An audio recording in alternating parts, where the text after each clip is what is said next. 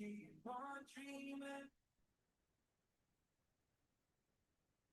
morning, everyone. We're not starting yet. Just to let you know, we haven't started. It's 9 o'clock. We're just waiting for a few more delegates to come in. I think we are at, what did we say, 13 or 15? 15. Quorum, of course, to conduct business is 23. So we're at 15. We will get started very shortly, though, with our opening protocols, opening prayer, and then we will proceed. Normally, what we'll do if we don't have quorum is we won't do the motions or the resolutions, but we will go through that process of going through the agenda and explaining some of the topics that we'll be going through. So, if we don't have quorum, we are, yeah. Oh, okay. We are anticipating quorum, though. The number of chiefs that have registered, we should have quorum. This is a warm-up song, so no need to stand. Benema, this is a warm-up, and we'll get started very shortly. Yeah, Migach.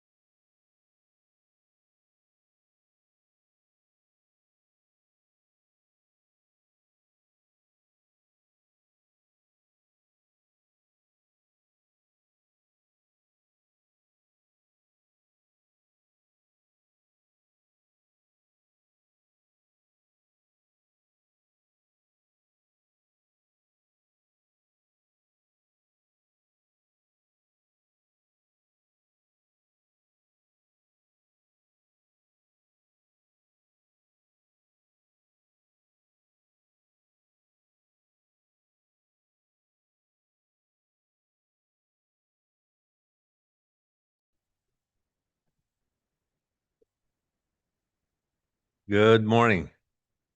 Miwaje binagog umaga kamawa do biyak mina ugmakanak unasyonak una ahik umaga kamawa tidiak kakinom haga ek waje binagog maadre emenigizgak has been gok mando cabbage to be mabat struck midjana mats tigek. I just want to say welcome to the leadership that's here in the room and also online. Thank you for being here. So as part of our opening this morning, we will have our drum here. But I want to invite one of the young men that's sitting around the drum, Dallas, to come up to talk about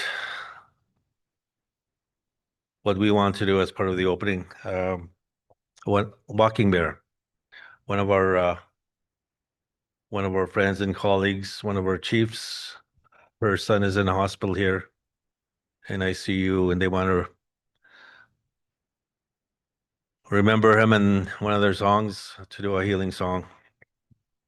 And after the drum finishes their ceremony, we'll have one of our elders open up. So here's Dallas.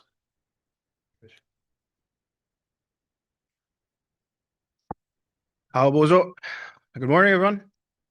I'd like to introduce myself first. My name's Dallas. I'm from the Bear Clan. I'm from Gunugwing First Nation. But this morning I have a really heavy heart. One of my friends that I grew up with back home, he's fighting for his life right now. And out of respect for the family, I'm not gonna name his name, but I just like to explain a little bit about what we're going to be doing here. Could you do me a favor? Everybody look to the left. Everybody look to the right. There's one thing that unites us all as a people here. And you know what that is? Every single one of us in this room, we care about our families. We care about our friends, and we care about our communities. So I'm asking you if you could keep our friend in your prayers. And if you can, pray for those that are struggling, whether that being in your own immediate families and so forth. Keep them in your prayers. That's why we're so resilient as Indigenous people, is we come together in times of struggle like this. That's what makes us stronger. And I'm going to explain what we're going to be doing now. The first push-up, we're going to sing a grandmother's song.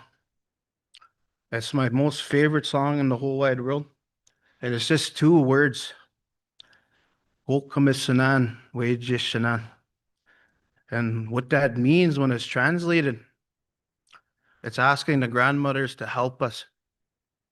It's asking the grandmothers to be there for us, to listen to us, especially in times when we're struggling.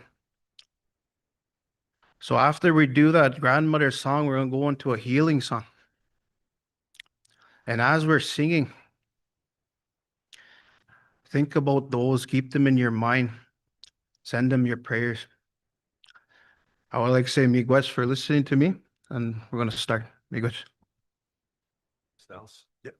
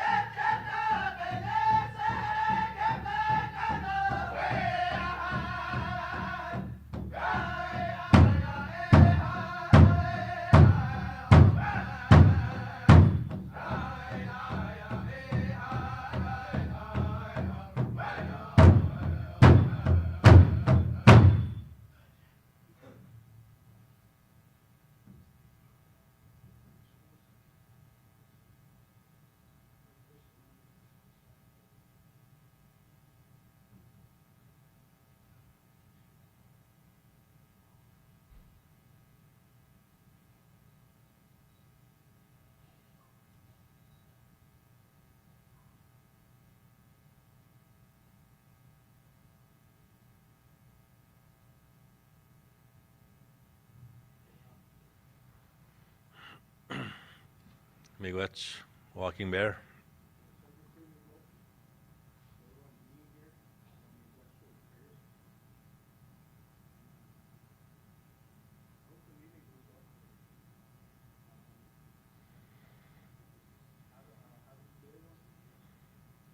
Miigwech. I'm going to ask one of our elders to come up for the invocation. Lucy along Peter.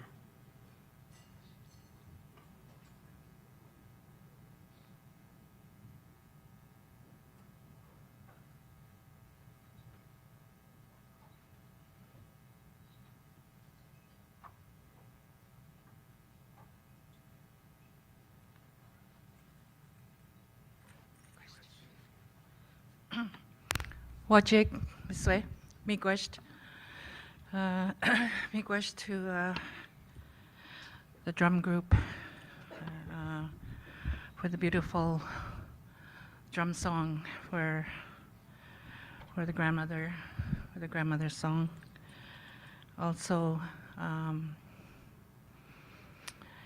I just want to say that today, the next couple of days, I think it's going to be very important for Nan, the chiefs, of what's going on out there in our territory. But anyways, I just want to say it's a beautiful day today, and it was nice to wake up to a nice crispy morning this morning and driving in. It was quite the drive. I really enjoyed it. But anyways, most Jonah Begos going to Shinhas and the Meldo them. Miigwech Kashemando. Mina Oshkagishigo e Miniayach.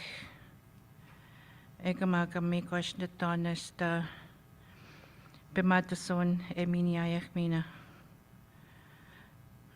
Miigwech the doll. Wogoshkatasaka Kanikamuchik. Nesta we know Yanamasichik and Oshkagishigak. Uichio Etanje Hahusigamoch Egomagan Spenemon Kashemanto Juicha hut, Janagach hut, Hana Ushkatas Kai Meshechande Hahusigamoch which Hegnes Doko Ushkatasakaya Ganibo Chakota Nikomochik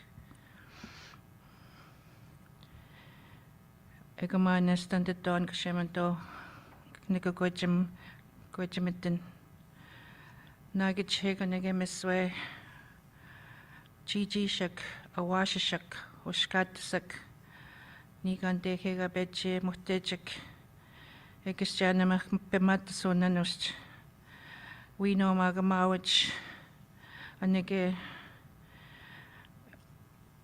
Animasok Ega Goyesk Ega Goyeska Eofigajik Gashistajik a week or Sabago in a noski Gashistajik Ego Maga the Spenamon Kashemanto Wijahik and again in the Nork Huta Nishnawbe Aski Nation got Dono and again Jawich Hachik.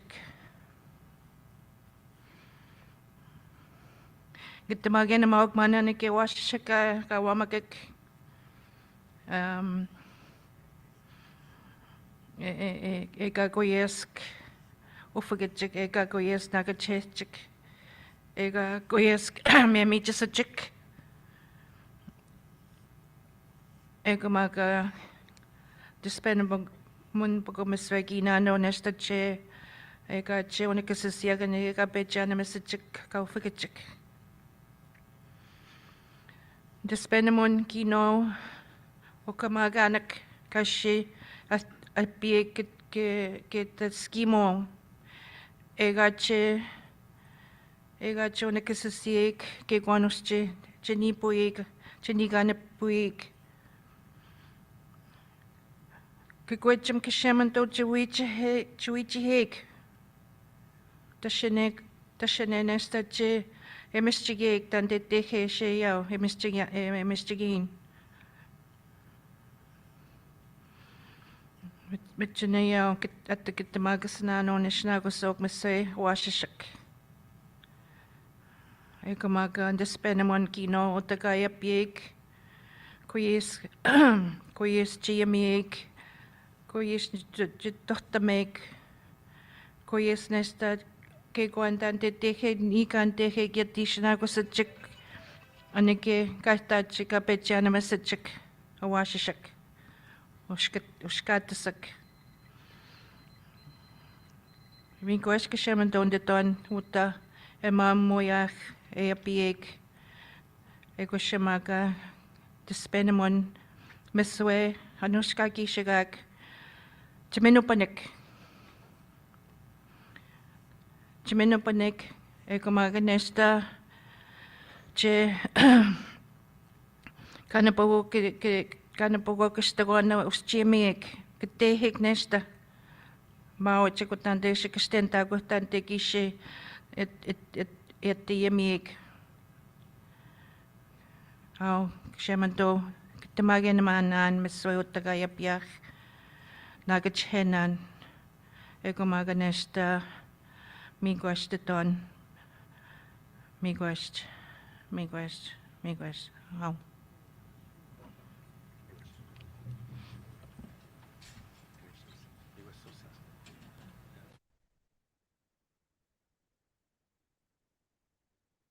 Miigwech to the drum, the elder for the beautiful opening ceremony this morning. So in order for us to begin our meeting in a formal way, the assembly needs to adopt the co-chairs. I'm happy to see Adam here and Connie, and Summer Spade will be the youth co-chair. But you need to make that formal decision through a resolution. And it says, be it resolved that the chairpersons of the Nishnawbe Aski Nation 2025 Chiefs Fall Assembly, November 4 and 5, 2025, shall be Adam Fiddler, Connie Gray McKay, and youth co-chair Summer Spade. So we'll need a mover and a seconder. Chief Sonny Gagnon is a mover. Hey, Roland Miigwech, seconder. Chief Russell Wesley, Catholic, Miigwech. Any abstentions? Any opposition? So the motion is carried. And now I'll introduce Adam Fiddler, Connie Gray McKay, and Summer Spade as the facilitators and the co-chairs for this meeting. Miigwech.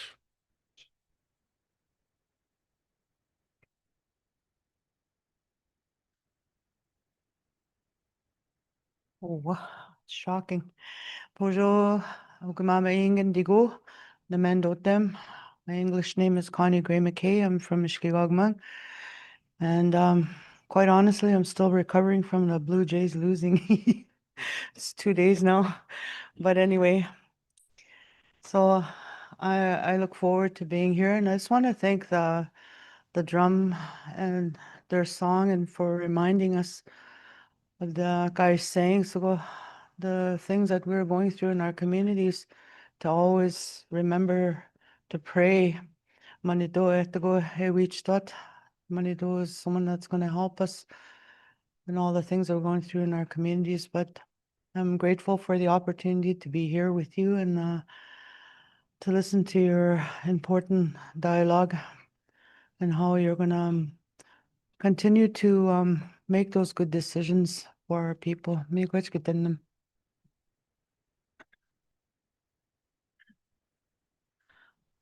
Bonjour, Mishko Memegwe, Kichikijgong, Nidishnikas, Megan Nindodam. Hi, my name is Summer Spade.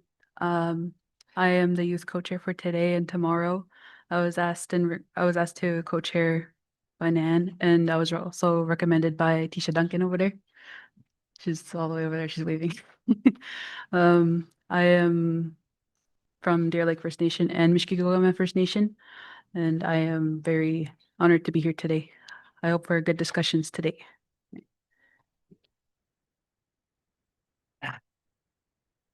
Miigwech summer ego mina Connie. Mi go Jim na aga kana ma ga bijaik. Ego mina ma ga chicken open the mwad sa hing piop kunk. Mi go Jim na ego nin na da jiga bon jintkas. Mi ga gijint kan shit gimes. Na me ben do dem na go zaganing donji go dan shinyo. Mi go Jim na aga kana miigwech dinag kag pa kana mwad kag matigwach. Nungum gag jiban ego mina Lucy kag Bachnaman miigwech and kid ego gachna miigwech kid na. So I will get right into business. I just want to welcome everyone. Good morning. It's good to see a lot of people here. We do have quorum. Just a reminder, just some housekeeping. This is a hybrid session, so we do have chiefs and delegates that are online. So bear with us. We have a screen here that we're watching. Whenever a chief wishes to speak, we'll recognize them on the screen as well. Also, just a reminder, I have to keep doing this every time I turn my phone on silent. So just a reminder to everyone, just to respect the speakers during our deliberations, our discussions. So we got two procedural resolutions. One is the rules of procedure for this assembly, and then we'll go through the agenda, and then we will proceed. But I do know, I just want to point out that we do have a really packed agenda. We had a lot of resolutions, resolutions that we were not able to deal with at the Kiwewin Assembly last August in Moose Cree. A lot of decisions, a lot of important decisions that need to be made. And so we have very packed 2 days. This morning, of course, registration started at 8 a.m. and on the agenda, it has us going until 8 p.m. Tonight.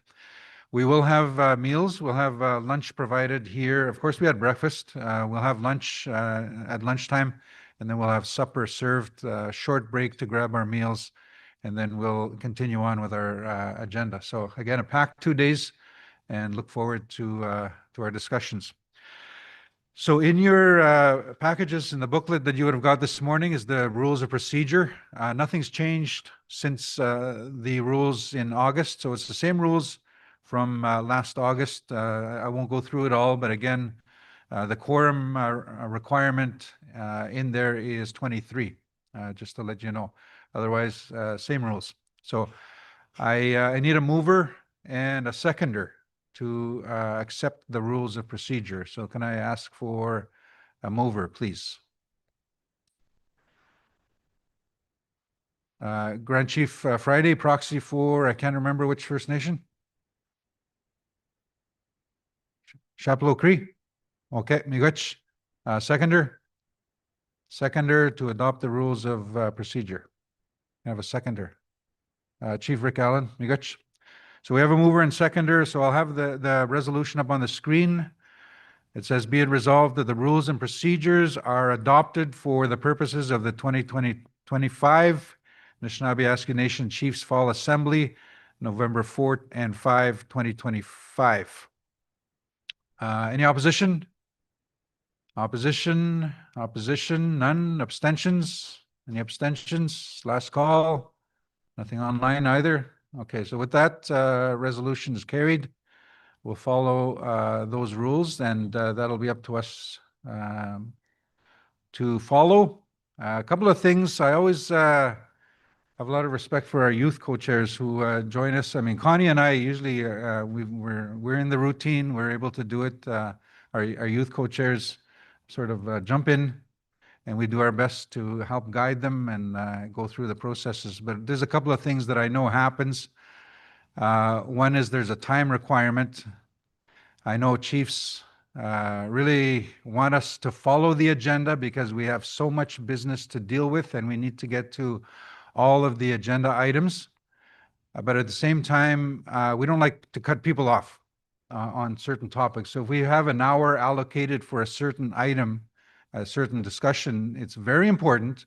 So we don't like to cut people off, but at the same time, we have to be mindful that we have other agenda items that are also very important. So please bear with us and have respect also as our youth co-chair goes through that process, just to help guide us through the agenda. So I wanted to mention that, and I really appreciate working with a youth co-chair when we do that. So with that, we'll go through the agenda. If I can have it up on the screen, please. Everybody should have a hard copy. It's one page. It's on both sides. When you registered this morning, you should have gotten a copy. So it's just going up on the screen. And so the resolution, this is the Nan Chiefs Fall Assembly, November 4 and 5, 2025, here in Thunder Bay. Day one, of course, starts at 9 a.m. Registration was at 8 a.m. We had the drum Walking Bear, so miigwech to Walking Bear for opening with a song and the special prayer for the young man in ICU. Also, we had Lucy Long Peter provide the opening prayer. We had the adoption of the chairpersons, call to order, which I neglected to do. I will now call the meeting to order. What time is it? 9:40. And then we have the review and acceptance of the rules and procedures, and then the review and acceptance of the draft agenda. We'll have the opening remarks with Grand Chief Alvin Fiddler, and then we'll get right into resolutions. So resolutions all morning. We'll have a break about 10:45 or so. And then we'll get back to resolutions. We'll have lunch at 12:15 for 1 hour, and we'll get back to resolutions at 1:15. A reminder, we have many resolutions from last August that we are trying to get through. We'll have a break, and then we have an open Chiefs Forum, 3:15 to 4:30. So Chiefs, if you have any issues that you would like to bring forward to the Assembly, that is the opportunity there this afternoon. At 4:30, we have the nuclear waste presentation and resolution. We'll have Mike McKay, Director of Housing and Infrastructure, make the presentation, and then we'll get right to the resolution. We'll take 30 minutes at 5:30 to get up and grab our food and sit down. It'll be basically a working supper, working dinner. And at 6 o'clock, we have an in-camera session. This is dealing with Jordan's Principle and Choose Life. So Jordan's Principle funding, of course, really impacting our First Nations right now. Really important, but that session needs to be in camera, and there will be a resolution as part of that. That'll be led by Deputy Grand Chief Bobby Narcisse. 7 o'clock, we'll have an update on the NAN Comprehensive Review. That'll be the Governance and Finance Committee, terms of reference as well. And at 7:30, the Men's Healing Initiative. Clarence Fisher, as well, led by Deputy Grand Chief Bobby Narcisse. So that's at 7:30. That'll take us to 8 o'clock tonight. So that's the agenda proposed for today. Tomorrow, we'll come back. We'll reconvene at 9 a.m. We'll have the drum with Walking Bear. We'll have an opening prayer. We'll have the call to order, a very quick summary of day one. And then we have a special honoring with Fort Severn. That'll be led by Grand Chief Alvin Fiddler. We'll have a break, 10:30, 10:45, a presentation on education jurisdiction. Sherry Britton, Director of Education. We'll have lunch here in the meeting room. 1 o'clock, we'll come back. Special honoring ceremony to recognize Ushke Bimachhuan, the Wenjack Education Institute, receiving their accreditation. So that'll be led by Deputy Grand Chief Annabedi Achiniv-Niscom. At 1:30, the Bill 5 Challenge. That'll be led by presentation led by Airline Chief Sunny Gagnon, as well as Legal Counsel Kate Kempton. We'll have a break, 2:30, 2:45, another in-camera session dealing with health transformation. That'll be led by Ken Miller, Director of Health Policy and Advocacy. And then we'll do a review of the day at 4 o'clock, 4:30. We'll start with the closing remarks and the closing protocols with the prayer and the drum. And that'll take us to 5 o'clock. So a very full agenda. Again, all day tomorrow and right until 8 o'clock tonight. We're trying to get through as many of the issues as possible from the August Kiwawan Assembly. So that's the agenda. Before I open it up, I need a mover and seconder to adopt, just to start the process, and then I'll open it up for any questions. Yeah, we have Chief Drake. Mover, seconder. Seconder.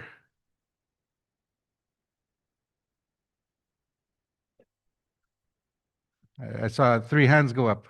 Chief Brandon Ray, North Spirit. So we got a mover and seconder. Any questions, discussion? Yeah, Chief Gagnon. Yeah, good morning, all. It's on the Chiefs Forum.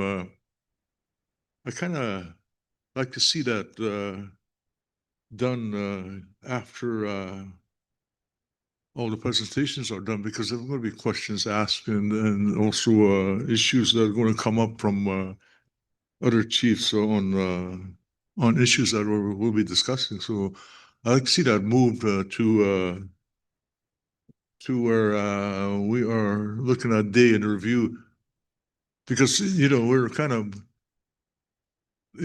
moving the Chiefs Forum, and then the presentations come in.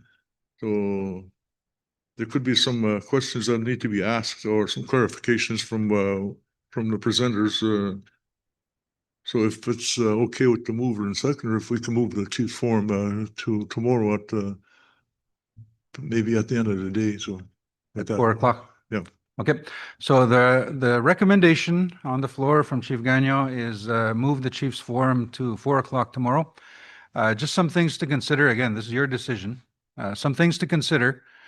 I know in previous assemblies, I know chiefs, you come to these assemblies and you have a specific issue that actually affects other First Nations.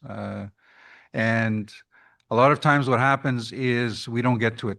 Unfortunately, it's the last day, and we don't get to it. So I think the team that developed the agenda, that was the thinking, was let's do it right off the bat, and so that we can get to it. But Chief Gagnon makes sense. Sometimes there are presentations throughout the 2 days that may trigger some thoughts and discussions that you want to deal with. So that makes sense, but I know it sort of goes both ways, but I want to be realistic, but sometimes we don't get to the last agenda items at the end of the last day, and I just want to get that out there. So that's the recommendation. Mover, seconder, I don't know. I know it's just a procedural move to do it, but thoughts, are you okay with that? Yeah. Chief Ray, okay. So we'll put the Chiefs Forum. Thoughts? We'll put it at 4 o'clock. Yeah, Chief Wabas. Miigwech, thank you. Good morning, my fellow chiefs. I recognize and acknowledge the drum and the prayer this morning. Miigwech,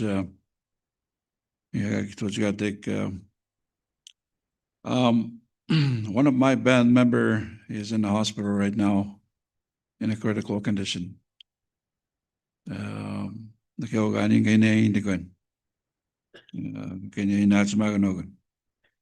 name is Doug McCoop. He lived almost all of his life in Ornament. One of my band members are in the hospital. Going down to the agenda, I wanted to make an insertion of an important topic. Wawate, I believe we were trying to do a presentation. We probably did a pre-presentation at our last Chiefs meeting, Mo Quebec. But I think we really need to decide what to do with the Wawate archives. They've been there from the day one. Newspapers, videos, audio, all these things. So that's the presentation we need to do, and get the chief's direction on how we're going to go about it. If we could allow, let's say, 15 minutes 15 minutes in the agenda.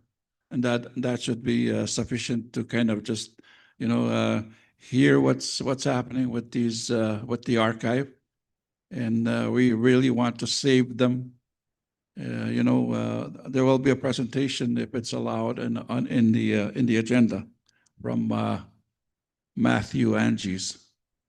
Okay, gagawin tayo sa iyo dyan. Sige, pag nagatig 15 minutes to 30 minutes. Okay, thank you. Okay, Migach, gumakan, mi 15 minutes, it doesn't take Wawate Native Communications. So I'm just looking at the agenda. We had the Chiefs Open Forum, 3:15 today.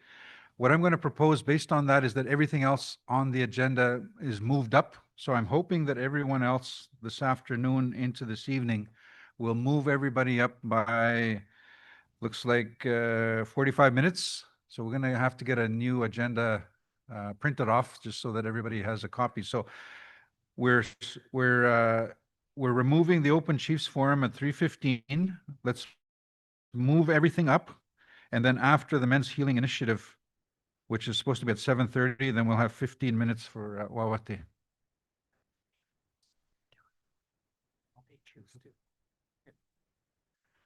That's the recommended. Would that work, Chief Abbas? 15 minutes for the end of today? Anapi? Probably would be around Oh, 7:30 the end of the day. or so. What about during lunch? Egan wisinyan. Ikaw, tiya't umaga na nun. Andi ka tasus na nun. Masya umaga is wisnan. Oh, is there going to be a lunch? Yeah, it'll be here. Okay. If we could do Wawate presentations during lunchtime, Sort of a lunch. a working lunch. Okay, if that's what you propose. I think 15 minutes will end up to be an hour. You know that, eh? Yes. Okay. I'm just mindful. I was advised by an elder because I tend to forego the breaks. Okay. The elder reminded me we need to take breaks, Yeah. especially if we're going until 8 o'clock tonight.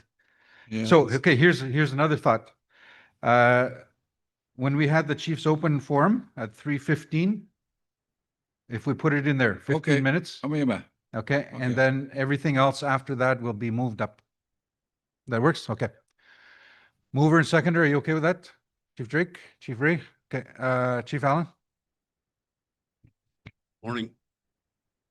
I received an email yesterday. I'm just want to get clarity on where the final settlement agreement is at. I know just maybe a quick update. It doesn't have to be a working lunch or 2 hours or whatever, just a quick update on where that is. I think that's an important file as well. Okay, final settlement agreement? Make it quick, 15 minutes? Okay, so we'll put that in right after Wawate. So 3:15, we'll have Wawate. And then the final settlement agreement. Whether it's in camera or not, you'll advise us at that time. Yeah. Okay, we'll figure it out. Okay. Chief Drake, Chief Ray, you're okay with that? Okay. Chief Wesley, did you have your hand up? Or was I just getting waved?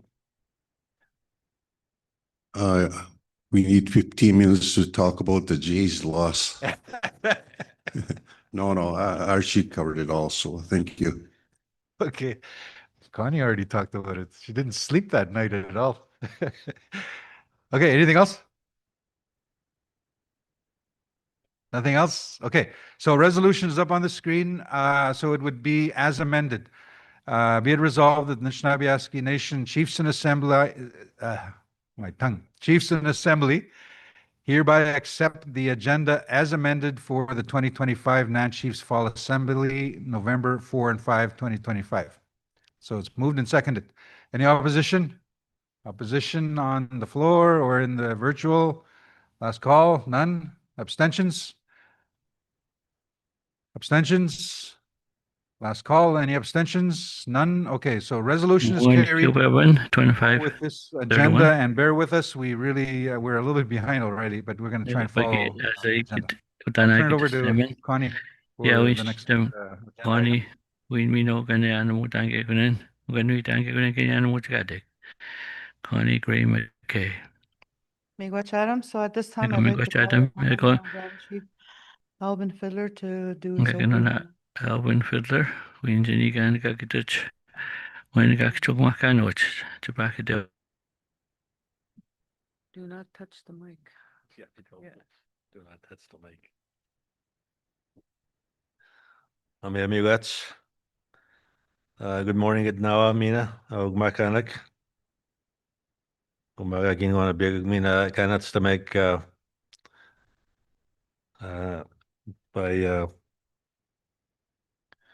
by video. Mawad mishinoyak nikidane in a stomach. A week can a match in giz animal gig. Mina giz una gig. Kaya nakabag mando. Mawad. Manasik giz guys minigwak. Mina gabbage. There's been goes yak mad zone. Mina maneaon. Mawad gay manasik dakim nad. Mina kizibi manan. Nebe. Mina those nakum gabbage. Guys, gina kuya magon nindi jansig. Gabbage emune awat. Nikenda nigo gabbage gaya awat gidan sim nanak hakuzigom go. Niga ginu to make basic kidoska zimnan humayat Thunder Bay. The young man that the drum rendered a healing song for this morning is Chief Judy Desmullen's son. And it's also his birthday today. He's 28. So we will remember him as we gather here the next 2 days. Igmina and Akumian, Umaga Magog Xiamnanak, Uskadzak, Ikoak, Kidan Simanak, Dukmaga Gagin on a butts, Kanats to Mats. Igmina Wajim Naguk Magaga Kawitan Kawitan Kimago, Ksugumakanesak, Igmina Nantkinaga. Yesterday, I was in Queens Park, and I want to acknowledge Mushkegwak for inviting me to be part of this treaty event. This week has been designated as the Treaty Awareness Week across the region, across the province. And I was able to see the treaty document from 1905, 1906, and also the adhesion 1929 and 1930. And I saw the signatures of our ancestors on those documents. It was a pretty moving experience to see that. And I just remembered my own father telling me about the treaty because as a young boy, just as a young man, he witnessed the signing of the adhesion of Treaty Number 9 in Big Trout Lake in 1929. He must have been about maybe 10 years old. But he used to talk to us about what he heard and what he saw that day, what he was able to remember. And he would talk to us about those things. And I know my dad and others who were there, our ancestors that signed these documents in 1905, 1906.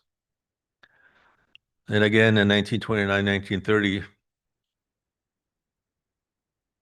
talk about three things, what they believed that this treaty represents, what it means to them. One is peaceful coexistence, that we would live and peace and harmony with the settlers that were coming into our territories. Number two is mutual benefit.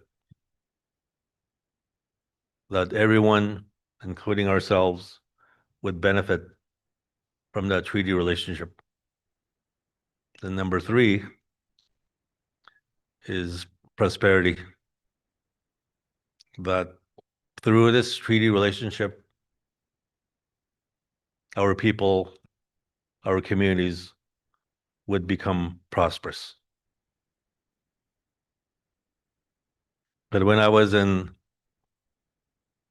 Queen's Park yesterday, and just reflecting on what's happened over the past few months with Bill 5 and Bill C5, how Ontario and Canada continue to fail in fulfilling their obligations and their responsibilities. While we have done our best to honor that treaty relationship, and that is why we have behind me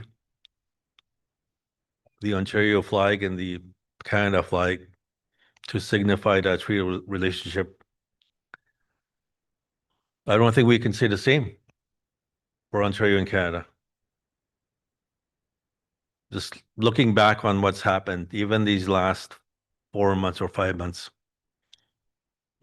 how quickly they moved to pass legislation that they think will give them power to come into our territory and extract what it is that they want to, what they want to take.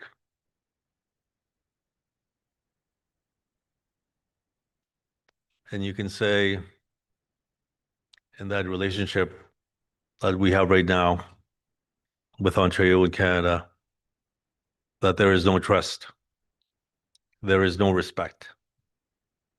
And we heard, and I'm sure some of you that are on social media heard the Indigenous Affairs Minister, Greg Rickford, at a committee hearing with one of our MPPs, Solomon, when Saul was asking Minister Rickford about what is Ontario planning to do, how much are they planning to spend to fight us with legal costs?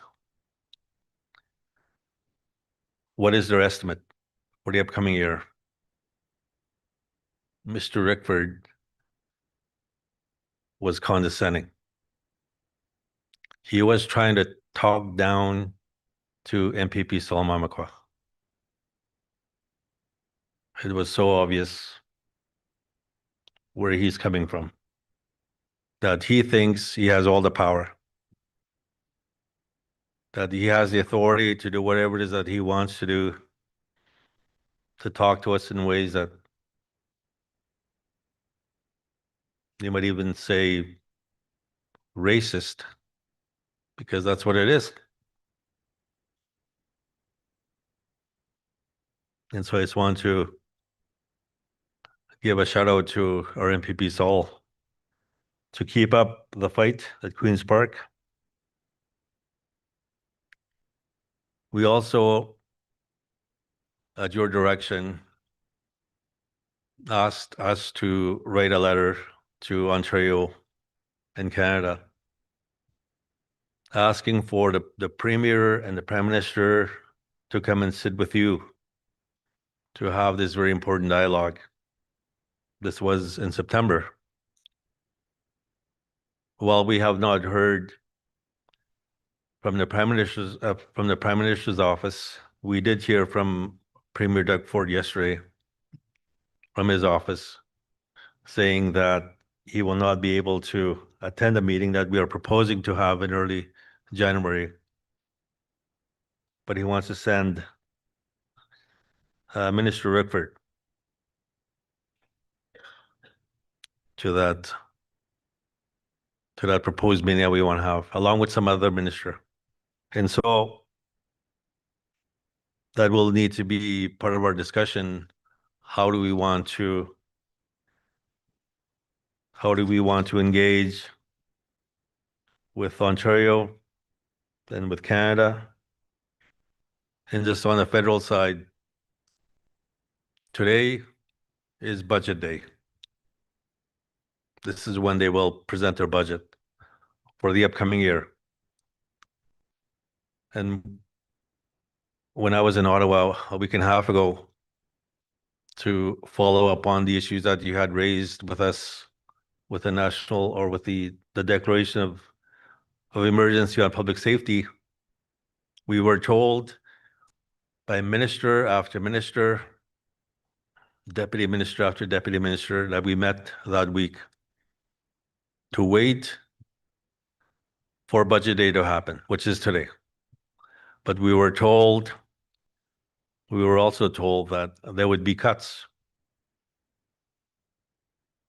on the things that we are struggling to address in our communities: clean water, housing, education, health, while we are struggling to keep our community safe. That Canada is planning to make these cuts. We won't know for sure until after the announcement is made later today. But that's your other priority that you've identified for us to work with you on, is on public safety, on community safety. Because in order for us to effectively address and engage on these very other important areas like our lands, our resources, our waters, our communities, our families need to feel safe in their own homes. And so that's the other important priority that we've been working on. That is why we went to Ottawa. A week and a half ago to meet with senior officials and ministers to tell them that they need to increase resources for you to be able to access to address the things that you're working on public safety every day. That there needs to be a mechanism for you to create and reinstate your own laws, and those need to be respected and enforced by whichever police agency or service may be working in your community, whether it's OPP or NAPS, and that there needs to be a prosecution of those laws when they're broken. That's the other important piece of work that we're doing. And so we've tried to frame this meeting knowing that there's so many issues, so many decisions that you're expected to make, to try to frame this as a working meeting. 2 days. We could have had a 3-day assembly, but I know how busy you are in your own communities with the demands on your time and also trying to spend some quality time with your own families. And so I will apologize to you in advance because these will be 2 long days, today and tomorrow. But I just want to close off with this, that with all the threats, with everything that is happening in our region, in our territories, with the announcements that have been made on resource development, on potential projects in our regions, that we, as our elders always tell us, we need to remain united as one. And that doesn't mean that we will agree on everything. It doesn't mean that we will agree to go in one direction. But that unity that has sustained us for the last 50 years, we need to be mindful of that. We need to honor that. But I know that today and tomorrow we will have some very difficult decisions on some of these projects. Because if you feel, or if you're seeing these threats coming into your region, into your territory, you as a chief, as a leader, you have a responsibility and an obligation to defend your people.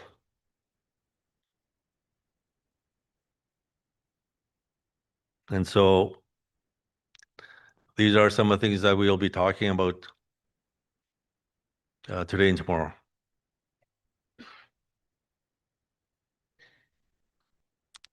Mies pagigene ikedian is a baksen magmando. So we sawenda kidungan sigawan. Miata gagun Hema Jamga Kankiwan Hemi Nayak Mandu Kamando Manan Tuzawendak Igmina Delba Chigisek here guys Buxenamiak. And so I just want to again say miigwech to all of you, and I look forward to your discussions and your decisions, and we will follow up on your decisions. So miigwech.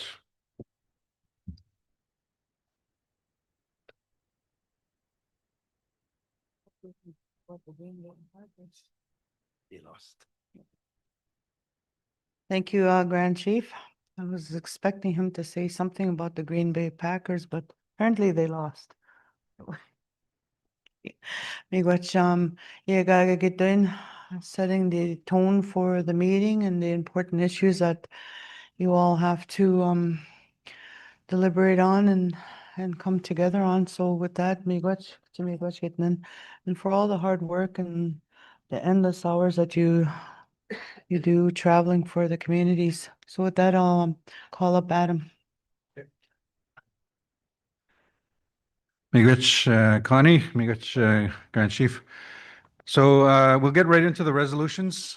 Just a reminder, we had about 15 resolutions that we did not get to in August at the Kiwewin Assembly. The resolution packages should have been in your kits.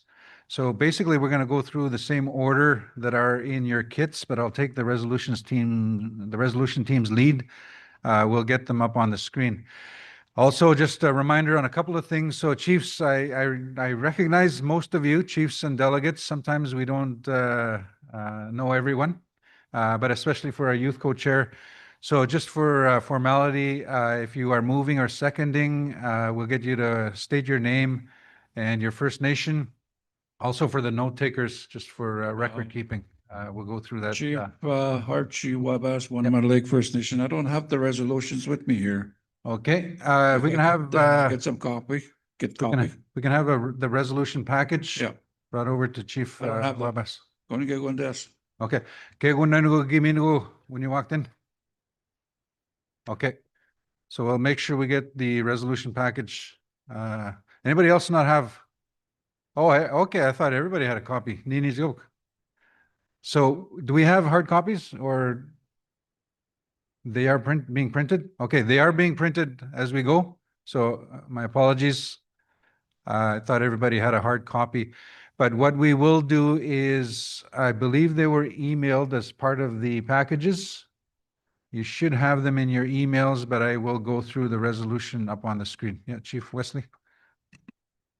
Chief Wesley Catholic, I wonder if we can package some of these resolutions to help expedite the time. Like bundle them together? Yep. Yeah. So usually what will happen is the resolutions team will bundle together, but they'll usually take some time and sort of get common themes. And also if there are resolutions that Sometimes there's resolutions that the mover and seconder wants dealt with on its own. So I don't think the team has taken the time to do that. So we're not ready with bundled resolutions right now. So we'll do our best to go through each resolution as we go. The other thing is we're just taking the resolutions from last August. So we have a mover and a seconder from last August. And last August, we had proxies. So out of respect, I'll ask the First Nation if they still want to move or second or not. Or otherwise, I'll have to ask for another mover or seconder because we did have proxies moving and seconding the various resolutions. So while the packages are being handed out, we'll get right into the first resolution. Miwe gedona shwe no agawi pagid nagadik megwachigo babam pagid nagade chiganobandamik. Michuen stem geganobandagadik resolution number 2532. Mijbigadik Remote Community Airfare Subsidy Program for Nishnawbe Aski Nation First Nations. Megomia egagi wakaunang when the resolution ogumahkan Archie Wabas when manzaganink. Egogagi wijgabo itang ogumahkan Gary Quizis Niskandaga. And both chiefs are in the room. So I'd like to proceed with the resolution. If we can go down to the therefore be it resolved on page 1. So the resolution reads, therefore be it resolved that NAN Chiefs in Assembly direct the NAN Executive Council to advocate with the governments of Canada and Ontario for the immediate development and implementation of a remote community airfare subsidy program for Ontario's fly-in First Nations. Further be it resolved that this program should be modeled on the Quebec RAAP setting a fixed affordable airfare for residents and having the government cover the difference between this rate and the market airfare. Further be it resolved that Chiefs in Assembly call for the subsidy to apply to all scheduled passenger service routes connecting remote First Nations to regional hubs such as Sioux Lookout, Thunder Bay, and Winnipeg, including available for medical, educational, cultural, and personal travel for residents. Further be it resolved that NAN is directed to coordinate with airline service providers to determine fixed resident fares and operational requirements and to present this information to governments for the design and implementation of the new remote community airfare subsidy program. Dated at Thunder Bay this 4th day of November 2025. Of course, moved by Chief Archie Wabas, seconded by Gary Quizis. Mover and seconder are here. Chief Wabas, do you want to speak to it? Okay, thank you. For just the background, like Wanneman, Bearskin Lake, and all these places, flying communities from Sioux Lookout, from Thunder Bay, the cost of travel is really high.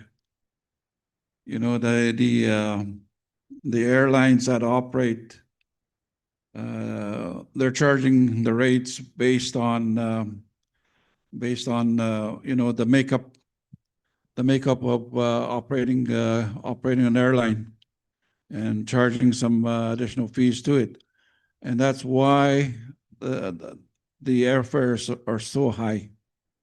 There is no form of subsidy from the government to kind of alleviate and lower the airfare rate costs in flying communities. I did a little research, and I found Quebec is subsidizing certain percentage discounted airfares to far north Quebec communities. So I think they have that program running, and that's why there's a reference here on Quebec RAAP. Maybe we can look at that model and try to convince Ontario and Canada to help us with the you know, the subsidizing some of the airfare travel. And that's why I really want this to happen, because it will really help people, especially people that are wanting to come out with their families during the holidays or summertime or vacation time, that kind of thing. A working man support dokan drawing siya at eskam cheese na. Okay, amigos. Yeah. Miigwech, Gumakan. Chief Kuzis, any comments?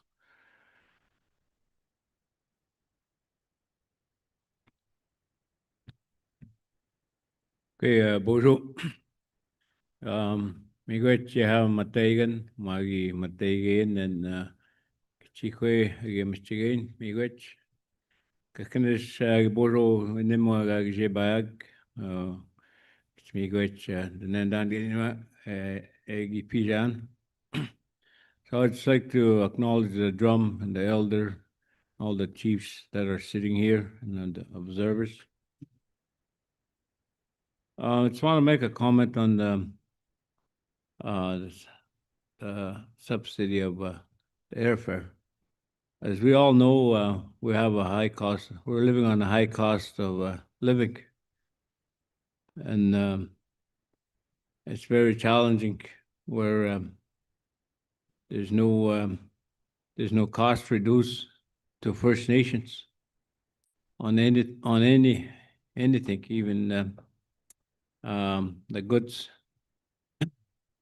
the services we have in our area. It's very high, and it's challenging. It's very challenging. I think this is where we should try to push to get more assistance for our people. It's I never hear the government talking about the high cost of living. Here they're pushing our resources. They want our resources. Well, let's get them this high cost of living. So that this will be a start for our airfare to get a subsidy. So, may I go take it down? Miigwech, Gumakan. So the resolution is before you. Any more comments, questions, discussion? Fairly self-explanatory resolution. Second call, anything? Yeah, Chief Beardy. Good morning. Miwaje. Waje going now. I acknowledge the drum and the prayers there this morning that was put forth. I think there should be a line item there to identify. We all understand northern and most First Nation communities have businesses. They have businesses out here, community businesses. Doesn't identify entrepreneurs here where they should a subsidy for freight costs. We all have in the community small shop owners that sell miscellaneous items like pop, whatever. What's not mentioned here is that the cost for freight is at $2 with Wasaya. I don't know about North Star, or it could be higher, but something like that should be put in place in one of the line items here with this resolution. Miawaje. Oh, I forgot to mention today. Mention my name, Chief Marshal Beardy Bearskin. Miawaje. Miigwech, Chief Beardy. So the suggestion is to include a subsidy for freight, the high cost of freight. Also to include businesses that bring in freight, and of course, all costs are offset eventually to the customer. So the resolutions team has up on yellow up on the screen. Chief Beardy, so where it says further be it resolved, I don't know if you can see in yellow, it would now say call for the subsidy to apply to all scheduled passenger service and freight. And freight routes. Okay, I'll come back to Chief Allen. Chief Beardy Minuit. Yes, something like that. Who I'm trying to address here is the entrepreneur here, like in community entrepreneurs starting their own shops, right? I mean, like, I know in my community, we have maybe 2 or 3 small shops, and they always address the absurd high cost of freight. You know, like maybe we can have something that can help alleviate their situation. Okay, so on the previous paragraph, in yellow, hopefully you can see it. You might have to zoom in. It would say fixed affordable airfare for residents and community businesses. Would that do it? Oh, okay, Chief Allen. Chief Allen, Clark's Lake, just maybe something too to add there, maybe some subsidies for the professional services that they have, you know, like the doctors, the dentists, and all that kind of stuff. It combines with this whole thing, you know? Just a suggestion maybe for professional services within the communities. Okay. So while the resolution team is including that, I think probably the purpose of that would be First Nations actually end up paying for the costs of their professional services to fly in. So ultimately, they bear the burden of that high cost. So resolutions team has up on the screen in yellow. So it would now say airfare for residents, community businesses, and professional services. Chief Allen, that does it for you? Okay. Mover, are you okay with that? Chair? Chief Roberts. Chair? You know, I used to run a business, a little shop. Okay. I had to work. I had to work to make it successful. I have to be there to make it work, and I have to negotiate the suppliers and everybody. You know, there are struggles operating a business on reserve in a remote place, in a remote location. One of the challenges is the cost of freight. You won't be able to lower the price that the product that you're selling because you're trying to pay the freight cost. Like a case of water here is only $2.75. When you fly it over, it's going to be $30 to $40. So you divide that 25 a bottle case, it's going to be like $3, $5. You know, these are the struggles that we have as entrepreneurs up north. I think there should be a separate resolution to have to address the struggles of our entrepreneurs up north. One of them is the cost of freight, you know, cost of doing business.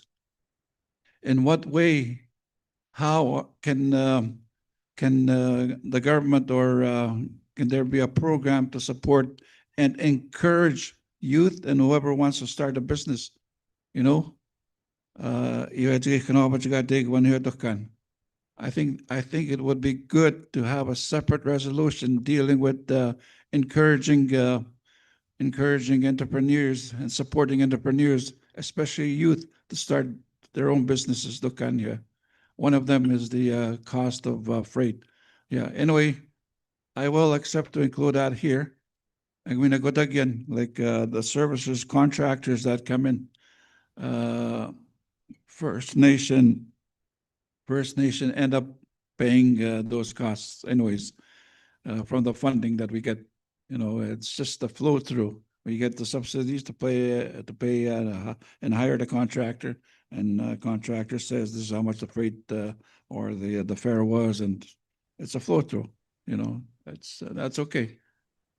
Yeah, I agree with the things that we need to identify in terms of cost of doing business up north. Is basically that's what it is. But the focus here is to get subsidies from the government to lower the airfares for the people, that are living living on remote communities up north. Pangi John ni second mo niya, Mina Shonyan, kung yung ko Mina Shonyan, ni second mo niya sa pagwin, mino kaya at got the water airfare. Okay, me got. Okay, Migach, Chief Kazis, are you okay with those changes? Okay, Migach. So online, we have, we might have three chiefs, but I see a hand raised, Chief Peter Wesley. Chief Peter Wesley, go ahead. We're gonna have Chief Wesley unmuted, please.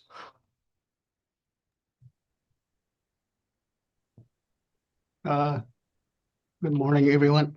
I just want to add a comment here that I get the resolution and understand and I support it, but I also want to remind them that we also face the same issue in Northern Ontario, in Moosonee, Cache, Albany, and Arwapascat. So if there could be some wording added to reflect our region as well. That's what I wanted to add to the resolution, that we're in the same boat as Northwest communities, but we need some, be great to have the resolution included, to include our region as well. Which Migach, Chief Wesley, so I'm looking to the resolutions team. I think the recommendation is to include the Mushkegowuk area as well. Not just the one area, one part of NAN. So I'm just looking to the resolutions team. Just give me a nod or you're good. Okay, so it would now say subsidy program for Ontario's fly-in First Nations and other NAN First Nations. I'm not sure if that's what Chief Wesley, is that what you're looking for, or do you want a specific? I know there's another, okay, I got the thumbs up from Chief Wesley. I know there's another section where it specifically names Thunder Bay, Winnipeg, and Sulikout. I don't know if that was a reference to that. Okay, I got a thumbs up. So I think we're good with that. I got a little bit confused here. Next, Chief Robert Nakoji. Chief Nakoji, but on screen you're still labeled as Elizabeth. Probably just need to change the title. But Chief Nakoji, go ahead. Good morning, everyone. Thanks for the opening prayer, and I acknowledge all the chiefs here and staffs. I just wanted to add, yes, thanks to Chief Peter, which he said. I wanted to add where it would be further be resolved, where it says Thunder Bay, Sulikout, Winnipeg. Maybe just put Timmins in there because that's our hub on this side. It's most. You got. Yep. You got Chief Naguchi. So we have that up on the screen. You can probably see it here in the room as well. The addition where it says Sulikout, Thunder Bay, they've added Timmins and Winnipeg. So I think that that does it. So Chief Naguchi, does that do it? Yeah, it's me, guys. Okay, me good. Mover, you're okay with that? Seconder? Good? Okay. So, Andy? Sorry. Go ahead, Chief Wesley. Chief Jose Wesley, Saskatchewan. I would like to add campus casing in that area. That's where most of our northern store stuff are coming from. Thank you. Good. Campus casing, okay. Chief Abbas, Chief Quizis, okay. I forgot Moosonee too. Okay, Moosonee. Campus casing Moosonee. Okay, I'm getting the nods. Okay, we got you. All right, I think that's probably good discussion. Any more? Last call. Watch online for me too. Okay, resolution as amended. Any opposition? Any opposition to the resolution? Opposition, last call. Any opposition? Chief Wesley, your microphone's still on. We can hear somebody breathing. No. It's probably Grad Chief beside you. No opposition. Abstentions? Abstentions? Last call. Any abstentions? No abstentions. So resolution carried by consensus. Thank you. Miigwech. Okay, that's the first one. We've got lots more, so I'm going to try and go through a little bit quicker. Next resolution is up on the screen, please. I don't have the resolution number in my package. So this would be resolution number 2533. It's titled Support for Kashechewan First Nation Relocation Efforts. And the original mover and seconder are here in the room. So Chief Jose Wesley moves, seconded by Chief Peter Wesley, who's online. So the resolution reads, therefore be it resolved that NAN Chiefs and Assembly hereby, one, affirm full political support for Kashechewan First Nations relocation initiative and its efforts to expedite the process. Two, commit to providing necessary assistance, whether political, advocacy, technical expertise, or strategic coordination to advance Kashechewan's relocation efforts. And three, direct the non-executive council to work in collaboration with Kashechewan First Nation to identify and act on priority areas where NAN can assist. Dated at Thunder Bay, this 4th day of November 2025. Chief Wesley, do you want to speak to the resolution?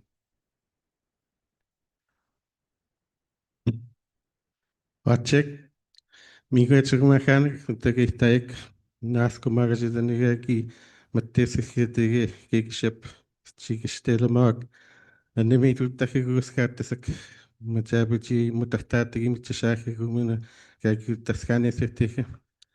Mesta nusisimane megad nuchesta megad matesi kitestina, skinomasati, gonna maitre, the nas kumagu. Egi matesi kitega, and she gets back. Migo jagit the nashit utag show, kakimit. Ikem chigesta magia, ikem chigesta modis, sibin the kana. Kaki migo command Belinda, mask my magan the thing. I just like to say acknowledge the chiefs here, assistant assembly, also acknowledge the drum group that they did this morning. Really respected these young fellows that are drumming here in our conference, in our assembly. And I'm really grateful for the elders too that speak out regarding about the struggles that we're going through in our each First Nation. First of all, I would like to talk about this relocation. I know it's been ongoing since 1975, 1976, our first major flood back then. And I believe I was 4 years old when they encountered this flooding in our area back in 1976. And I was in that camp with my family, with my dad. And other people here in the community, half of the population were in the community in 1975. And most of these elders have boats and preparedness at that time, what they were waiting for, what's coming, because they know already the flood was coming because of the snow depth. Those are the measurements that they use when they go on the land, the thickness of the ice as well. And those are the two components that they measure for seasons that's come around. And those are the things that's why they prepare. But in our right now it's 2025. It's different. We live on the bowl right now. The bowl is not sustainable.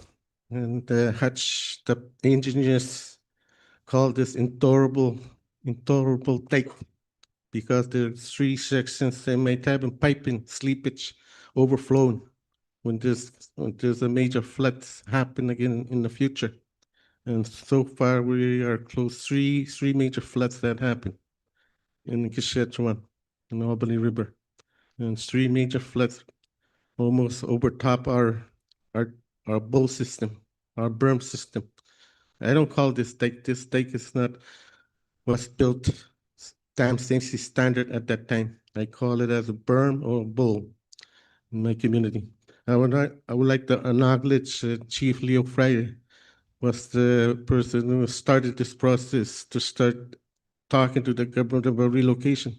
And I'd like to acknowledge that I'm carrying this for my people. And also, I would like to acknowledge chiefs from Fort Albany, Chief Elizabeth and Chief Robert, that they will support us on this process. And also, Kashechewan will support Fort Albany with their process, with the government of Canada. We will tackle this issue with both Government Ontario and Canada to address this issue in my community. And that's the thing, it's just we don't know that disaster will happen, but we don't know when that disaster will happen. If this happens next year, if nobody evacuated, but half of the population will perish. That's what the studies showed. Those engineers are saying. If the vulnerable are in that community when the disaster happens, majority of the vulnerable people will die. And those are the risks that we're facing every year, not just the flood, the evacuation in urban centers too. We just lost, I'll say we lost 8 people during 2005 because of these stress emotional. And we lost eight people now. Recently, we just lost last year a young 24-year-old leaving 3 kids to his grandpa, to his grandfather and grandmother, and we lost her because he's in an urban center, and those are the things that are at high risk now. We're not guaranteed to have safety anymore in urban center because of the opiate crisis, all these things that are happening in the south, and there's no guarantee now. And we are in the middle in the area with my people, with our children. At the same time, the children are not eating during evacuations because special needs are different. Special needs children are very different. They eat what they like. And these things, kids, the parents have to pay their own pocket to get food for the kids. And these things cost for the parents. And those are the things along with the stress, emotional, for our people that are going through since 1975, 1976, and still ongoing. And that's why I need all the chief support to support Quechua, not just for me as a chief, for our children. Those are the people that are vulnerable, the babies. The baby, when a newborn has to be evacuated from Cache to Fort Albany because we didn't have access road during the flood this year. Our access roads were flooded to our airport, and we have to use choppers to get our vulnerable people to Fort Albany. To be evacuated from Port Albany, then another chopper to the airport. And these things happened last year.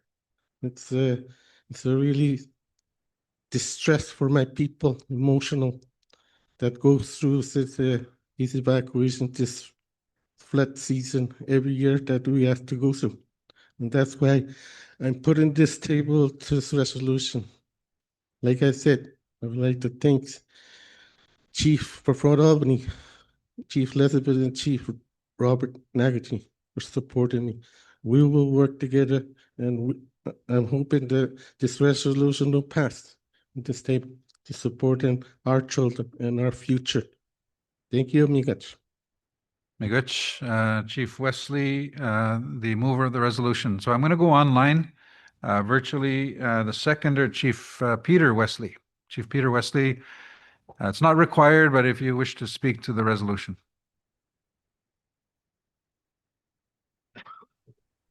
Good morning, Chair. Thank you. I just want to acknowledge the chiefs and the proxies in the room, and the elders, and everybody that's here today. I just want to, I'm glad to support this resolution, to second this resolution. I know I've been to the community myself over the years, and I understand and see what Chief Jose is talking about the community. Like it is basically inside of, like he says, a bubble, and the threat is always there every breakup. And from what I'm hearing from him, that it's really getting urgent. And then I think I just want to urge the chiefs in the assembly to support this resolution as well, because I think it's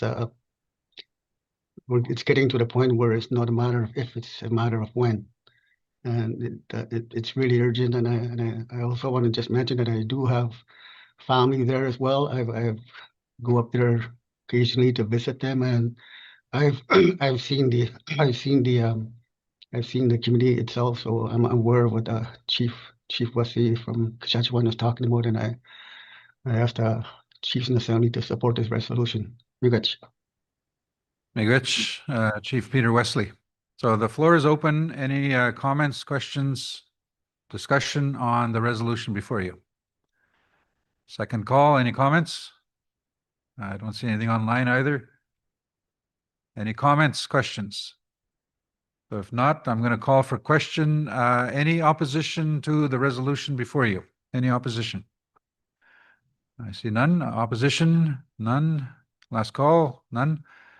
Abstentions? Abstentions? Abstentions? No, no abstentions. Okay, with that, resolution is carried by consensus. So thank you very much. So it's 10:45 on the agenda. We have a break, 15 minutes. We've gone through 2 resolutions. We've got about 13 more. Do you want a break or do you want to keep going? Sometimes it's good to have there's a suggestion, keep going. Are we okay? Keep going? Keep going. Okay, we'll keep going. Next resolution on the screen, please. So this one is titled Upgrade of the Sulakaut Miniawan Health Diabetes Care Center.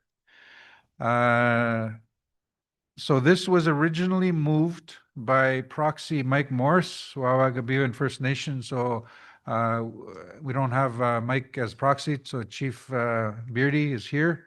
Wawagabiwan, I'll put you on the spot. Do you want to be the mover? You're okay with that? Okay. Seconder is Chief Carla Duncan, Muskrat Dam, who is present. You're good proceeding? Okay, so we have the mover and the seconder. So it's up on the screen, please. I don't have the resolution number, but again, it's titled Upgrade of the Sulakaut Miniawan Health Diabetes Care Center. It would be resolution 25, lost track of my numbers. What would the resolution number be? We're just giving them a second here. Did everybody get the resolution package? Anybody not get it? Everybody should have it. Oh. Did you get it on this side? Yeah. In the back? You got it? You didn't get it. Okay, we got it on this side. Chief Archie Wabas here. Yeah, Chief Abbas. The next resolution on my page is review and advocacy of joint emergency management steering level, service level evacuation standards. Okay. Are we dealing with that or not? So the resolutions were printed sort of, I guess, in a different order. Oh, different order. So we're going to go with what the resolution team puts up on the screen. I'll take their guidance. And so it might be a little bit of a different order than the one that you got. So I believe the resolution packages are still being printed, but we'll make sure that we have it up on the screen and we read the therefore be resolved, the important part of the resolution. So again, upgrade of the Sulakaut Miniawan Health Diabetes Care Center, resolution number 2534. And the mover and the seconder are here in the room. So it reads, if we can scroll down, please, to therefore be it resolved. It is up on the screen. If I can have the team scroll down, please.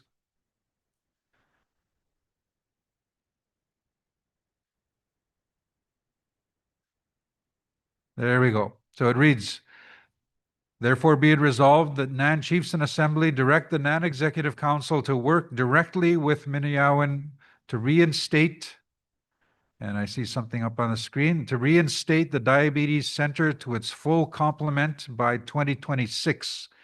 Further be it resolved that the Executive Council is mandated to work with Health Canada to adequately and permanently fund the reinstated Diabetes Center. Dated at Thunder Bay, this 4th day of November 2025, and the mover and the seconder are present. Oh, I've got Chief Archie Waba. So I think the mover on the version I had would be Chief Beardy from Wawagabiwan First Nation. And the seconder would be Chief Duncan from Muskrat Dam.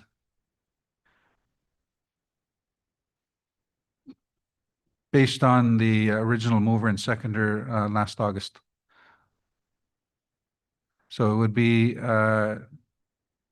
Chief Carla Duncan, Muskrat Dam, and the mover is Chief Anne Marie Beardy, Wawagabiwan First Nation. Mover and seconder are present. Do you want to speak to it? It's a support resolution.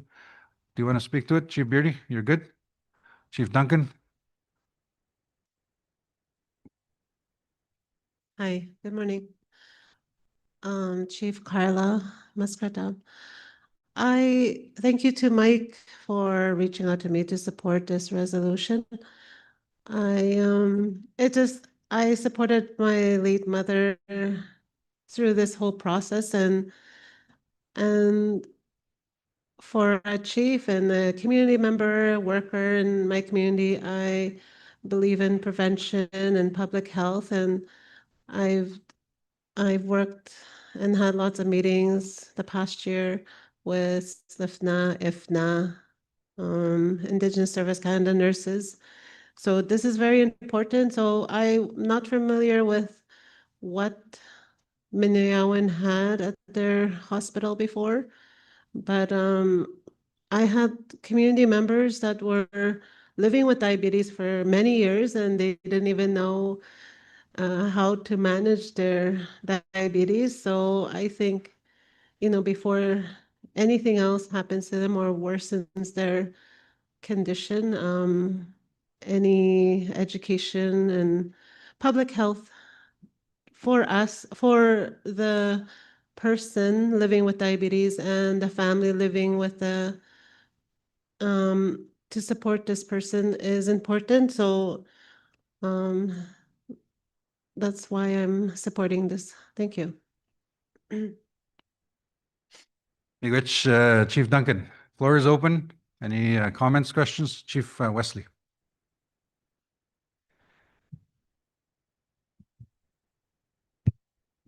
Morning, Chief Wesley Catholic. With all due respect to Chief Kakagamic, there was an issue that came up not too long ago, and because of my involvement with the remote diagnostics health transformation things, there's some people that came to me about diabetes care, and there was a person from Sandy Lake that was going to get their leg cut off. So I'm not sure if there's another resolution to this matter, but it had to do with the similar resolution that was passed at the AFN recently on diabetes. It had to do with the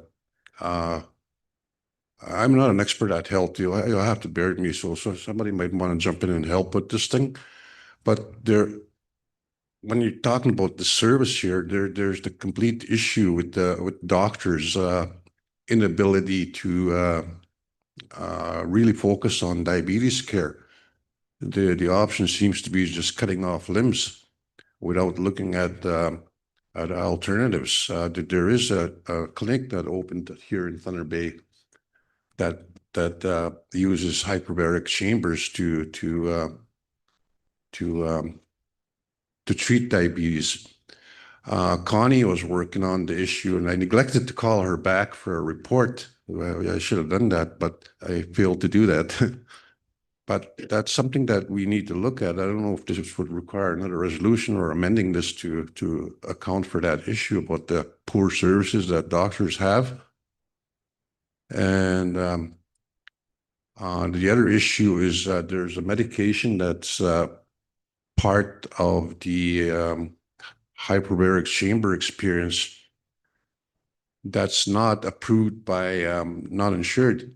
I forget the name of that medication. So those things need to be discussed in another resolution or as part of this thing here. All right, you got you.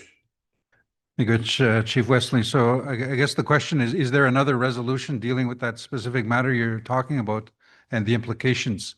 I'm going to look to the resolutions team. I'm not aware of another resolution. You're not? Okay, we're not aware of another resolution. So either we can bring forward another resolution, hopefully by the end of, hopefully sooner today, to deal with that specifically, or we can try and amend this resolution. My concern is that I don't think we have all the details. But if we can keep it general enough to put it in, if you have wording that we can put in, that'd be good too. Yeah, if the technicians could put the wording in there, because I'm not a health expert now. None of us are, but if we could put that wording in there, if we have to. I got you. So I see the resolution team is just putting up something on the screen here. I'll give them a minute to do that. And I know, I don't know that it was the health staff that prepared this resolution. It might have been the proxy that initially moved it. Chief Beardy, Chief Anne-Marie Beardy, did you just talk to him? Is there any new information? Okay, all right.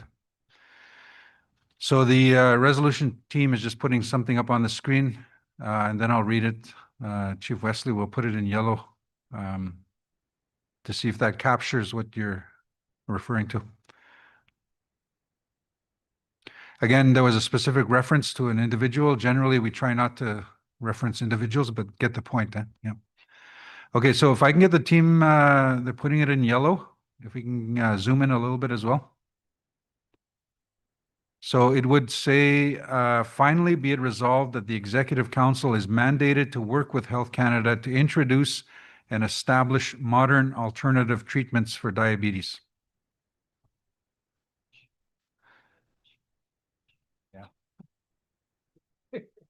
Yeah. So I think Chief Wesley was also talking about as well coverage, for it to be covered. I don't know if does that, I'm just sort of paraphrasing. It's not, I can't tell the team what to put in the resolution, but I think that's what I heard you say. Yeah. So I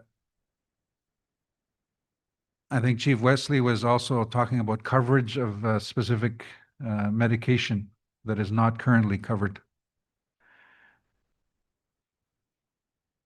Either medication or treatment. I'm looking to the team, they're just updating it. Okay, so the addition would be including medications and treatments. Chief Wesley, is that good? Okay. Chief Beardy, you're okay with that change? Yeah. Chief Duncan, you're okay with the change?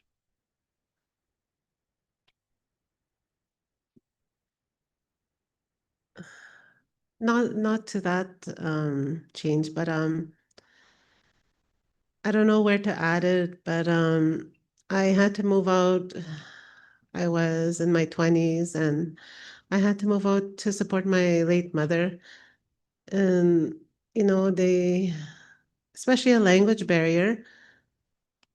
There was one Indigenous worker, she was originally from Casablanca. That's who supported us. So I don't know if they have that support in Minyawan, that because they just come out here and it's like a culture shock, accommodations issues, and having a long-term escort. So if there's like, you know, something like, because some of them are out here for several months, and like accommodations is an issue too, and to find long-term escorts for that, I don't know if there could be a different department to support these people that have to come out. I just seen a family, their father, the granddaughter supported the grandfather, and she was living out here with no income, and they had to move out of their accommodations, and just securing those things because it's long term, and to have some income for them. I don't know. It was my siblings that supported me while I supported my mother, and I don't know, just having more support people, especially like if it's like trying to, because they'll just say, okay, you have to amputate instead of trying to help somehow. And even though many of our people, older people, even my age, they speak English and read and write English, it's sometimes having a Indigenous worker focused on that person and it really helps the patient and the family. So I don't know how it's worded, but I'm just telling my experience of how we were supported. Thank you. Migach, Chief Duncan. So before we get to that one, as the seconder, you need to approve the previous addition. Are you okay with that one? The one that's in yellow? So the addition, I don't know if you can see it. I know you're in the back. I'll read it out again. Finally, be it resolved that the Executive Council is mandated to work with Health Canada to fund and introduce modern alternative treatments for diabetes, including medications and treatments. So that's an addition. Are you okay with that? Yeah. Okay. So I think you're referring to potentially a second addition. And I'm looking to the resolutions team for that. Just a reminder that this is a support resolution specifically dealing with the Sulakaut Health Diabetes Care Center. And it's mandating the executive to work with Health Canada to permanently fund and reinstate that center specific in Sulakaut. We've added the line that's more general, but also you're recommending the addition to provide supports, family supports, including financial supports for families that are supporting patients undergoing diabetes care, I think is what I'm hearing. And I'm just helping out to the resolutions team so they know what to write down.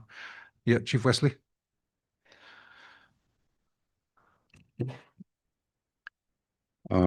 Elders just reminded me about something that I mentioned earlier when I was talking about this is the issue of limbs removal. There's an aspect here that has to do with doctor liability that we really need to look at this, because this seems to be a strategy and an easy way out for the medical community to deal with people with diabetes. And the quickest way to resolve the matter is just cut the limb off. There's all sorts of issues raised with that, and that's something that we really need to examine from a number of perspectives. So I think that would be the role of the executive to take a look at that issue, because there's issues of liability, and then there's issues around mental health or around the loss of limbs. I don't think anybody's really looking at that issue. And maybe it's part of this resolutions where you're dealing with the mental health aspect of people getting their limbs cut off. So it's a much broader issue, and I think we need to, step back and take a real good look at this from multiple angles. Good. So I think that might be, that's not quite covered with your first amendment. That's in addition. So that would be another amendment. And I know resolutions team was working on this other one, so I don't know if they caught that, but I'm going to go back to this other one, then we'll come back. So the addition, Chief Duncan, I just want, so the new addition would be the second one highlighted in yellow. Finally, be it resolved, Executive Council is mandated to work with Health Canada to ensure the diabetes treatment in all parts of NAN includes appropriate mental health, cultural language, and family supports. So that's what you're looking for, Chief Duncan? Yes, thank you. Okay, I got Chief Beardy, you're okay with that? Okay. And we were good with the other amendment as well. Now, Chief Wesley, I'm looking to the resolutions team. And I know somebody's chatting with them right now, but I'm looking to the resolutions team. Did you get that other amendment that's being requested? So that's a third amendment. Yes, mental health, but also the liabilities with limbs being amputated, for example, and the liabilities with that, and the proper care involved in that is what I heard. I'm just paraphrasing what Chief Wesley talked about. Yeah, Chief Wabas. Can I just make a comment on this topic, diabetes topic? Before the limb or limbs are being cut off. My question is, the medication that we're being treated, why is it not working? You know, why is it not working? Maybe we need to look at what works for the individual that has a diabetes to prevent being his leg or arm being cut off. Before that happens, this is almost like a proactive measure or prevention measure. We get the medication. It seems to me that it's not working. That's why we have to cut off the limbs.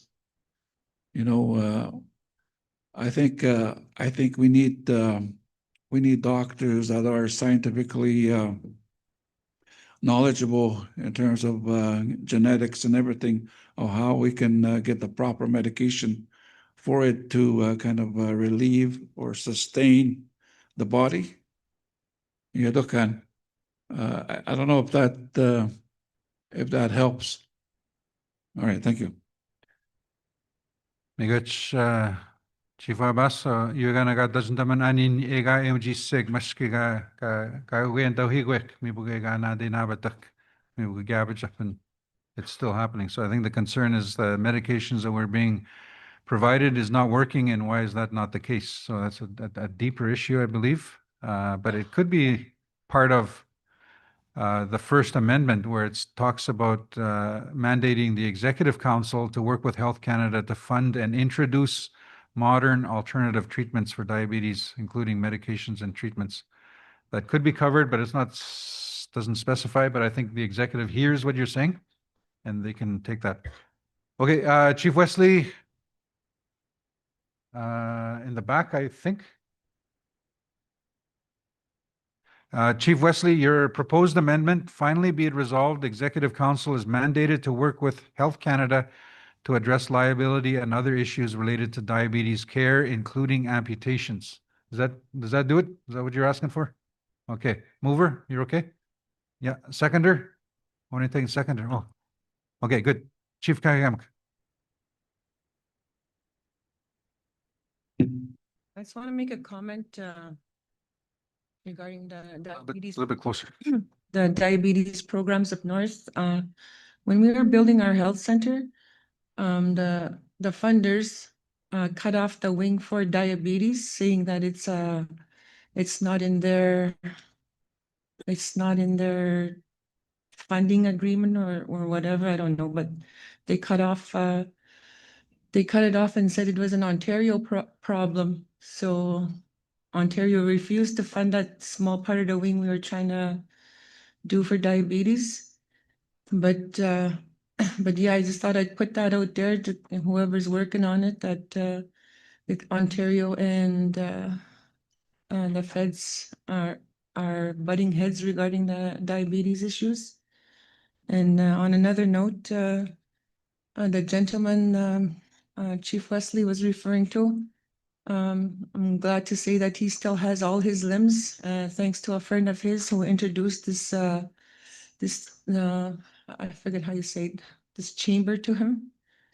So with that, yeah, it is, there are strategies out there that can help people. Which it's not introduced to us unless you can afford it, I guess. Meaning is demand basic our health system. Yeah. Good. Thank you. Just a note, I know we will be dealing with health transformation. That will be one of the agenda topics. So in that discussion, that these are some of the issues that I think we can probably bring forward in that discussion as well. So Chief Kahigamik, I know it's a comment and talking about the health center in Sandy Lake, where the diabetes treatment or diabetes care wing was basically denied and was not included as part of the new health center. And you're recommending that Ontario be part of the discussion. Do you want that in the resolution? Because right now it just refers to Health Canada. Are you suggesting to put Ontario as well? Or are you just making a No, comment? it's a general comment, but I have a feeling that's what the feds will say is it's an Ontario problem. Okay, Migach. So a general comment, and I think that will be taken back as well. Okay, resolution with amendments is before you, Chief Crane. Yep.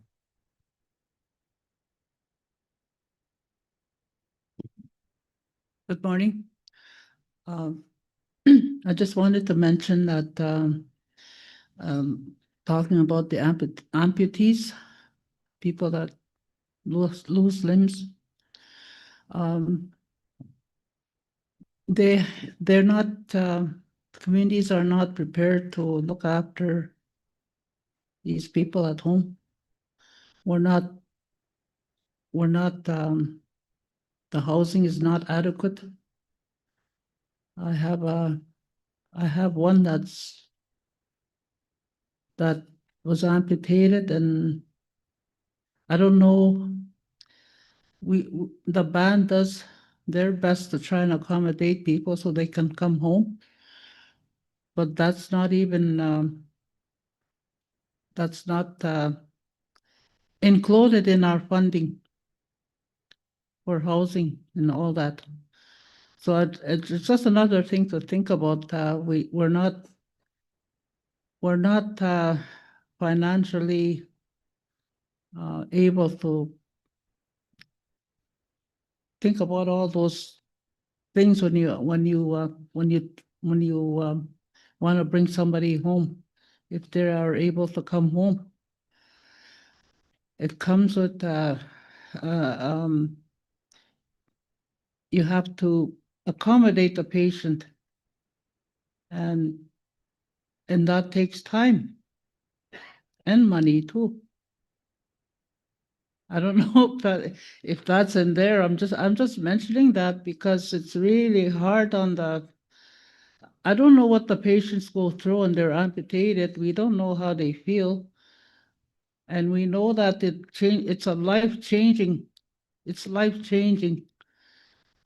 for the patient and also for the family. Yeah. Migach. I noticed the resolutions team has just changed or amended the resolution. It now says Health Canada and Ontario. Chief Beardy, are you okay with that? Yeah. Chief Duncan? Okay, very good. I don't see any more hands raised, so with that, I'm going to call for questions. So the resolution is before you. Any opposition to the resolution? Any opposition? Last call. Opposition? I see none. Abstentions? Abstentions?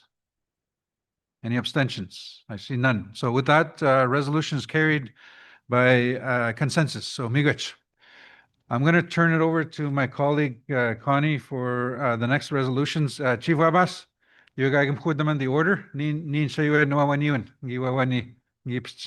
we haven't done basic, I missed one resolution, so it's my fault. I know you always keep me on my toes. So we're going to go back to that resolution and try and follow the order in the packages. So Connie. This one, right? The review and advocacy? Yep. All right, so we're going to go back to the review and advocacy, joint emergency management steering GEMS service level evacuation standards resolution. So the numbering would be different now too, right? Yeah. Okay. So it is going to be 2535. So I'm going to get into the therefore be it resolved. So everybody have that in front of them. Therefore be it resolved that the NAN Chiefs in Assembly direct the NAN Executive to number 1, review the current GEMS service level evacuation standards in detail ahead of the 2026 renewal date. 2, engage First Nations communities across NAN, particularly those with frequent evacuations experience, to gather feedback, recommendations, and community-led priorities for change. 3, advocate with Emergency Management Ontario and other relevant provincial and federal agencies to incorporate appropriate reforms, ensuring that revised standards reflect the lived experience, cultural needs, safety priorities of First Nations, dated this 4th day of November, 2025, moved by Chief Hosea Wesley, who's in the room, and seconded by Chief Peter Wesley, who, is he still online? He's online. Any comments from the mover?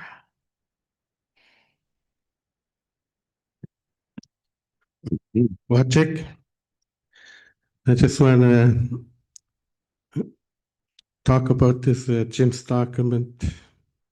This is what the federal government is using for any evacuations for the First Nations in Ontario. There's a shortfall on these in this Jim's document. I'll just give you one or two examples that we need to address. It doesn't matter if you're not affected by these forest fires or even infrastructure failure in the community or even flooding in the community. These are the things we'll follow in this during the evacuation, short term or long term. What we witness, the one thing that we need to address is special need kids. There's no class in this special need kids.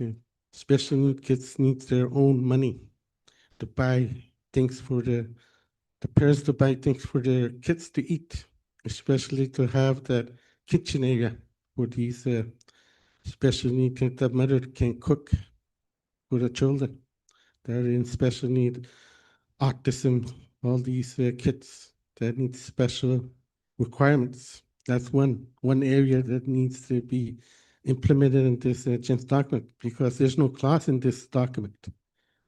In this Jim's document for those kind of kids. And the other thing is diabetes, diabetics. There's no class in this Jim's document to address these people that are in diabetics, diabetes. They need special diet foods for that. Some instead of getting catering, those they boost up their sugar levels. So these kind of things we're trying to address as a nation. I know that Jim's document will be renewed in 2026. So we need people that come and evacuated to address these issues with their people, talk to their membership regarding what needs to require. I remember back then, 2015, back to those evacuation years, there was a clause there, special circumstances. That's what it said in that agreement that Jim's talking about. I usually use that word every time I want to address these kind of things to the government of Canada.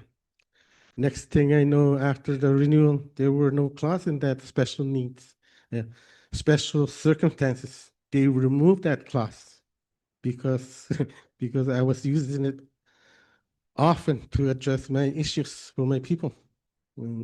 Next thing I know, there's nothing in there.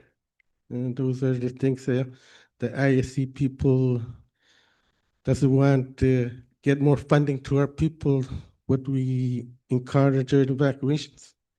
And I strongly recommend Nan and Muskego to take part of these discussions, especially to like us, the remote communities are constantly evacuated to address these issues with these people.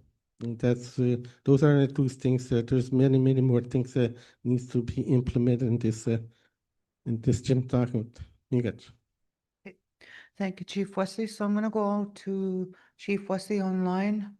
If you have any comments to the resolution. Thank you, Chair. No, I'm good. The resolution is pretty self-explanatory. I second it.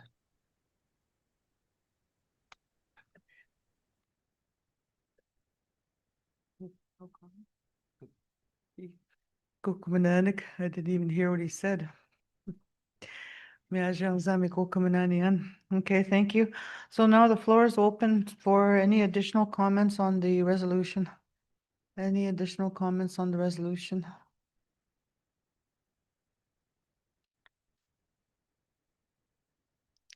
First call.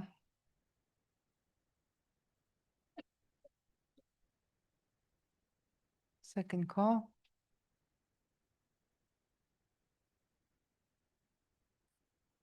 Chief Archie Webas, Winema Lake. The resolution is basically just a review and look at the joint emergency management steering service level evacuation standards. I think what we need to do is demand policy changes to reflect the needs of our people. When something like that. Okay. Advocacy, what do we mean by advocacy? It's to approach and try to convince the government to make those changes. Why don't we demand and advocate at the same time? Tell them, going the moment. These are the things what we've been experiencing, and this is what we would like to see in these evacuation policies that you have. All right, Migos.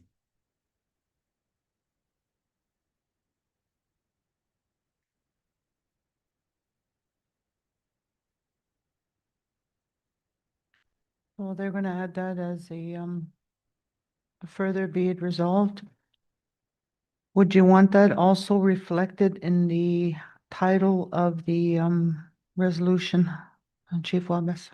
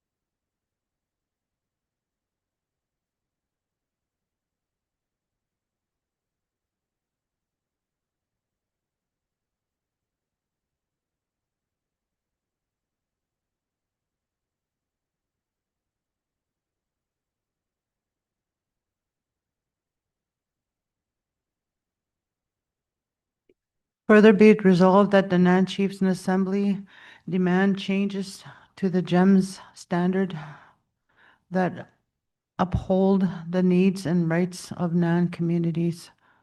That is the amendment based on the recommendation by Chief Wabas. So is that recommendation and change okay with the mover, Chief Wesley? Online, Chief Wesley, is that okay? Okay, I got the thumbs up. Go to the top of the resolution. Does that change the title? Okay, just leave it the same, the title? Okay, all right. All right, so additional comments. We'll go to Chief, not to Chief Wesley's. Chief Wesley. I don't.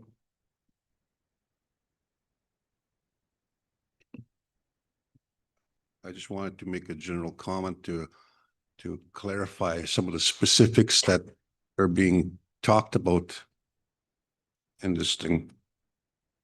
Let me just get my notes here. One of the more obvious things is that there are no formal service agreements with the First Nations on this issue.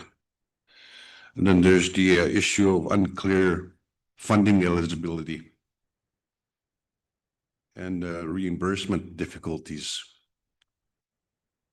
And then there's comparability issues. The standard says First Nations should receive comparable services to non-Indigenous communities. But ISC doesn't define how comparable is measured. capacity and preparedness, many First Nations are insufficiently prepared for emergencies. And, we don't have updated plans, we don't have resources, and there isn't any dedicated coordinators to deal with emergency preparedness. I know in my community, I have a full emergency plan. We've had to do that because of things, but many First Nations don't have emergency preparedness plans. Cultural relevance. When services are provided, they may not sufficiently account for Indigenous cultural language and mobility patterns, or the specific needs of remote fly-in communities. And this was highlighted in the 2024 gap study that was done. Remote and logistical challenges for very remote or isolated communities like Saskatchewan, as an example. You have to, there's evacuation costs, air, ice, road access, high transport costs, limited host capacity. There needs to be work done around host capacity. Sometimes it doesn't work for First Nation to go down to Mississauga, whereas some others, you need to look at that specifically. And then the return phase and long-term relocation, the standards often focus on the community site remains at high risk. Saskatchewan. So, I just wanted to highlight those. Those are some of the conditions that they're talking about specifically. And I don't know if they need to be part of that, but I think certainly, our communities need to be educated as to what those are. All right, Nikos. So would you like those added as a number 4 on the resolution? Or would you like that inserted in the resolution? Because those are relevant. I think they should just be summarized by heading, I think. Okay. Thank you.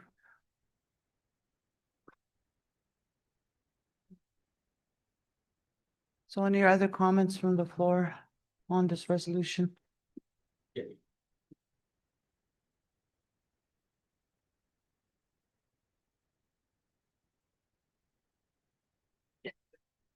Oh, I hear a question. Any abstentions to the resolution? Any abstentions?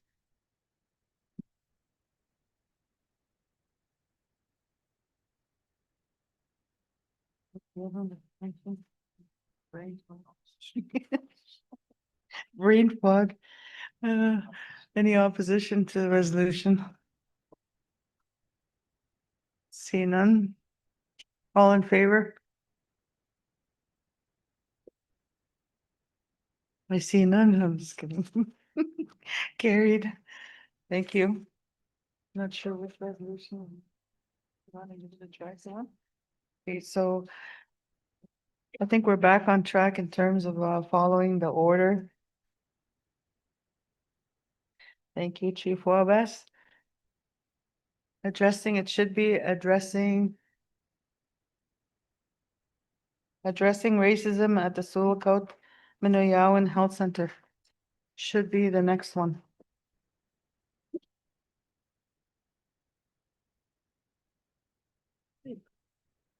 I don't think they have. That'll be 2536.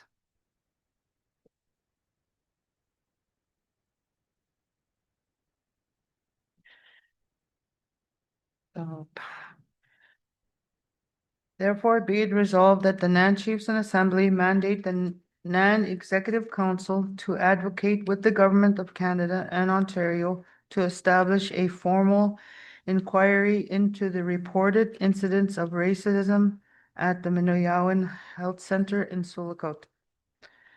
Further be it resolved that the advocacy of the Executive Council and implementation of this resolution shall occur in collaboration with the Sulakaut First Nations Health Authority and other interested First Nations and First Nation organizations, including tribal council.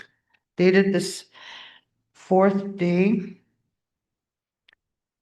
There's a change of November 2025. The mover at that time was Mike Morris. So now it is now the old copy that I have. So Chief Brennan Sinwap is in the room and Chief Archie Wabass.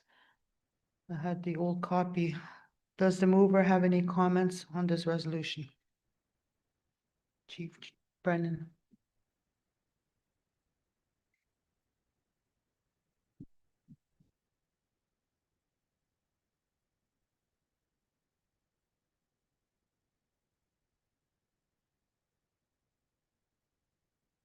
Yeah, closer. If you could bring the mic closer to you, please. Miigwech. I said, I don't really have anything to comment. Resolution is pretty straightforward. Okay, thank you, Chief. Chief Wabass. Thank you, Chief Archie Webas, Wonderman. The resolution talks about racism. And, you know, there are incidences of racism perpetrated against our people. And that needs to be looked at. That needs to be seriously looked at. And we don't have the resources. We're gonna have to ask the government to help us with those resources to do the inquiry, to investigate. And I think it's a worthwhile investigation. We don't know the outcome. We don't know how big this is. We know there's grievances out there. There are isolated incidences out there. So I think it's time to hear the people, to hear their voice, to hear their cry. And I support this resolution. Miigwech. Thank you, Chief. Thank you, Chiefs, for your comments to the resolution. So the floor is now open for any additional comments on this resolution. Yeah, Baxing, we get shake noting the resolution. It's pretty straightforward. Second call.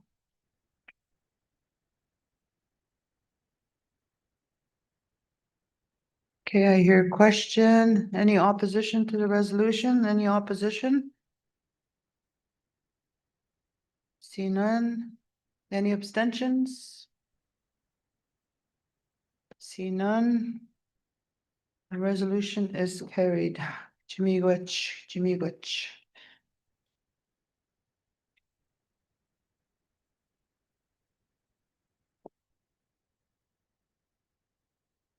Not sure which one is next.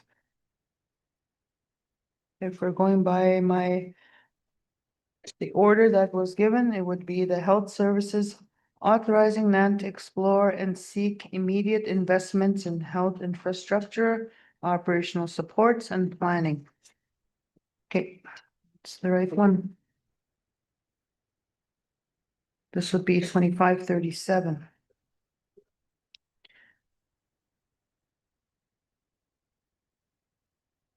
Therefore be it resolved that NAN Chiefs and Assembly authorize a NAN Executive Council to explore all options and seek funding to address primary care infrastructure, operational and planning needs across NAN territory. Therefore be it resolved that the Executive Council is mandated to develop and submit proposals to federal and provincial governments as well as other relevant partners to secure immediate and long-term funding for renovation or replacement of deteriorating health infrastructure, to recruitment and retention of physicians, nurses, and allied health professionals, enhanced supports for communities experiencing mental health and public health crisis, planning and feasibility studies for for Indigenous-led primary care models and mobile, land-based, and digital care delivery systems where appropriate.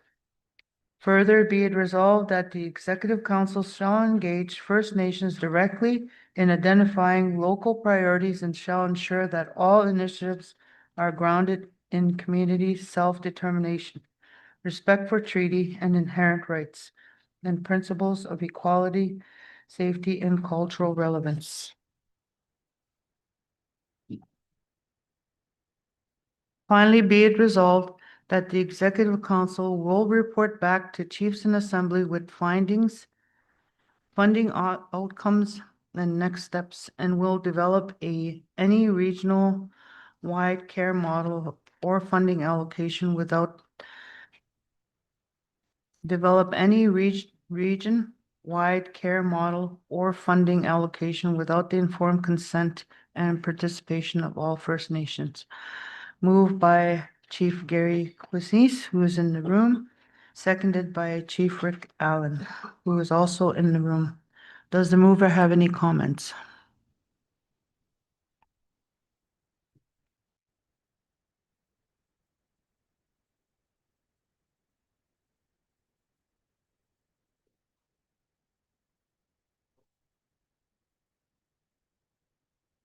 It's on.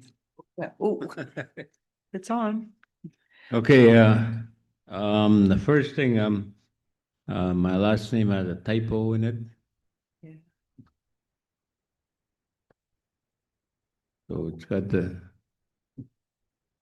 have two S's at the end.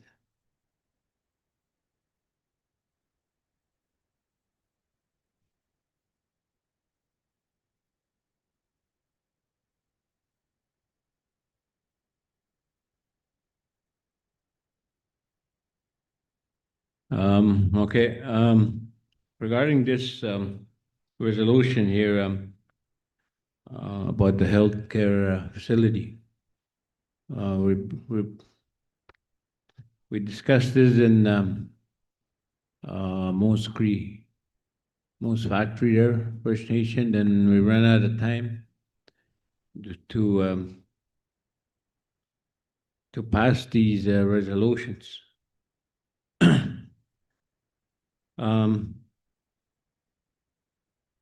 Like for us today, we don't have a clinic yet that's operational. It's still not function. It took at least 6 months before I get a response from the minister. And I know we're working on the health transformation. You know, they should be interim solutions. Maybe that's why things are slow, because we're working on other stuff for health. And the reason why I bring this up was it's very important to have the healthcare, you know, to have a quality. And today, the way we live, it's not what was agreed upon within our treaty. You know, it's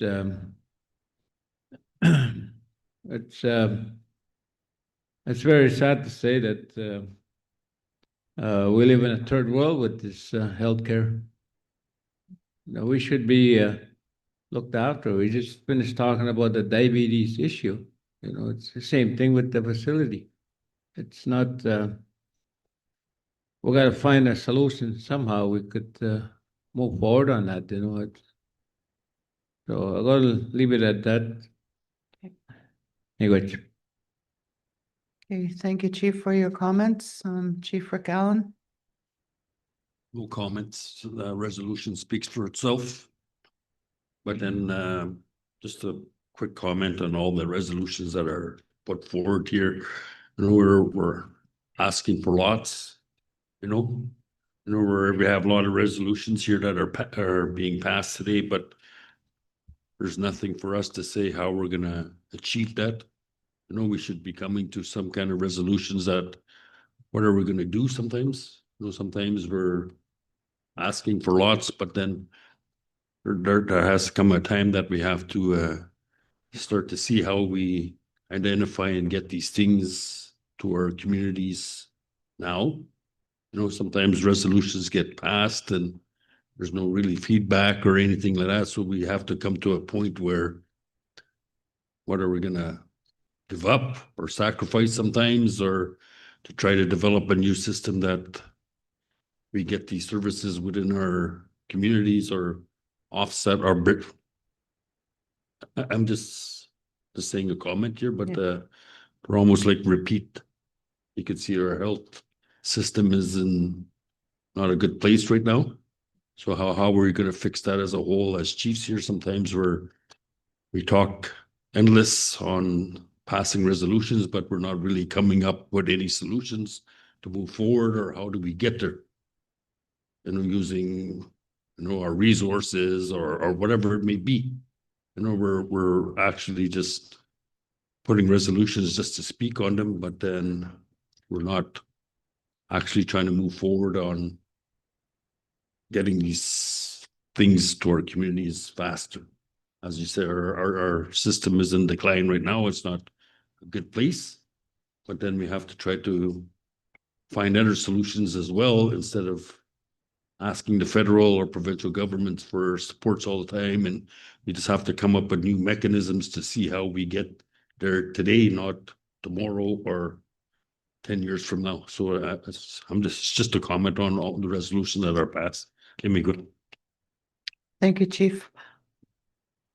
So the floor is still open for comments. Good morning. Chief Taylor, Ganugamine First Nation. Wapskan, Nimki, Benesequen, and Dishnakaz, Mainigan, Dondem. Wagamakwe, Ganugamine First Nation. I just want to, first of all, recognize our elders that are here with us for the prayers that they provided for us, for the direction and the drum. Those were my youth from Ganugamine. I am very proud of how far our youth have come. I've heard some comments here this morning. This week, we're dealing with recognizing the treaty, the significance of that. And 3 things were distinguished through that discussion. One is the mutual benefit that we speak about in our treaty. We're always putting together resolutions and asking the government to support what obviously should have been done through the treaty that we have signed. Our First Nation, Ganugamine, signed in 1906, our ancestors.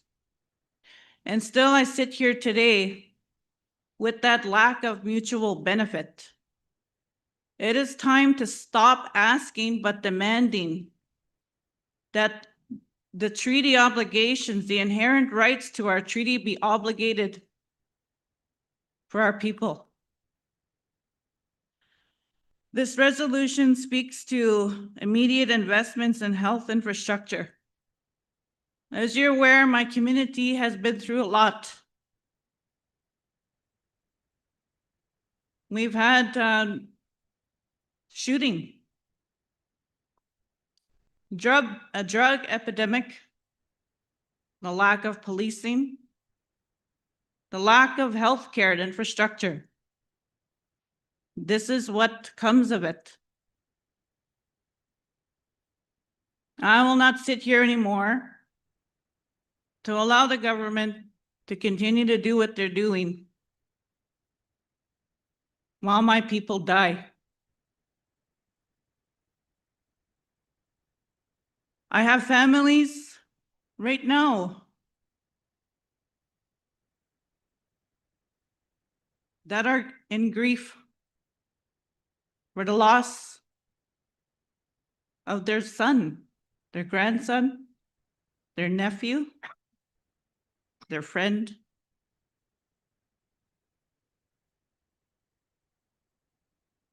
We need to have results now. You know, I've seen all the commercials, what Ontario and Canada are doing. They have their eye on getting into the north, digging up the critical minerals that they will sell to the US and all over the world, while our people are going to continue to struggle. This is where we need to be united. What's happening today with some of the agreements that are being put in place is because we are so desperate for change in our communities. I agree that we should, have that mutual benefit. One community, is doing that. And, that's what their leadership thinks that should happen for them because they need it. But so do we all. And that's why I ask, not even just here, but within my own Matawa Tribal Council, is for us to start working together. What's good for one will be good for all. And I think until we start doing that, we're going to continue to put forth resolutions that we're not going to they're not going to do anything with it. I'm so tired, sick of seeing that happen. It's a divide and conquer. What's happening in our territory? We have a need for long-term care facilities. Our elders have nowhere to go to live. The hospitals in our area do not want to change. They're not mandated to change. Mental health and addictions is huge. Racism, discrimination in our healthcare system. When is that going to change? It's going to change when we have a say.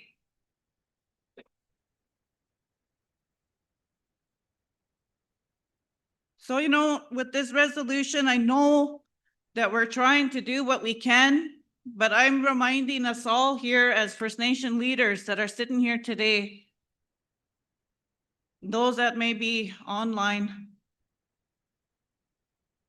that we have to have a unified approach.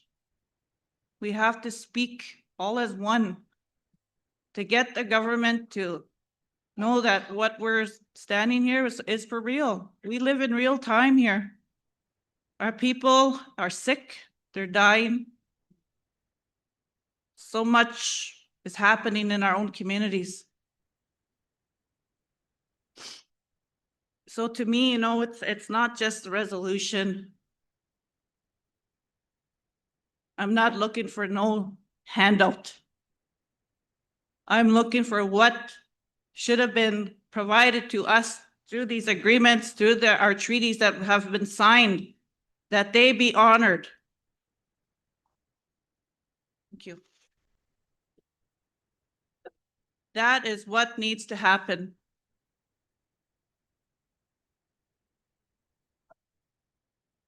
And I think that we maybe need to look at something more than just these resolutions being put forward. We need to all agree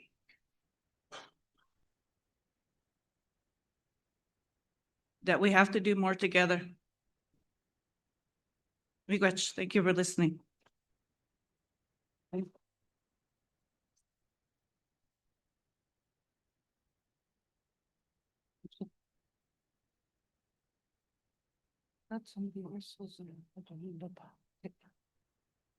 That's somebody on this side had their hand up first.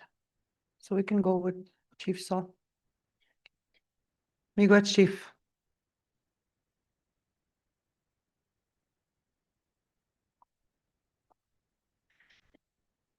I don't know how to operate this because I have my own mic at home.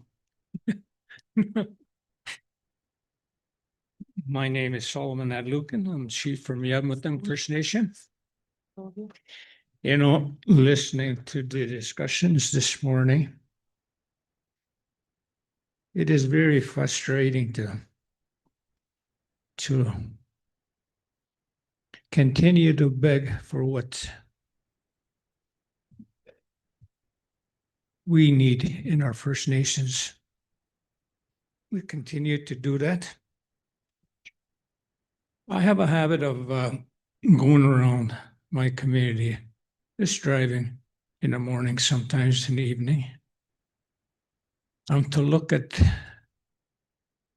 my community, what it needs. It just gets me upset. And seeing the rest of society, you know, take for granted for what we don't have. You know,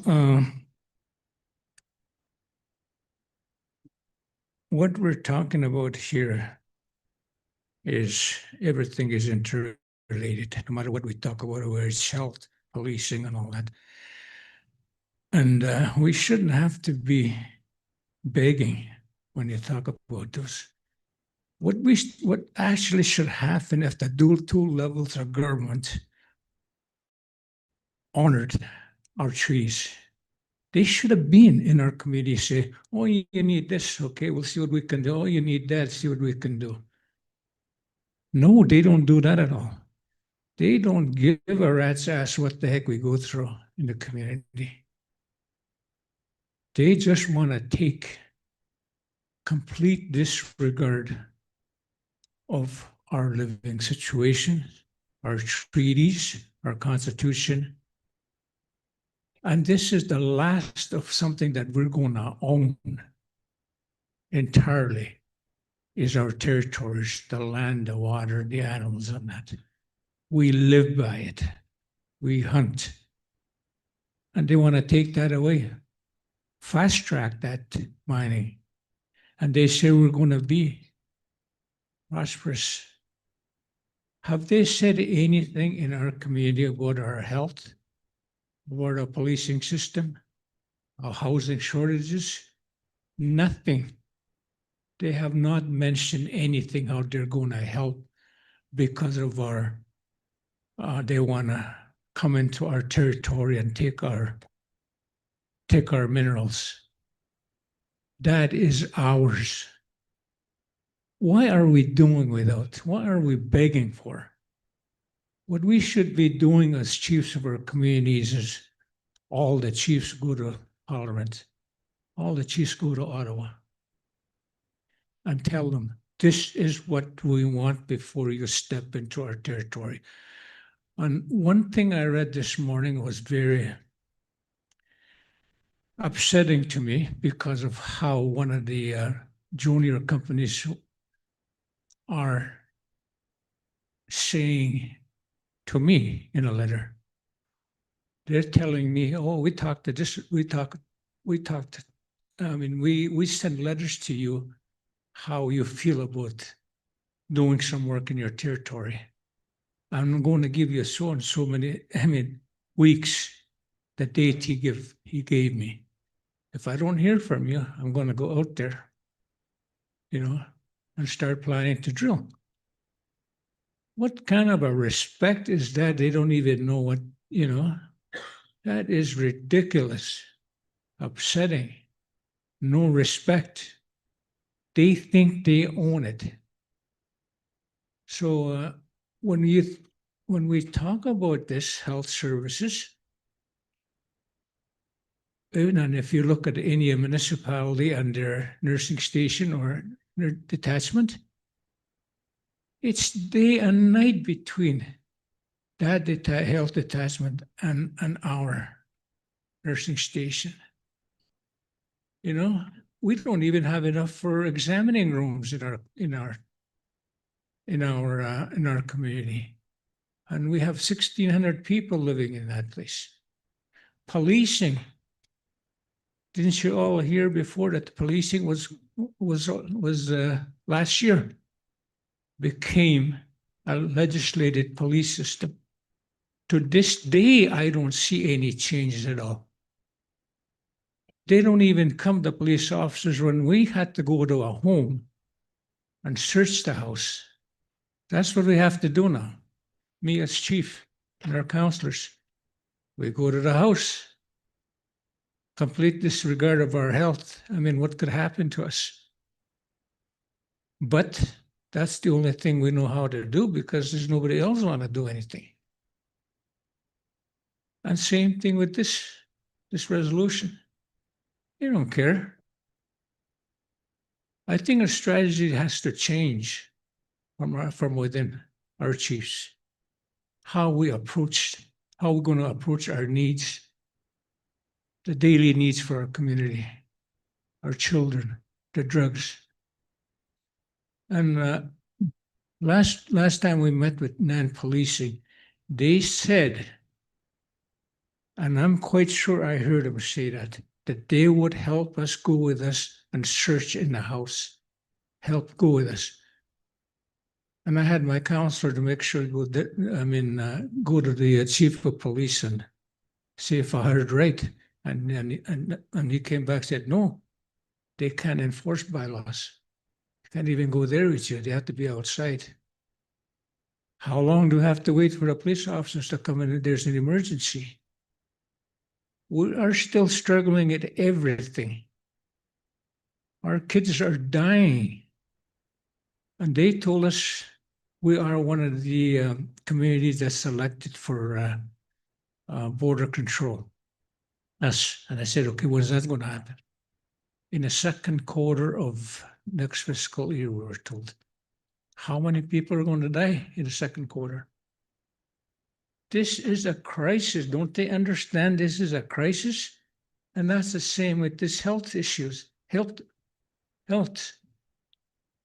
We talked about diabetes and that. People are getting their legs amputated because it's an easy way out. We're not animals here. We are a human being that lived here since time immemorial. Now, what are they doing to us? And they continue to talk. They want to come to my community. My uncle's coming there, by the way. You know who my uncle is, eh? Minister Rickford. Minister Rickford called me uncle the last meeting. That is uncle. He's talking about. So anyway, that's all I got to say, but it is getting really, I don't know if we need, or is it, that we continue to do a resolution, or should we just decide here in the communities, okay, our problem with health issues, health, infrastructure is something is happening. Let's plan today what are we going to do. Okay, maybe get 15 chiefs to go there and argue and put our case. We don't have enough police in this policing system. We have enough, we have legislation in place now. Get another 15 chiefs to go down there. I said, we're not leaving here till they say yes. We live here. We love just like everybody else and the country here. It's a rich country. And yet we have to beg. That's all I got to say. Thank you. Miigwech, Chief Saul, so I'm going to go online to Chief Sylvia Quintam.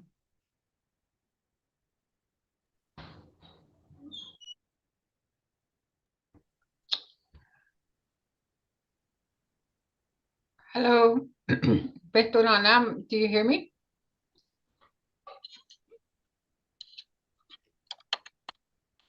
Can hear you a bit, so maybe a little bit louder. Okay, good afternoon, good morning. Oh, it's almost good afternoon. Wajik, Wajik Vietnam, Pitamagit, Bombashigitayan, Wajik Magmuse, Bogana Hanek, got the fitness, and Naskuman, Minawabataman, Egimen Unishkaya Niste, Ekiskusutag Musene Kanak Niste, Mamatin Magak Niste, and Nagana Mr. Chicken Stiching Aguna Hachikusaga Haganamis Webogo. Nagaman in Naskaman Mine, Minute Hoster, Matisik Mine, Egi Wabut the Mahomagagi Shagak, Nista Miseka Saga Heganano, Nesta Yimin Emin Wab Kinishkachik Wab Takaganish, Minglish the Dot. Greetings. My name is Chief Sylvia Gustavo Tadwabin Adwabskat. I'd like to acknowledge everybody is at the room there. I just came, I couldn't be there in person. I was planning to be there in person, but I just got over a long cold, lingering cold still with me, so I was unable to travel, just recovering. You know, it's true what I echo the same sentiments what my other fellow chiefs are saying.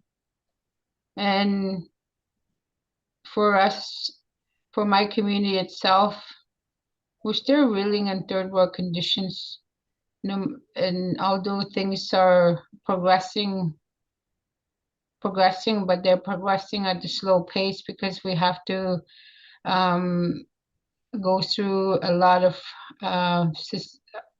processes that are not near enough to serve our people, and it's been ongoing for a long time. And you know, it's true it's true everything we talk about is related because our road fuel is holistic, and we can't leave one thing out because everything is so important when we're trying to build a healthy build a healthy community, and when we're trying to rebuild from something that was destroyed for quite many years. And I've been struggling a lot with a lot of things that are happening in my communities. I see so much injustice still today, despite the 10-year after after calls to action were called for the reconciliation. I have yet to see reconciliation happening in my community because they haven't heard our truth. Even through the residential school era, a lot of our elders have passed on that never got the chance to share their story, and it's still continuing today. But we made a lot of progress in trying to tackle with our mental health crisis, but at the same time, it's never enough because you need access to services. And I'm tired of begging the government for what is rightfully ours. So, you know, I stop begging, I start more demanding of the services that is entitled to us under our treaties. You know, I always say we're rights holders, and I always say that even if we're operating under this colonial governance achieving council, but we know better as members of this nation, especially in my community, that I want to serve my people. I want to serve them to help them get what we rightfully should have in our communities, that is clean water, safe homes, you know, and especially land. This is our land to begin with. We had to struggle for many years just to extend our reserve boundaries, and yet we have abundance of land. And it's so wrenching, and it's so hard, it's so disheartening. And especially when you see there's a lot of things that we could do in our communities. And it's time to restore our hope, the hope back in dignity and the pride and the identity of our nationhood. You know, I often say when I look at Nan, the unity, strength, and success, the flag that it represents means so much, and yet we're not abiding by it. We're not abiding by the visions and the visions that our grandfathers, the grandmothers had envisioned for our nationhood. We come to these assemblies under corporate rules of law, and we try to operate within that structure, but it hasn't really gone as far. It hasn't done much for many communities. Yes, we can have resolution after resolution after resolution. But like the chief said, is there any follow-up to these resolutions, or where we're at, or did we accomplish something and where we're at today? And the progress is so slow because there's crises, there needs to be immediate action happening on ground zero, which is communities that are in perpetual crisis. It's time to stand up. It's time to take place. It's time to take our rightful place within this country that they call Canada.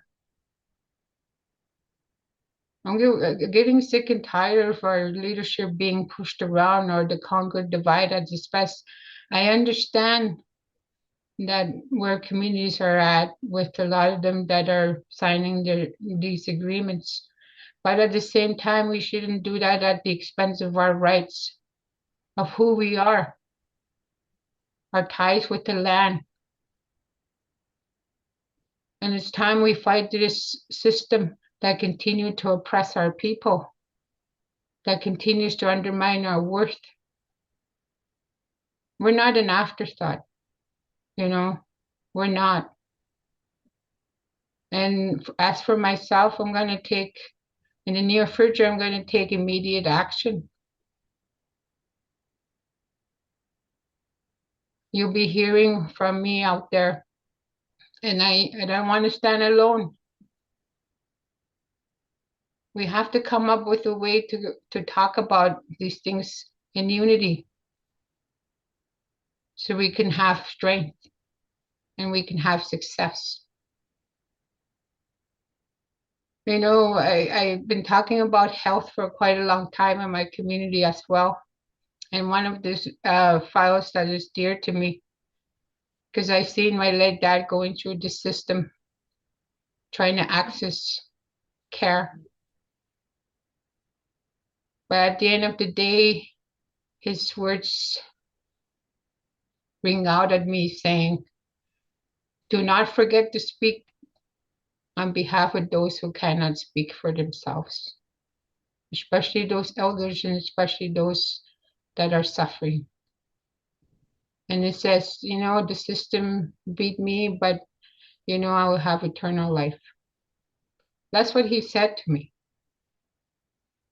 And, you know, in our area, our healthcare is being delivered by our regional hospital.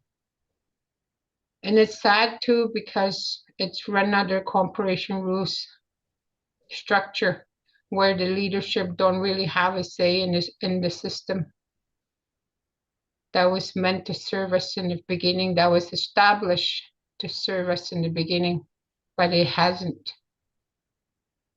Our member stories of, I'm sure we all have stories of what we encounter when we're trying to get access to care.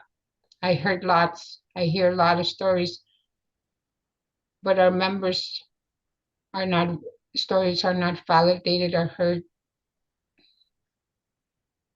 And as a chief too, I'm told many times I'm not a health expert, so I don't know what I'm talking about. I never said I was a health expert, but I understand when there's gaps in the system that is not doing its job to serve our members. I never really said, I never told anyone that I'm better than anybody else in our nationhood. I'm just trying to be a voice to better our lives, because we should have been prosperous. We should have been prosperous together. and all conditions that we have to face and discussions that we're having today in terms of getting better care, housing, infrastructure, water. We should not really be having those discussions at this day and age. Ashimashko Misiga Bisugutano Misuhoge Gondagana Mutimahashi Gondibana, she is Quindagana. Mr. Mashihio Ganahanik, we managed that Casquino, Nesta Manista Ega Monini Pogate and the Hegegon Chate Ustipanege Hega Monhegano Fishago Chmaga Kinano Kitindagas Nano Japi and the Mitis Nachtago Janamut the Mohoge on a Danagishnago Kapun Monin the Monina Batamagiska treat the Magi Tani den the Mekinano.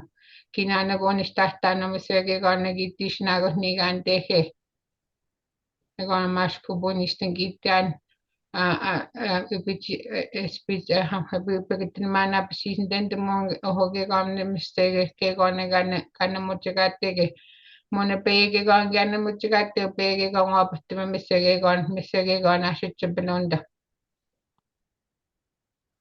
I'm gonna boom we speech time. I think I'll leave it at that. I'm just reminding how I like to speak in my language as well, and we're losing so much of our language as well. And I take pride in knowing my language and speaking it. I thank you for listening to me. Like I said, I'm sorry I couldn't be there in person, but we need more action from the leaders, from the table, from our members to uphold our treaty and uphold our rights, because if we don't know it now, if we let this government continue with the way they're doing, and if we don't make noise, or if only a few people make noise, then we have lost it. Nagana English, thank you. Miigwech, Chief. Miigwech, Chief. Miigwech. Then go to Chief Wesley.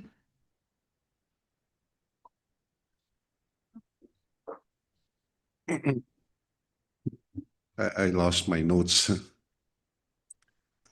I accidentally erased my notes.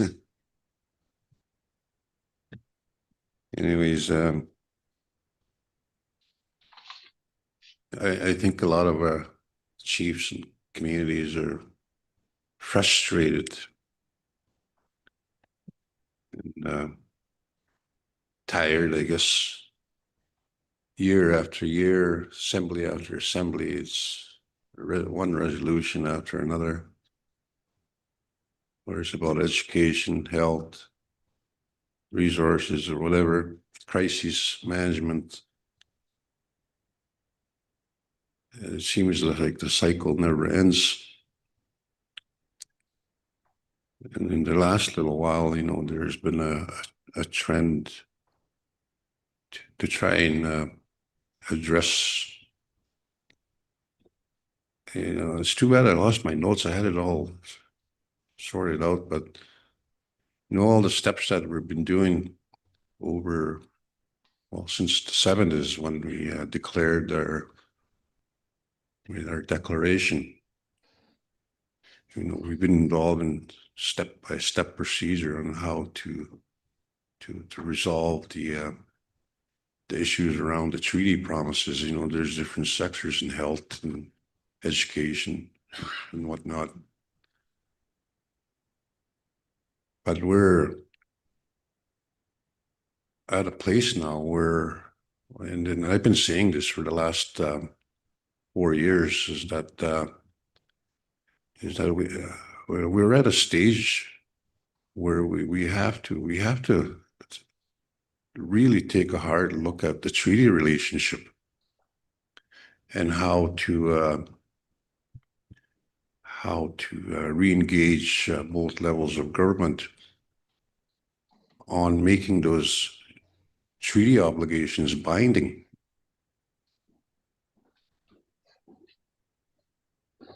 And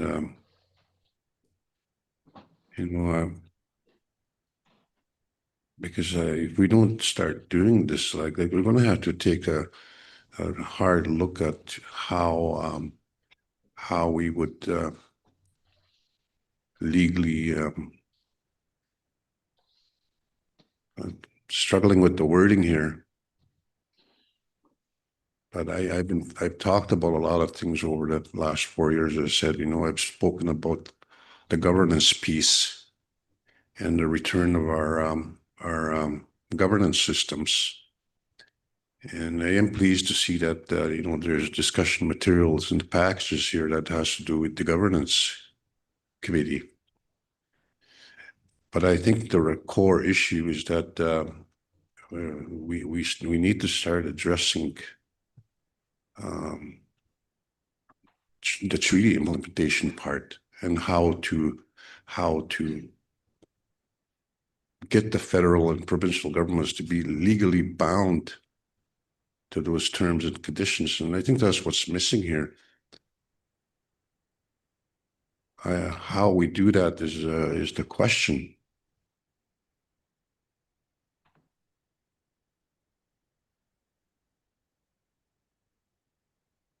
And essentially, this is what I'm recommending. There's a number of options that you could do that, how to go about doing that. There's the tribunal process, which has been very effective in the child welfare issue.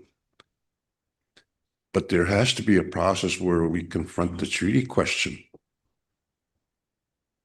Cat Lake is in a rather unique position where I both have a treaty and I don't have one at the same time. But we are at that place. And I think to me anyways, I think it's time for us chiefs to stop burying our heads in the sand and trying to honor this agreement. I think honoring the treaty, I think we really need to force the issue now. And there has to be a path forward or a strategy developed. How are we going to do that? And you heard colleagues speak here. They're tired of it. I am too. My grandson is going to probably be sitting at this table and will be doing the same thing, resolution after resolution. And if we don't do something substantial or meaningful, and the core issue is the treaty.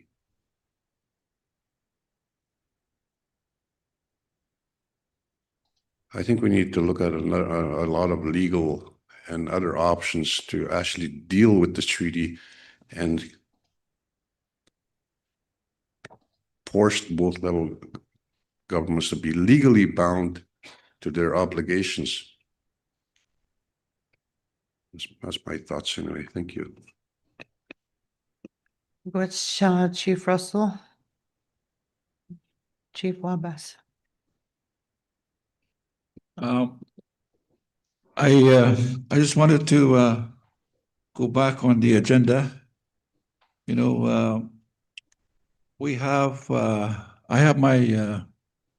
have my frustrations too, like my struggles, but that time will be allotted during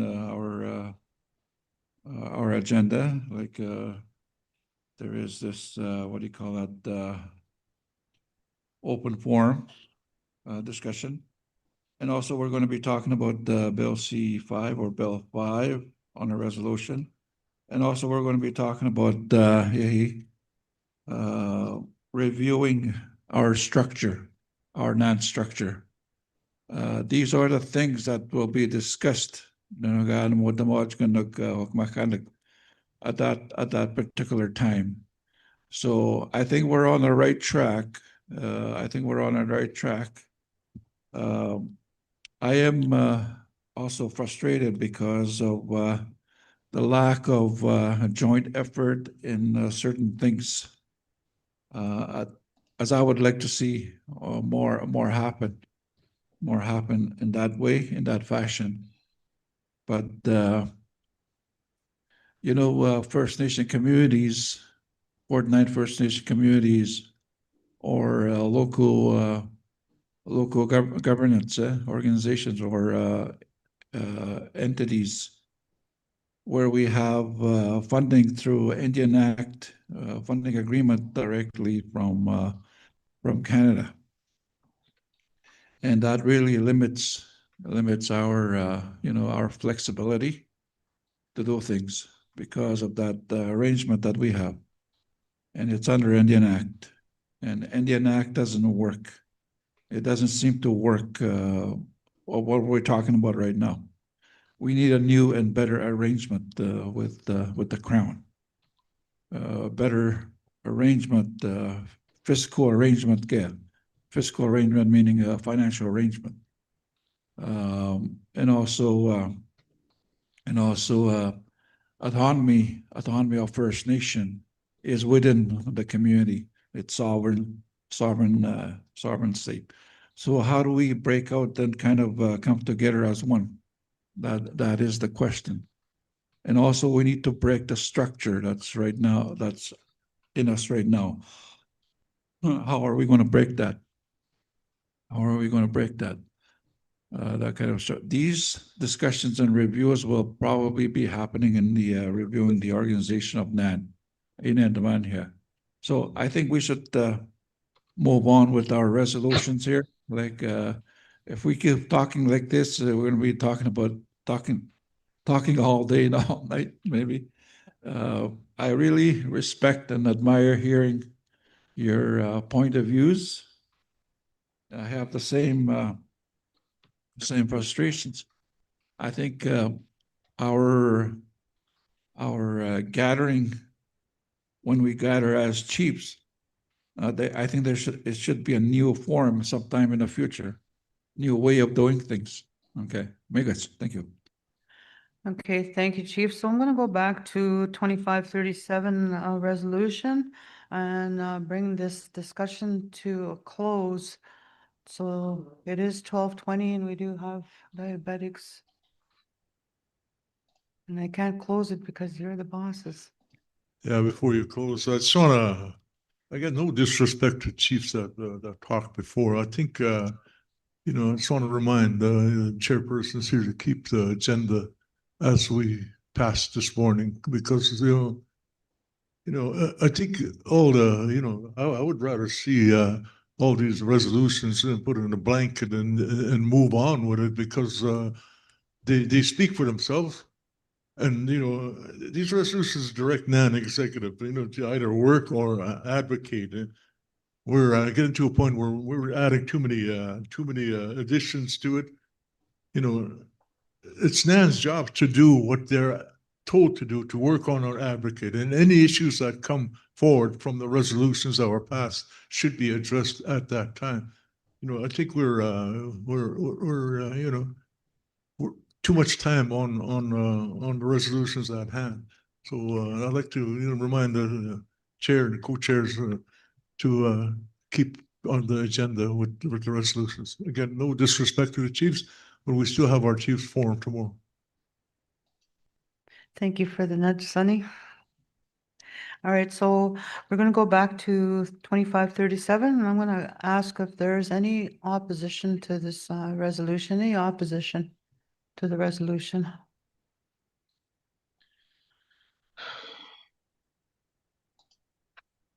Any abstentions to the resolution? Any abstentions?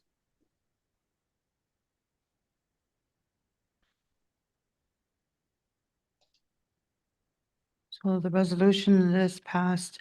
So now we're going to get into lunchtime, but the comments made by the 7 chiefs have been heard by the executive, and understand that the resolutions are a mandate to the non-executive to continue to do the work.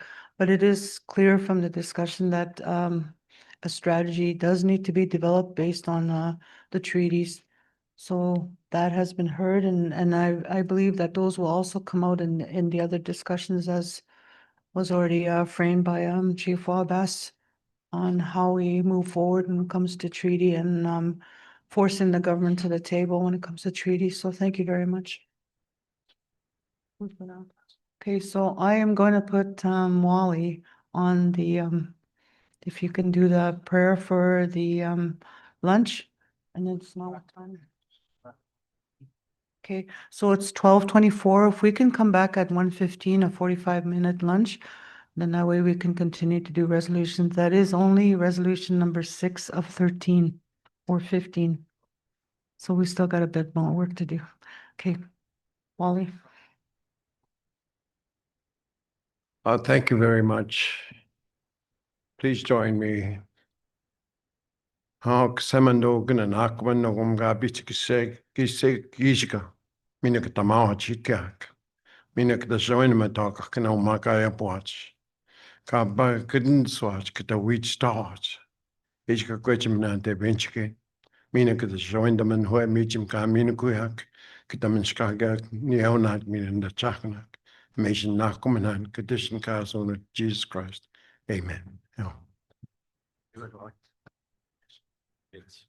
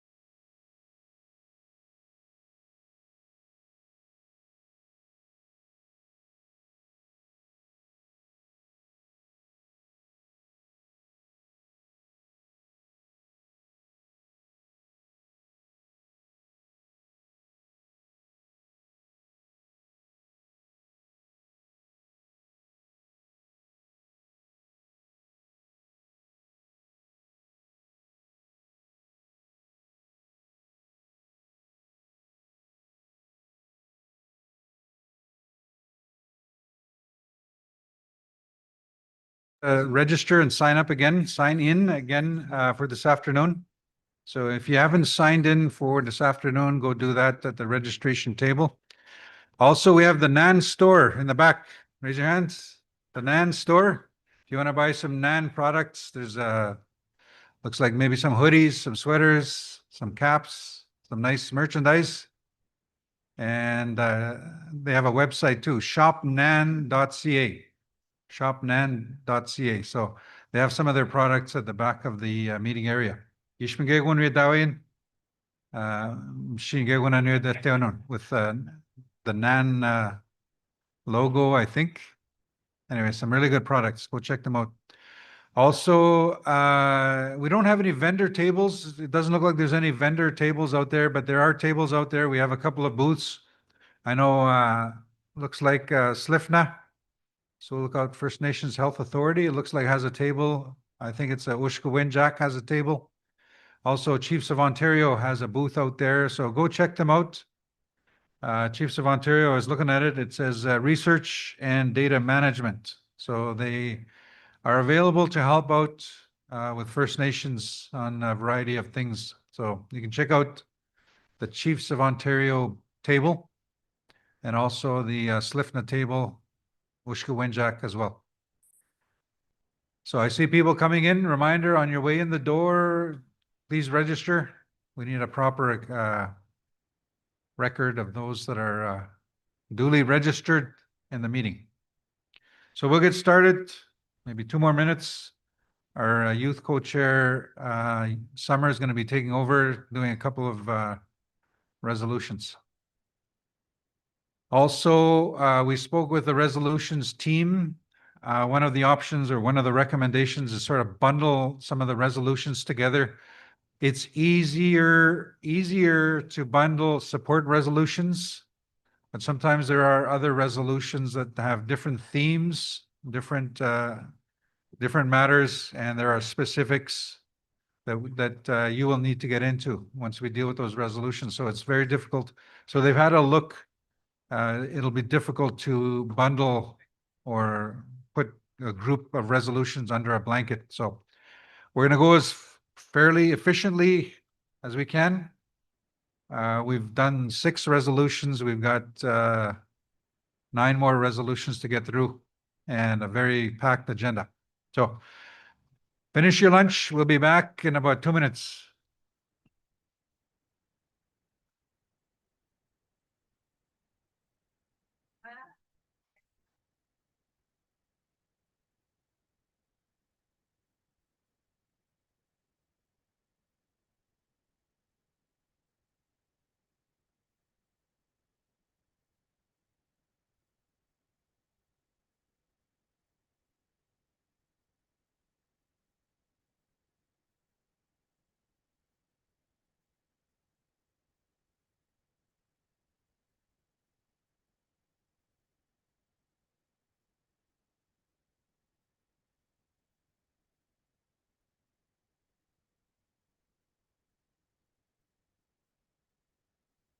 So welcome back, everyone. We're going to get started. I'll turn it over to our youth co-chair, Summer. I was just reminded we have, what did I say? How many resolutions? 9 resolutions. So it's about 11 minutes and 40 seconds each resolution. If we want to finish those resolutions in the time allocation that we have, because we do have some very important agenda items coming up as well. So I'm going to turn it over to Summer.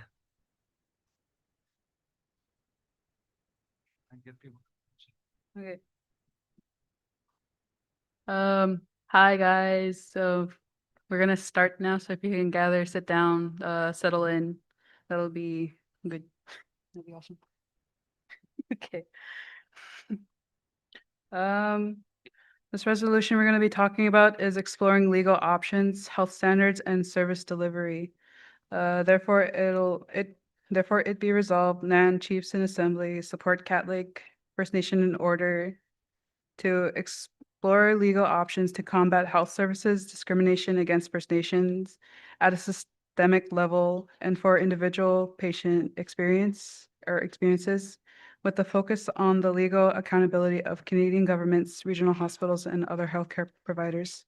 Therefore, it be resolved that Chiefs and Assembly support Cat Lake First Nation in its efforts to work with First Nations communities, tribal councils, and organizations to share information on the legal options that Cat Lake First Nation is exploring. Finally, it be resolved that the implementation of this resolution is without prejudice to similar legal and other initiatives of other First Nations and tribal councils.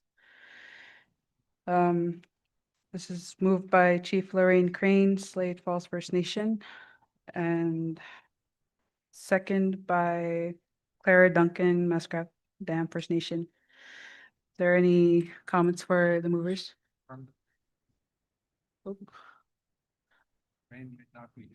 Okay. Where's Lorraine? She's talking to her. We need the mover and the second and the. We need the mover and the seconder in the room, please.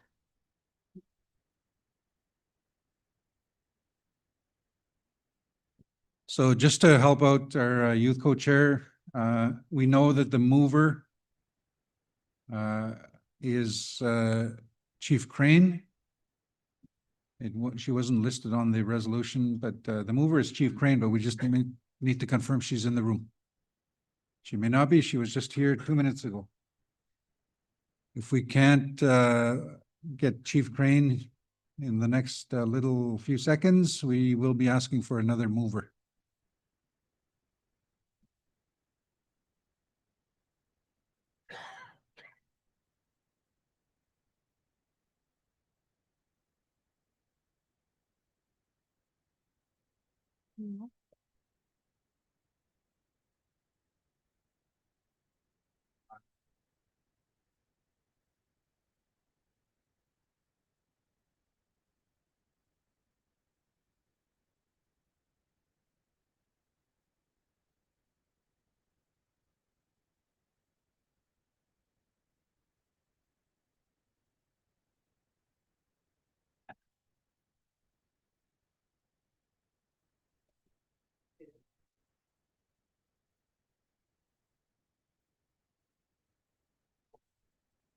Good time for a second. She was here. Chief Crane.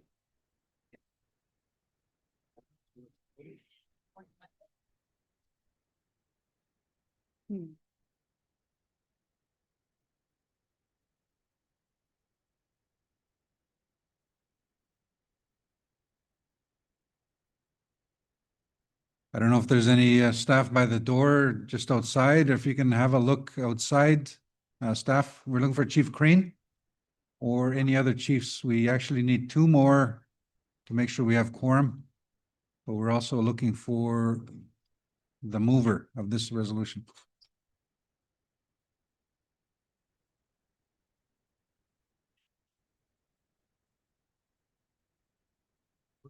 No, not her.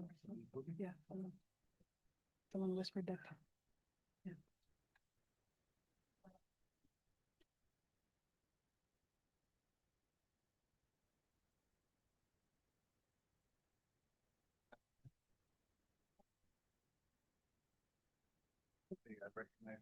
Okay. I recognize Frank McKay. Go. I'll move it. I'll move the resolution, Satsego Lake First Nation proxy.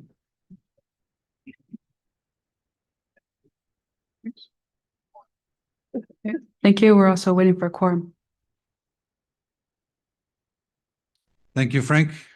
We're also waiting for quorum, so we still need 2 more.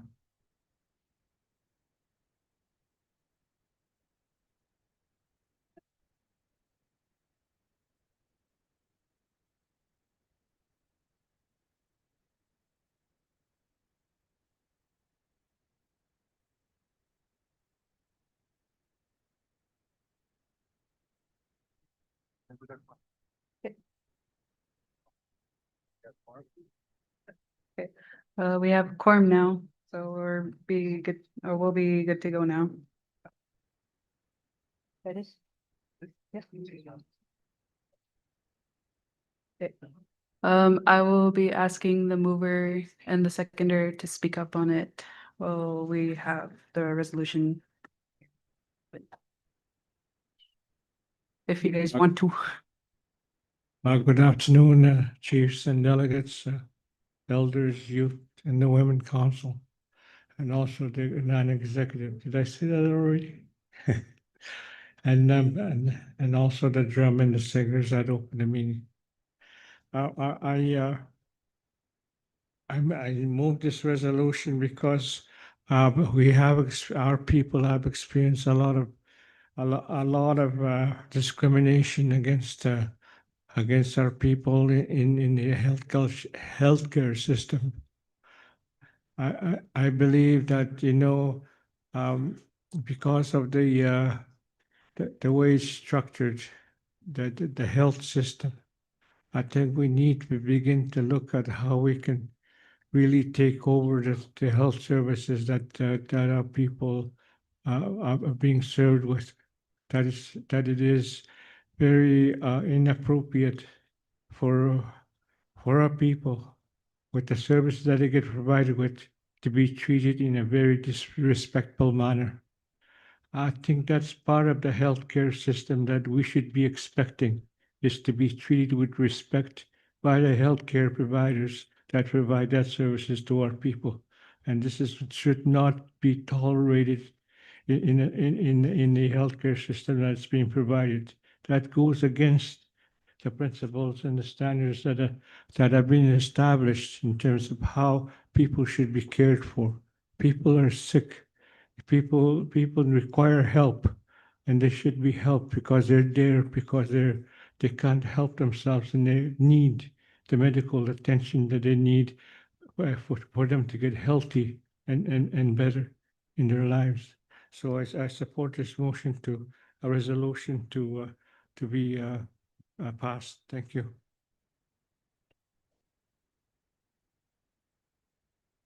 Thank you, Frank McKay. We'll be asking for the seconder's input. That would be Carla Duncan. Yeah, Carla Duncan, please. Hi, Carla Mascata.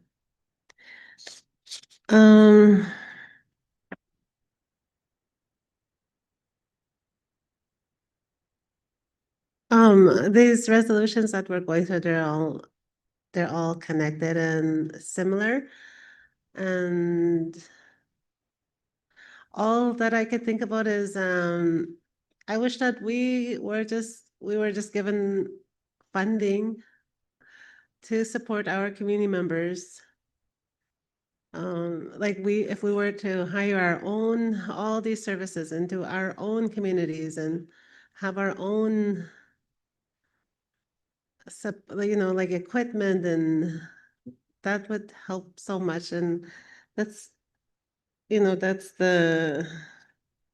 that's all I share now in many of my meetings. I wish I could just get all the funding to our own communities. And then a lot of this is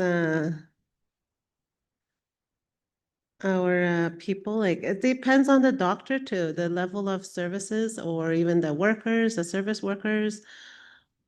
And then the person advocating for themselves, or if they have a family or support person or anybody that can provide advocacy for their care is very important. And also there's like the whole piece of colonization. Anything we're told, we just accept it, all the diabetes care we were talking about too. If the doctor says, you have no choice, but then if you have a support person and then you advocate for yourself, but lots of us just accept the doctor's word over our own concerns, and that's the the discrimination of ours. Yeah, that's all I was just thinking about as I was reading this. Thank you.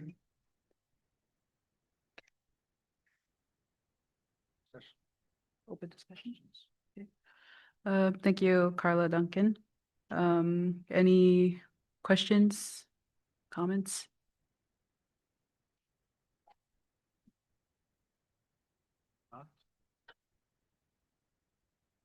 Okay. We'll call for a vote. Oh. Okay, Chief Wesley. Okay, Chief Wesley. Chief Wesley Catholic.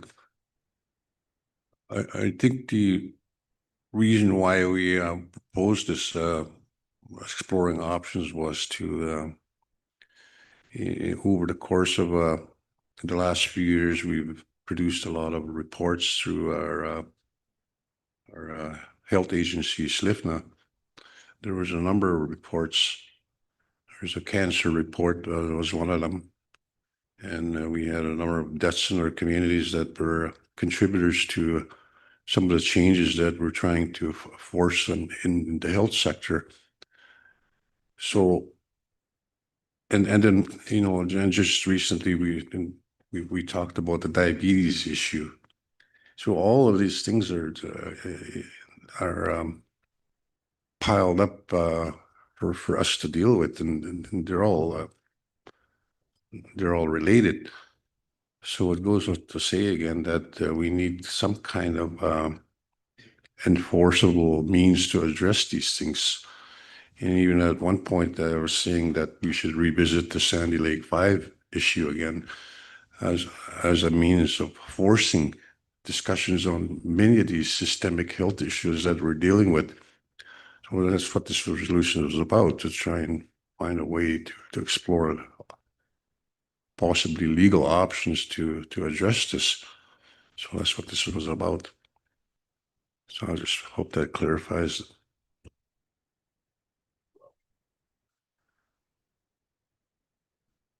Chief Kakagamic. The standard, all these standards of care we're talking about and this exploring legal options, would that include non-insured? We all know how non-insured works. They're very slack. They take forever. People miss appointments. And just most recently, I've been hearing a lot of grunts about non-insured. Miyagan as in the people they hire. They're kagwe agnashimwads mi bugwe gage as in sistagzat. And our healthcare system ma gadokshnoach kutagiak sabgain and dagake we know abgain bimpantuach. So especially non-insured. So that's my 2 cents. If this is would also include how non-insured or the lack of it, their services. Yeah.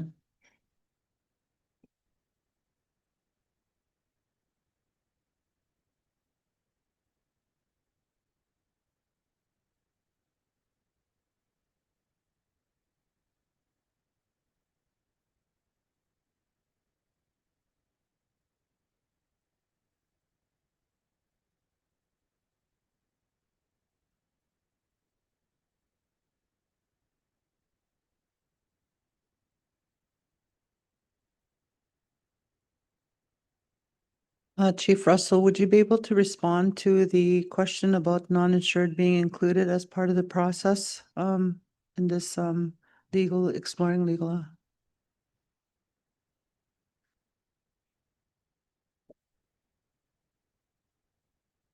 Yeah, non-insured would be part of that because they're the central figure that we're dealing with in all of these cases. Just as an example, when we were talking about the hyperbaric chamber, there was a medication that's not approved as part of that. So, you know, you're dealing with these things. And then there's the numerous transportation issues that we're dealing with on a daily basis.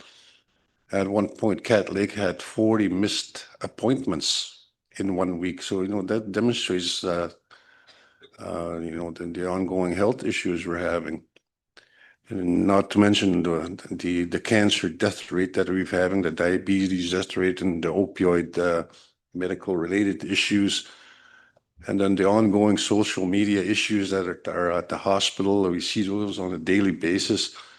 And then there's got to be a way to have somebody legally held accountable for these things. And we're talking about doctor prescribed, prescription drug related issues where people are dying from, doctors not being held accountable. Those are the things that we're talking about here.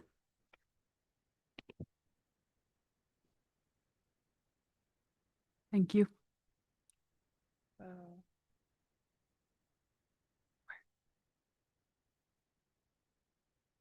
Okay, state your name, please. Proxy Darren Spence, Martin Falls.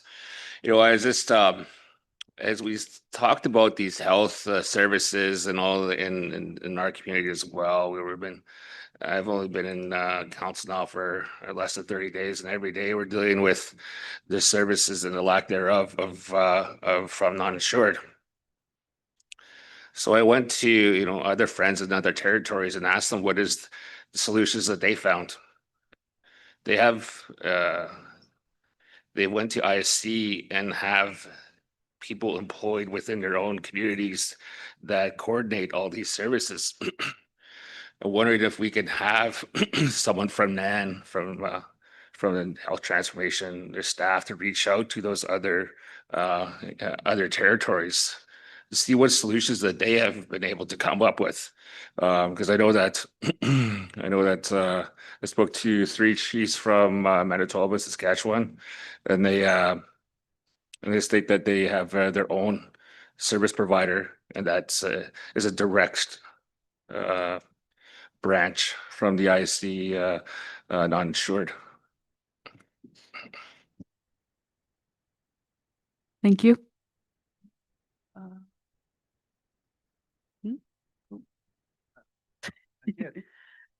Okay, go ahead. Yeah, this is a support resolution from Catholic, of which I fully support. And, I think if any issues that should arise that pertain to my community, then, I will, talk to the chief of Catholic, and it shouldn't be no add-ons or anything that would, it's a community initiative. It's Catholic, it's an initiative, and we should fully support their initiative. And like I said, if anything should arise from what he's doing, what the community is doing that pertains to Ireland, then I would be able to go talk to him personally to address issues. Thank you.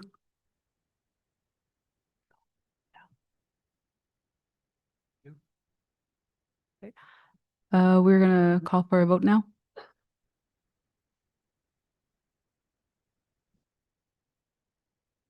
Any opposition?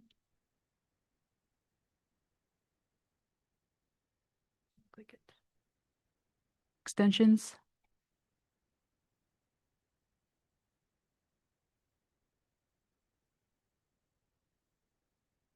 Carried by consensus. Two more? Yeah.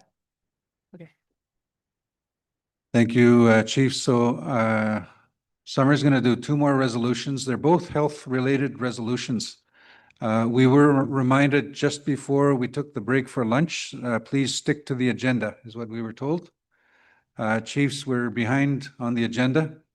We still have several resolutions to deal with. These are resolutions we did not get to at the Kiwiwan Assembly in August. We ran out of time because there was a lot of good dialogue, a lot of good deliberation. The concern right now, and I'm just trying to be helpful, right now our full agenda takes us to 8 o'clock tonight. We're behind, so we're probably looking at 9 o'clock. But if we can get to the resolutions and make decisions, the best way to make decisions is to vote yes or no at the resolution. We know that the next 2 resolutions are health related, and it'll be the same discussion, the same challenges we have.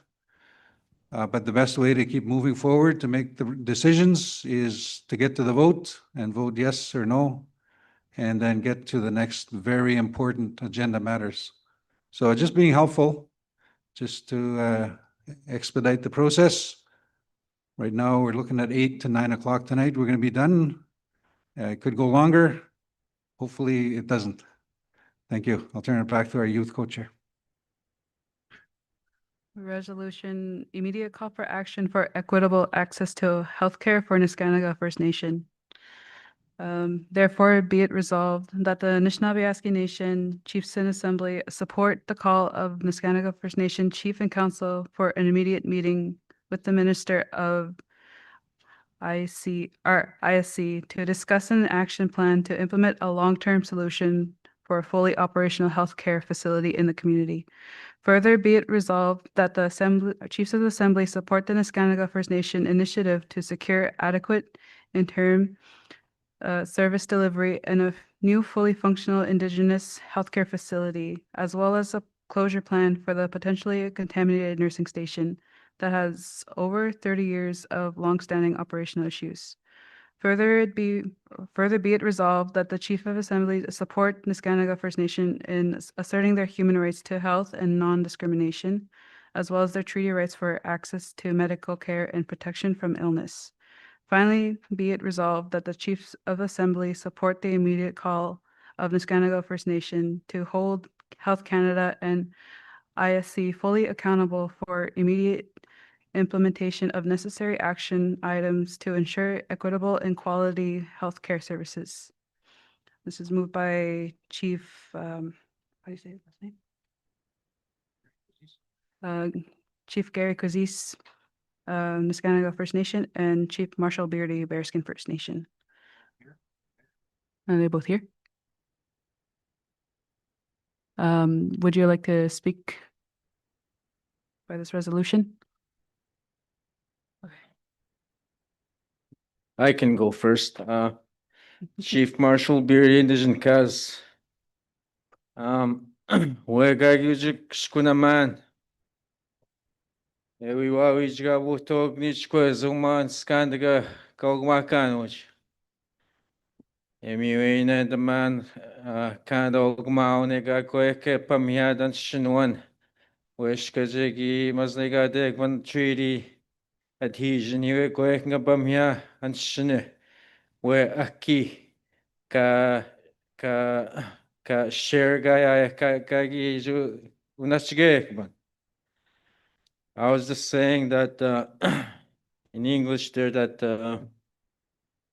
I moved this resolution because I felt that people of Niskandaga and my brother here to the right, Chief Gary Kozis, needs all the help that he needs. I feel that, well, I'm looking at it as a discrimination to First Nations people here, especially to him, being that he's still fighting for a new healthcare facility for his First Nation. As I understand through conversations with Chief Gary Kozis here, he's using portables as healthcare facilities. That's not acceptable. And, you know, I believe that this should be one of the top priority items for a non-executive. Off topic here, it was Chief Sherry from Long Kunigamig was stating like, how can we be heard? You know, like, that's the thing. Maybe it's time that the non-executive council look to means by going through legal approaches here to make us be heard. I'm starting to really feel that Ontario and Canada is discriminating our First Nations people towards that the promises that were made to us from that signing of Treaty 9. And like, I'll move it. I'll help community in need, and that's it. Thank you. Thank you. Okay, Chief Kazis. Okay, amigos. Nin Gary Disnikas, Gary Kuzis, Nishnawbe First Nation, at Dewanjian. So amigos, and now on street of Magamakan Bearskin Gawanjich. So thank you, Marshall. We get to we had a state of emergency in on early April. Our clinic was flooded, and we got evacuated. And we had a timeline from the government to go back. There was no more. A letter came, and it says no more support within a few months after our evacuation. So today, we asked for a temporary clinic when we had issues with our clinic. And today's not operational yet. So we'll give you guys a temporary clinic. So we wait, nothing happened. Then we sat again. Well, we got 2 trailers that we could use for school, from the school. So that didn't happen. Then our duplex for our people where they're supposed to live. Today they're homeless because of the healthcare using that house for a clinic. So we sent letters to the minister, and three letters with the help of Nan. So finally, end of last month here, they respond. Took 6 months for them to respond. That's how discriminating it is for our healthcare. It's not very important for them with our healthcare. Now, winter's coming, and there's running around. They're trying to put a plan together to open a clinic.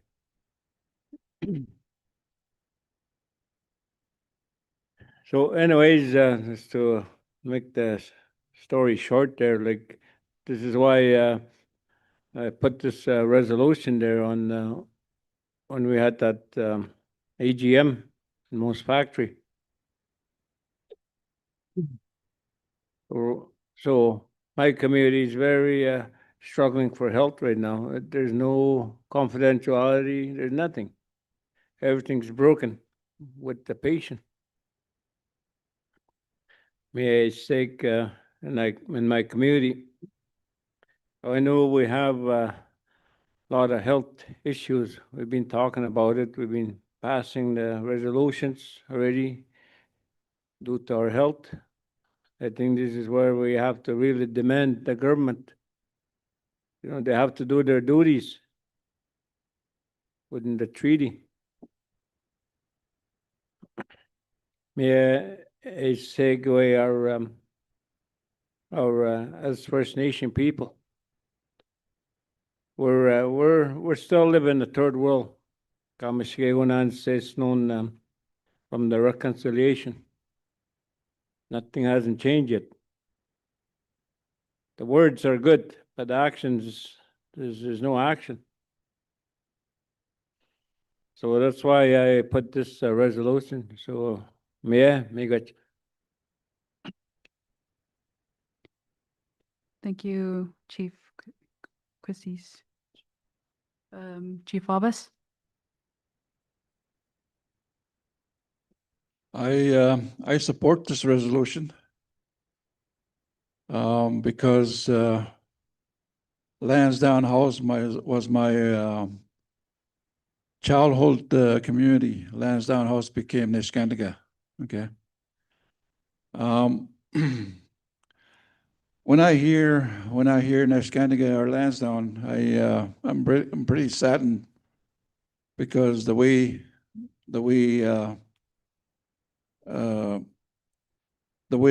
conditions that they're in, just because government is not there for them. I think right now they are in a dire and urgent situation of their health condition, mental health condition. I think Nishnawbe needs the full support from Nishnawbe Aski political organization and advocacy organization. I think it's not just the nursing station. I think it's everything. Everything like water.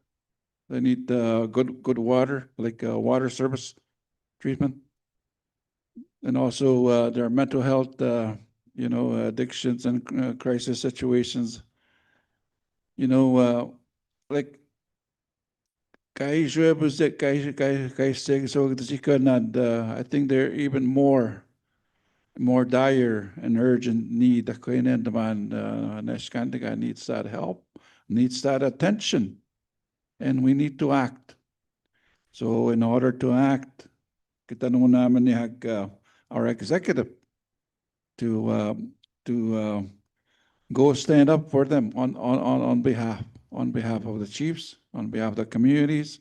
We're giving you the mandate. We're giving you the authority to go meet the minister and try to come up with the urgent needs that they need right now. Okay, Miigats. Thank you. Thank you, Chief Abbas.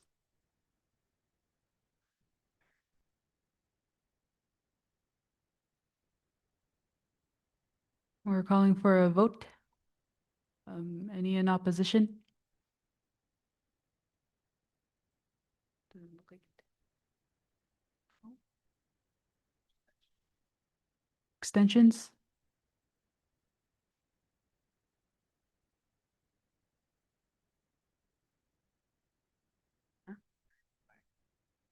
Carried by consensus. Okay. Right.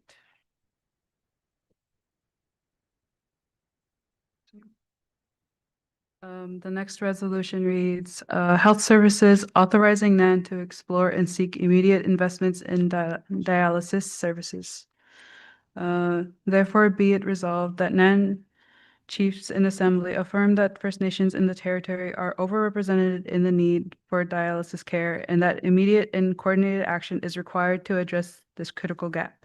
Further, be it resolved that Chiefs in Assembly direct NAN Executive Council to engage directly with First Nations leadership, health directors, and community members in the co-development of funding applications and project plans for improved dialysis care that reflect the unique geographic, infrastructure, and cultural needs of each community. Further, be it resolved that NAN Executive Council is directed to explore all potential funding streams, federal, provincial, and philanthropic, to ensure adequate and sustainable investment in dialysis infrastructure, operational support, staffing, and training. Finally, be it resolved that Chiefs in Assembly mandate the Executive Council to seek funding and resources to support First Nations in the design, construction, staffing, and ongoing operation of community-based dialysis centers, with priority given to communities with the highest need and least access to existing services. This is moved by Rick Allen, or Chief Rick Allen, Constance Lake First Nation, and seconded by Proxy Bob Baxter, Martin Falls First Nation. So Chief Allen is here. Yes. So Martin Falls. Okay. Chief gonna read a second. Okay. Okay. Martin Falls, do you agree to second? We continue to second it. Okay. Darren Spence. Okay. Huh? Okay, there. It's IN. Okay. So we could ask them to talk about it now. Okay. Okay. All right, Mover, do you wish to discuss this resolution? No discussion. I think it speaks for itself. Okay. Seconder? No discussion. No discussion. Floor is open. Go ahead. Sorry, I can't like read the names. Yeah, it's just one concern I have is that, well, my First Nation is in a process of negotiating for, so whatever I'm doing back in my community, it shouldn't, interfere with what goes on with this resolution. That's all I got to say. I support it. That in the resolution or just, he's fine. Do you want that in the resolution or is it fine? No prejudice? Without prejudice? Okay, okay. Okay. Chief Abbas? I support this resolution, dialysis, because I've experienced that in my family, in my house. I have to have dialysis in my house. The machine and get my family member to learn the machine and the illness so she can help herself. And the water pressure has to be consistent to at least 40 to 50 psi, okay, in order to the machine to work. It is possible that the machine that my family member used helped her because she followed the instructions of the doctor. And now she's off dialysis. She got the kidney transplant. Okay, transplant. So she's recovering, and she's recovering well. So that's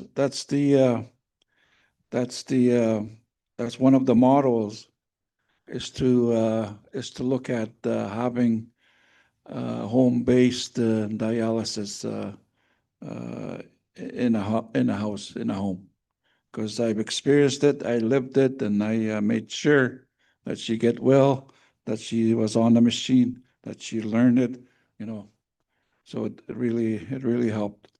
I support this resolution, and I think we should ask for funding to equip and have the maybe if we have the spaces in our communities, maybe we can utilize those spaces and put those dialysis machines in that space. Or you can have we can have a modular unit or attached to a nursing station, maybe. I don't know. So there are possibilities, there are options that we could consider in doing and having these dialysis machines. Somebody has to learn them, operate them, maintain them, and get the dialysis patients there living and residing in a community. I really support this. I think we should really push for this. Thank you. Guys. Thank you, Chief Abbas. Any others?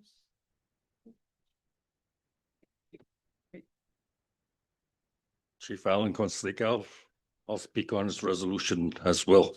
Now, I just wanted to expedite and make things faster, but I guess everybody wants to talk, so I'll just speak some words on this dialysis because it has a major impact on myself too, as I had to live with that in my household and learn to operate the machine and stuff like that. And I see when I was down south in Kingston at one time, I seen a lot of members that are there that get shipped there, right? And I'd like to see maybe 3 central hubs in our NAD territory where each communities could go to these hubs and to be together and not be away from family, because sometimes elders always tell me it's no good to die alone, and be alone or have no support. So that's why I think it's an important piece moving forward, because if you look at the stats, a lot of First Nation people get that, have to go on dialysis regardless of what they do. Is it because their diets or whatever? But that's why I strongly want to support this, because I see that happening in my community as well. They have to travel here, and sometimes they don't have the family support as well to get through all this. I know we're battling drug addictions in our communities and all these other things that are piling on to our communities. And I think there should be some central hubs within our NAN territory to have this, at least if we have one, and then move on to two, and where our members could be together and have this place like kind of traditionally made, to meet their needs and stuff like that. That's just why I'm moving this resolution. Which?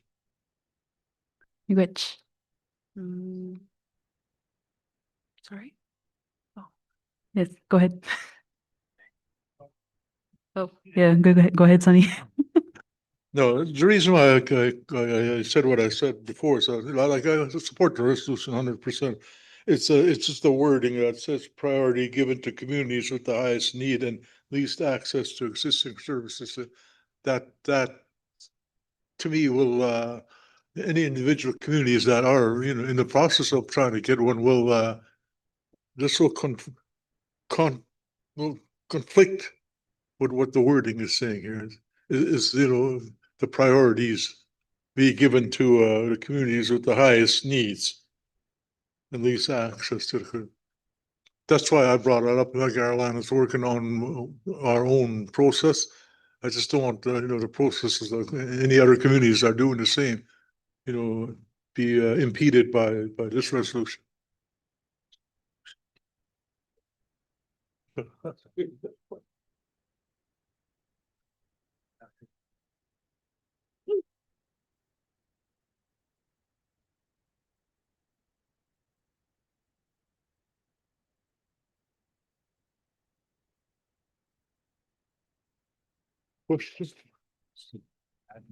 Oh, please.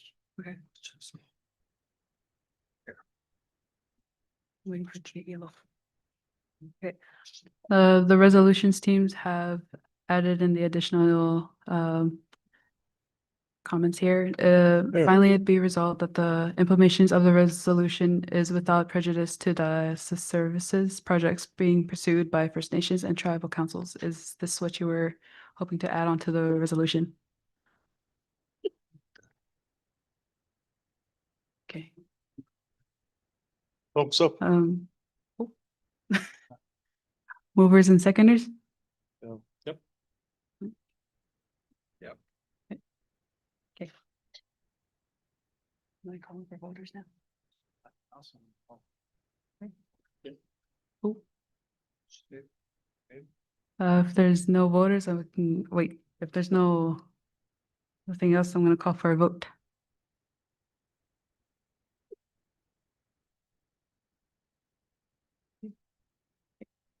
Opposition?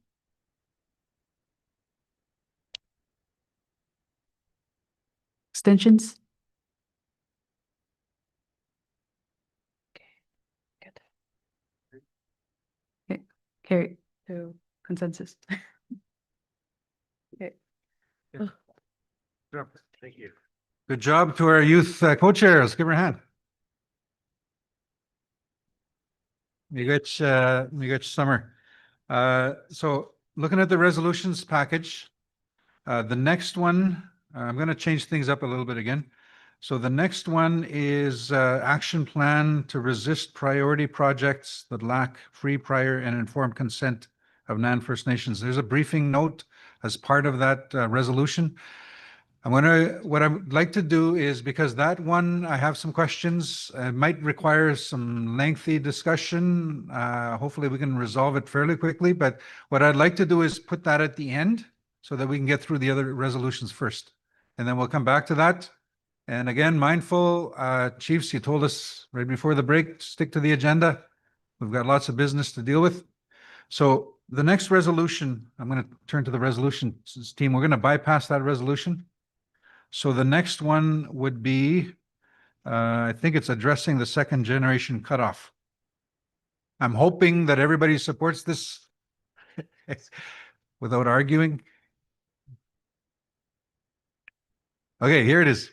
So it's resolution 2542, addressing the second generation cutoff under the Indian Act. The mover and the seconder, Chief Marshal Beardy is here. Chief Merle Loon, yes, is here. Thank you. So it reads, therefore be it resolved that NAN Chiefs and Assembly direct the NAN Executive Council to make the second generation cutoff a top priority as our treaty rights are being under attack. Further be it resolved that most of the work should be completed at the local level and the Executive Council is mandated to work closely with First Nations and tribal councils. Finally, be it resolved that Chiefs and Assembly direct the Executive Council to establish a second generation cutoff task force to work with First Nations and with Canada. Dated at Thunder Bay, this 4th day of November 2025. So this is a support resolution, gives mandate to the Executive. Moved by Chief Beardy, seconded by Chief Loon. If you wish to speak to the resolution, Chief Beardy. Hi there. So I was going to call up Mike Morris if he's still in the room. He had he's coming, so I'll say a few things right after him. So Okay, so as he makes his way up, just to be mindful of the time, I'm going to ask the seconder if you wish to speak to the resolution, and then we'll come back to Mike. Chief Loon.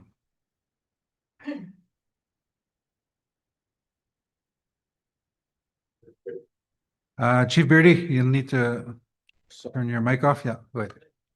Hello, Chief Loon from Nishnawbe. I think it's pretty self-explanatory, and there's not too much comments as far as why we support this, why Nishnawbe supports this. But just quickly, I want to share a story. I just got an email this morning from a member that lost their status through the 60 scoop, and she's now pursuing to try and retain her status for herself and her kids. And it has to do with a lot of this now challenging or fighting against the second generation cutoff. So as a band member of Nishnawbe, she's obviously asked her leadership group to really advocate for her, which in turn, obviously, we support this resolution to have our advocacy group, NAN, create that task force to fight for this, because not only are they coming after our children and our future generations, we all know they're coming after our lands through all the different bills that they're introducing, and also that they're coming after, like I said, our kids and our families. So it's very important to really fight and unite. That's, for lack of better words, that's the honest truth, and that's how we strongly feel why we need to really challenge this second generation cutoff. Nishnawbe has taken upon themselves to challenge this as well. And we're going to support our band membership that are seeking this. And I'd imagine every community in that scenario will do that for its membership, because why do they have the right to really challenge our generations and our kids? And we all know that they have not honored our treaties, and that's just a part of. And we always knew there'd be a day they're going to come after not only our kids, our education, our inherent rights. So this is just a part of. Thank you. Miigwech, Chief Loon. So Chief Beardy has asked Mike Morris to be recognized. So Mike Morris. Yeah, Washington na. Yeah, nalakum kagi amstreza kchikwa. Naguminaga kamatahigats magagiyats. Thank you to the chiefs, Grand Chief and your executive. You know, this week is Treaty Awareness Week. And that most factually cured, I said that Treaty 9 was sacred. For me, I carry two things with me when I travel, and one of them is my Bible, the other one is my copy of Treaty 9.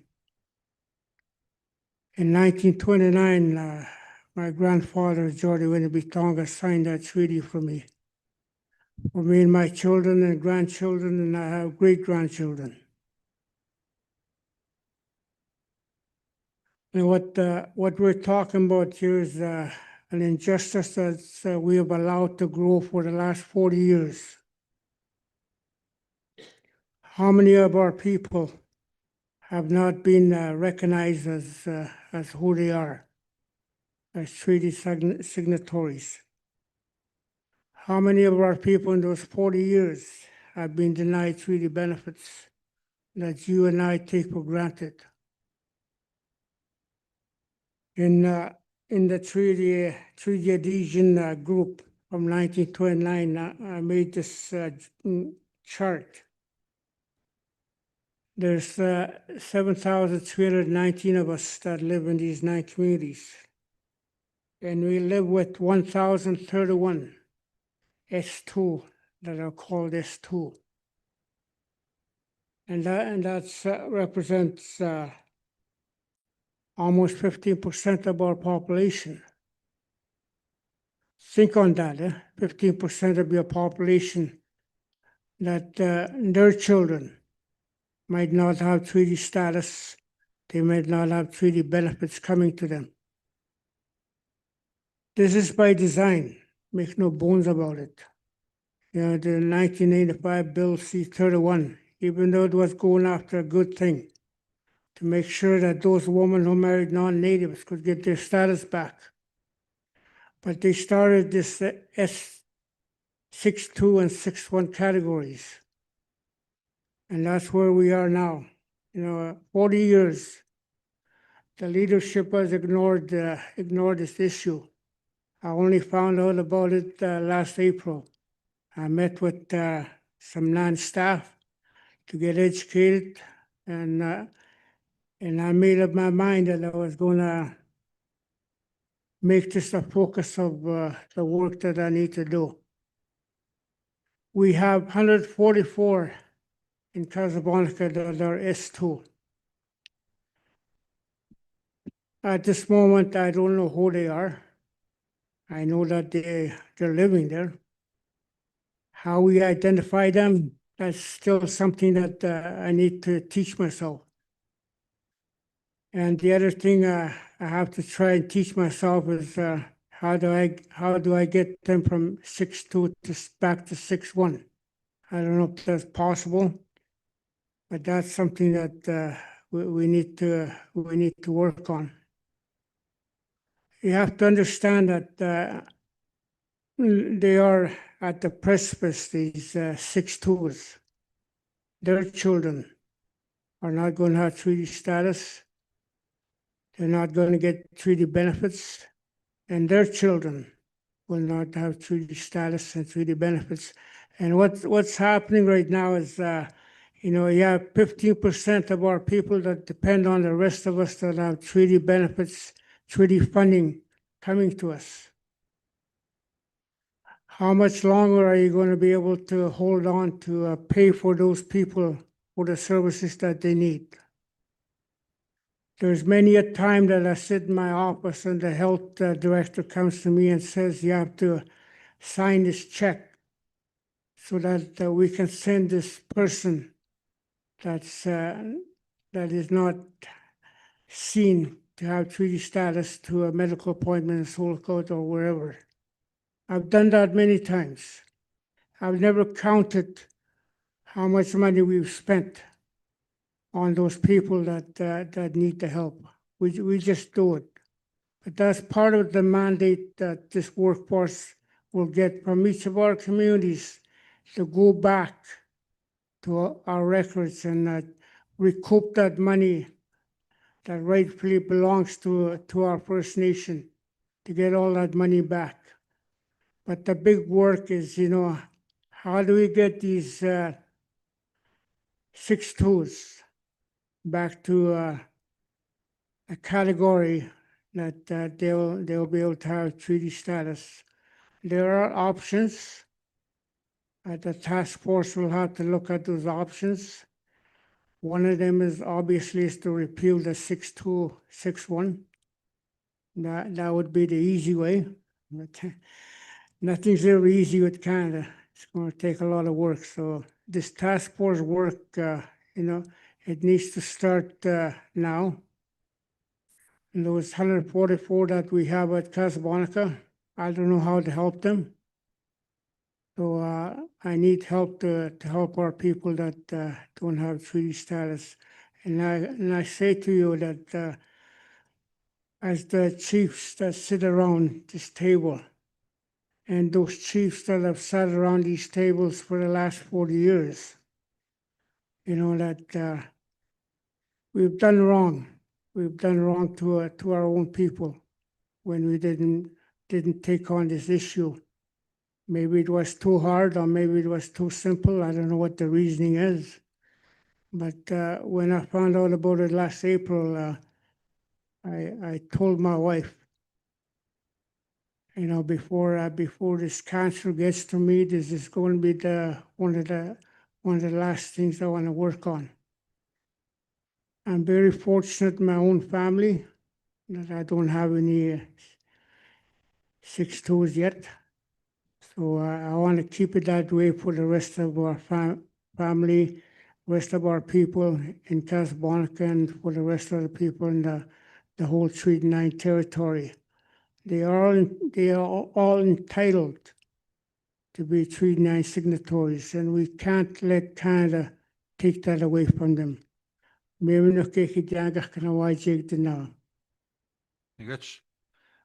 before I turn it over to Chief Beardy, the mover, a reminder, chiefs, you've told us you want to get to the agenda, the very important agenda items later today, that you'd like to get there fairly quickly. The most efficient way to do that is to make your decision. The most efficient way to make your decision is to get to the vote. If you vote yes, you're supporting, and then we can get to the next agenda items. But if you do oppose, if you have opposition to this and you have a reason and you'd like to state that reason, by all means. Chief Beardy, mover of the resolution.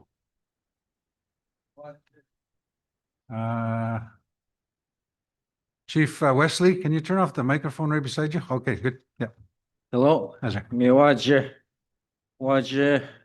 Mike Morris Nuina. So I just want to also say that this topic here about second generation cutoff, I believe this slipped through the hands of Nishnawbe Aski Nation leadership, both from other communities. It's a very important topic to me. Why I say that is because I have family, immediate family, a grandson, and a first cousin that are have status but have married into a union with a non-Indigenous person. And I'm thinking about their children and their children where they'll lose status eventually. And I can't have that, being that they're of my direct lineage. I just also want to address that to Grand Chief Betty Ajnivishkam. I never said, personally said, thank you for helping me find my long lost aunt that was taken in residential school. And she came home once to Bearskin Lake when she was already an older woman in 1980. And from there, we lost track of her. Police had indicated that she had passed a while back, passed in Toronto somewhere. Location of her whereabouts, we don't know, but it was identified that she had children, a boy. I've made initial contact with the boy. He's a retired RCMP officer living in Victoria, British Columbia.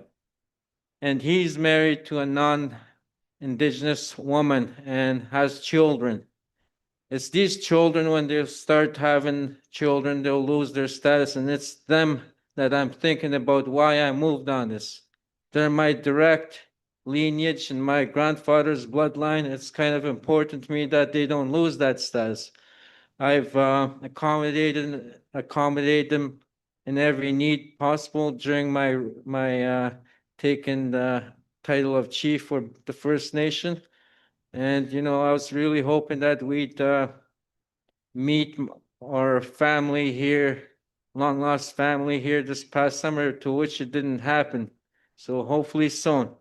So those are one of the main things that I'm moving this, also with my grandson. He's of Métis. He's would be considered Métis, but is a status. But what about his children after that? You know, and that is why I move it. Thank you. Migach, Chief Beardy. I saw a hand up here and then come back. Did I see a hand over here? Chief Abbas. I, well, what's got the resolution about the second generation cutoff. I'm not really clear on the work that we need to do. Because this second generation cutoff is under Indian Act, and Indian Act is right across Canada. It's a national, regional matter as well. So how can we affect the change or stop that is the question in my mind. Ani get what's got take chance to give it sig chance sig wangenanda. Chance sig wananda. The only way in the current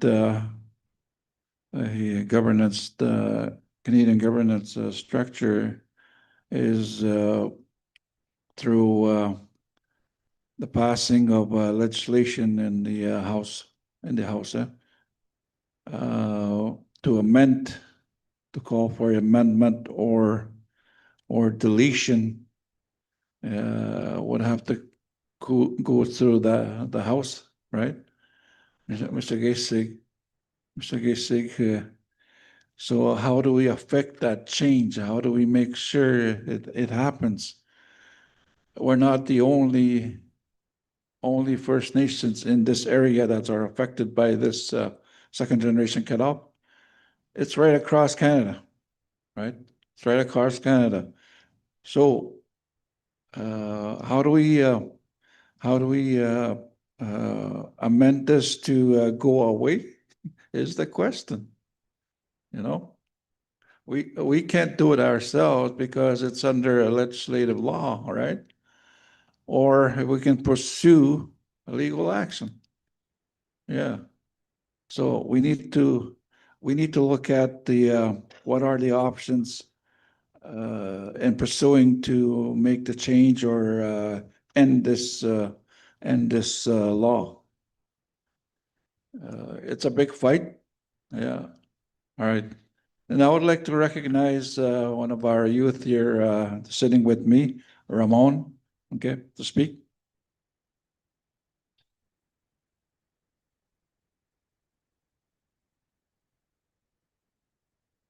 Thank you.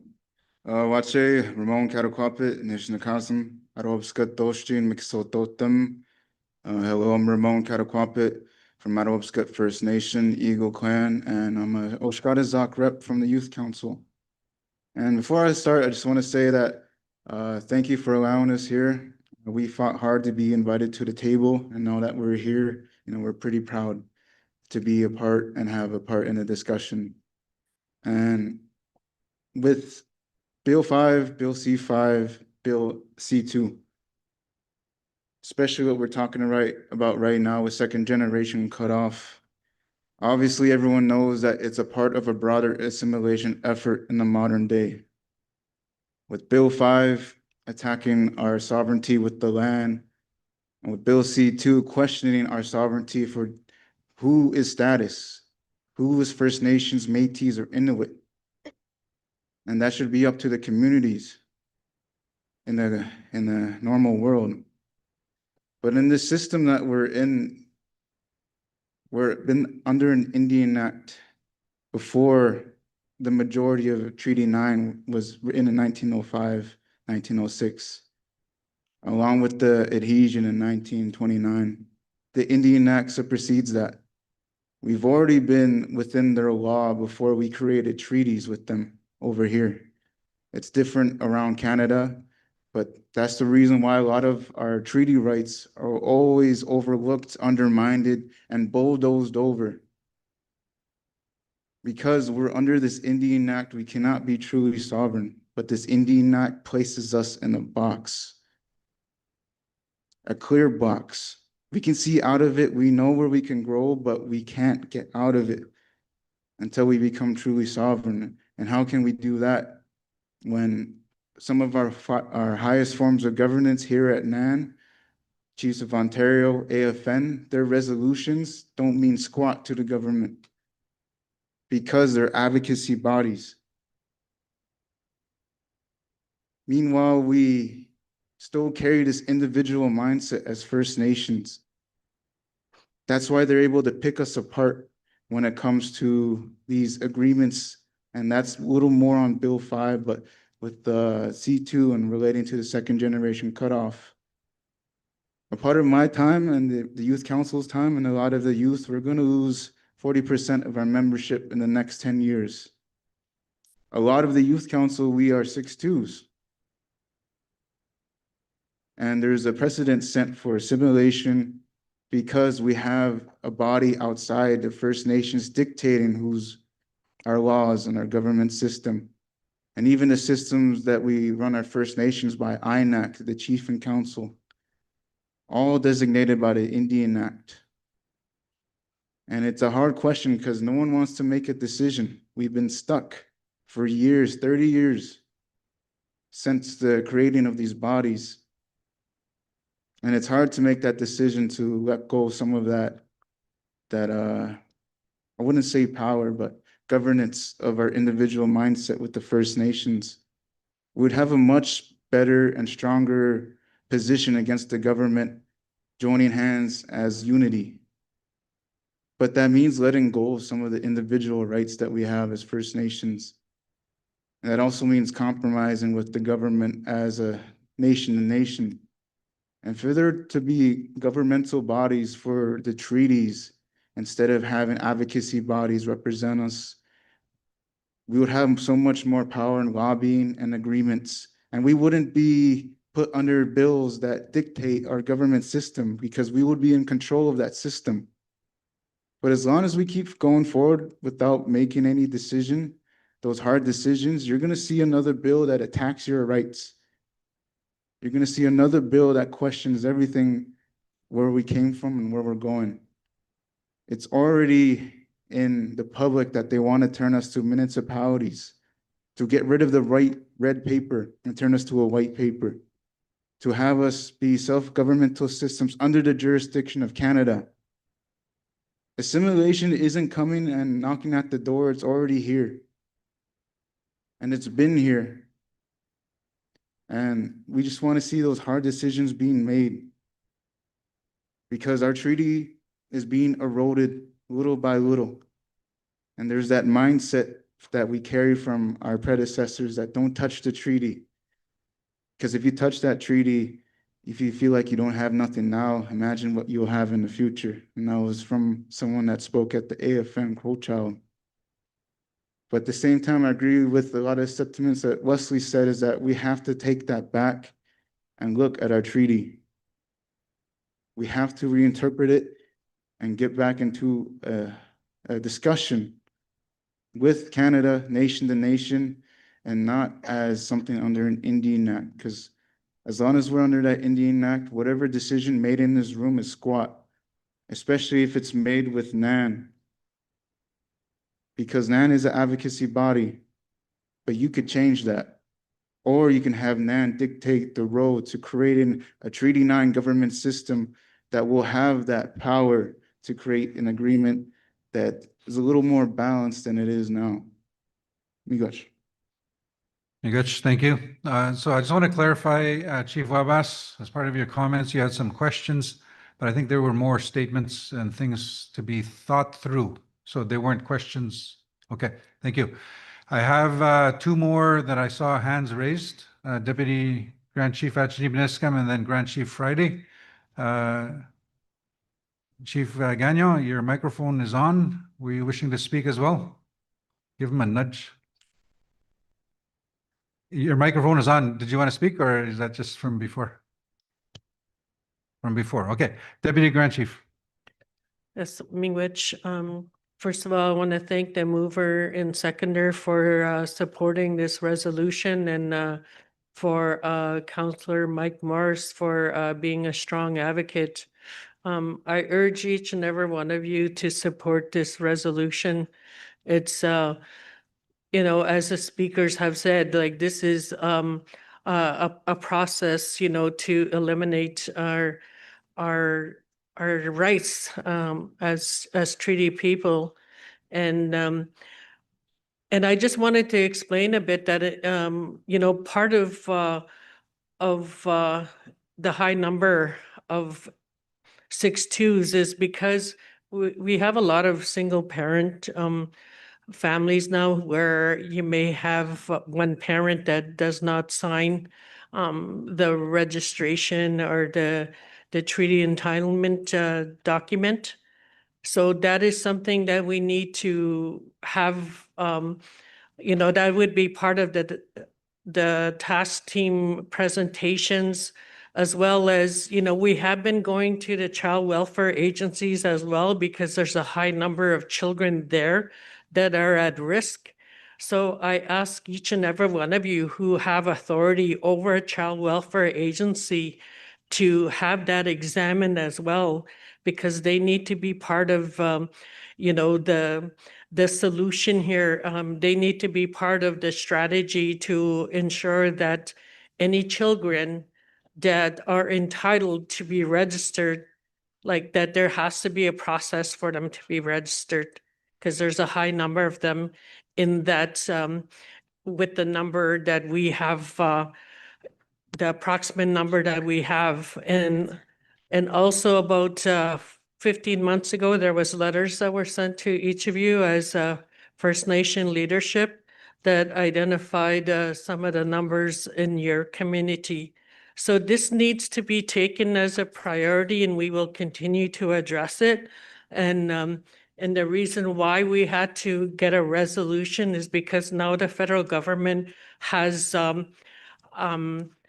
they had committed some funding, but now they don't have that anymore. So we're going to have to secure the funding for us to be able to have a task team and to work with you all. Miigwech. Miigwech, Deputy Grand Chief. As of now, three more hands that are raised. I thought this was going to be an easy one.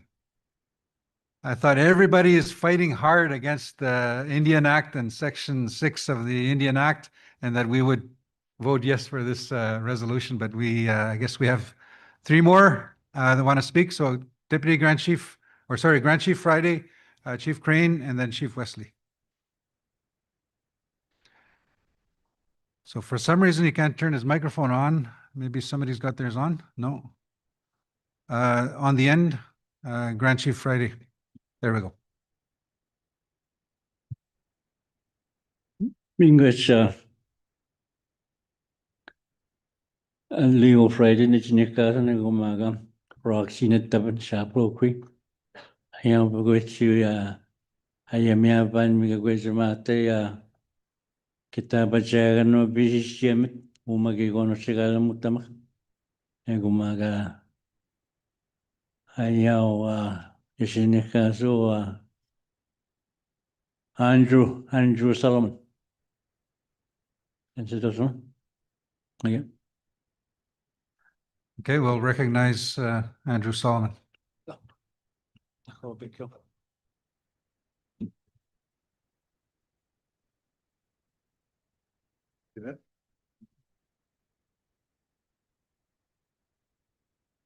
Deputy chiefs, proxies, elders, women, youth, and everybody that's listening here and out there. What do you have to know about the history on the this 6-2 second generation cutoff? First Nations used to have that authority to register their own. And back in 1950s, that's when Canada unilaterally took over that to recognize who is under your First Nations. The reason why is to access for Indians were not identified as humans. So they needed something in order for you to access rights. And that's what this is about. What you have, what you hold today, what's going to be impacted is the unique rights and special status that you have. Those are the things that you're going to be losing out. It's not about treaty. Treaty is always there. Once you're born, through the inherent right. But these programs and services that we have are not treaty. They're policy. Everything that you have on your health, education, social, it's all treaty. It's not treaty, I should say. It's funded through programs and services. Those are the things that are being impacted right now. So when you're looking at what are they? Off reserve, people that live off reserve, these are it. Membership, citizenship, beneficiary status under treaties, beneficiary status of land claims, political voice in your First Nation, access to program and services that Health Canada has, such as health, education, economic development, tax exemption. And then when you look at on reserve, same thing. But what's added there is education, housing, treaty, land claims, payouts, tax exemption, the ability to have access to your elders, mentors, leadership, community members, land base, culture, tradition, customs, practices, cultural events, language training. That's what Canada has. And that's what's being impacted. You got a lot of stuff to lose here. But what's the solution? My recommendation is looking at making sure that you fight to get your registration for your children or who your citizens are. Fighting that you retain that authority back. And that's going to take a political will here. You all have to come together and fight on that. That's all I wanted to say. Thank you. Thank you. So two more, and then after the next two, we are going to make a decision on the resolution. Chief Crane. I want to recognize Alex Bridges online. Yep.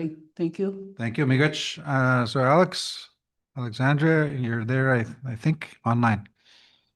I am, yes. I decided to lower my hand just because my comment was more based around Ramon's thoughts, because I wanted to discuss land management systems and recognition of co-jurisdictional boundaries, but it's not the place, so I'll hold off on my comment. Sorry.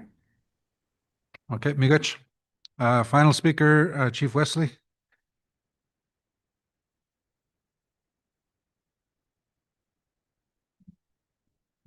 I'm just finishing up my notes very quickly. So in order to address this and have a path forward, I wanted to suggest 6 steps as to how to address this particular issue. So step 1 would be a legal review and assessment. An audit of the treaties, review of government policies, and then identify precedents as part of that process. Step 2, communicate community-based membership and record keeping. Genealogy is one of them. Standardized proof of entitlement. Set up community-controlled membership office would be the ultimate outcome of that. Step 3, treaty and policy advocacy. We're already doing that on a daily basis, which is what we're doing here with this resolution.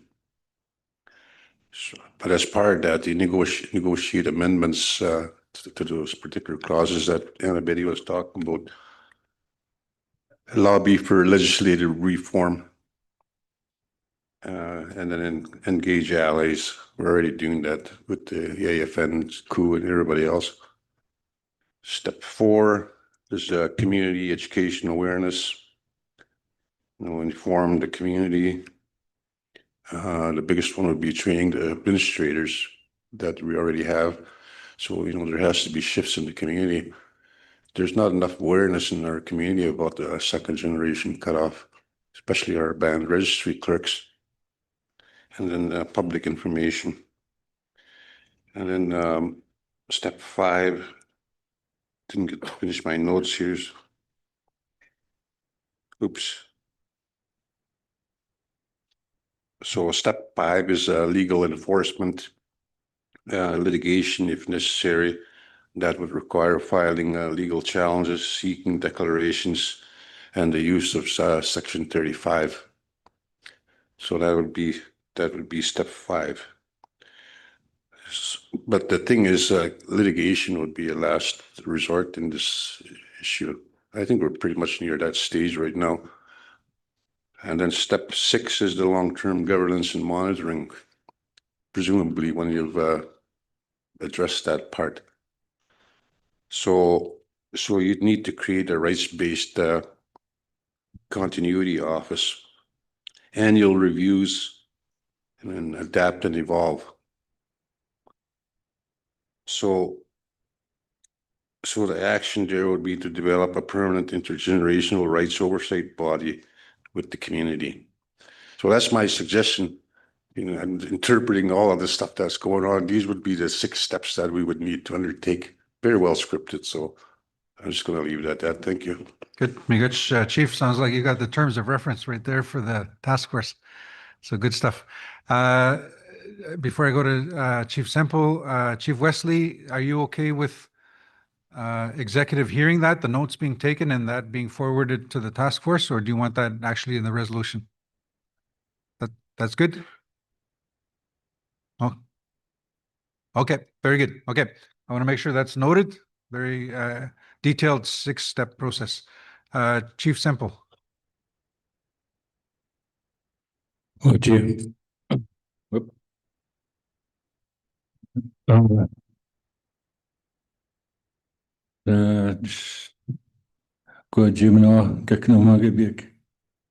Good afternoon, Chief Semple from Casablanca First Nations.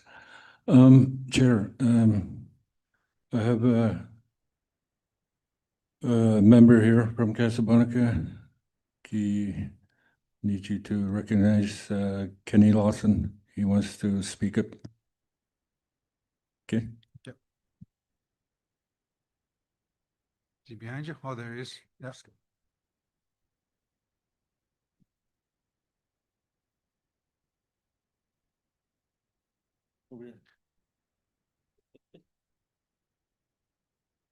Kenny Lawson from Casablanca. Good afternoon. My name is Kenny Lawson. I'm from Casablanca, and I don't know what I am right now, if I'm a 6'2" or a 6'1", but I know I'm a 60 scoop survivor, and I'm also non-status. I have lived as a non-status Indian for all my life. I wasn't defranchised or any of that sort. My grandfather was Scottish, I guess, half Scottish. So that's where I get my lineage from. But right now, I am originally from Pickle Lake, Ossenberg area. And but I've since moved to Casablanca. And there are challenges in me being non-status, but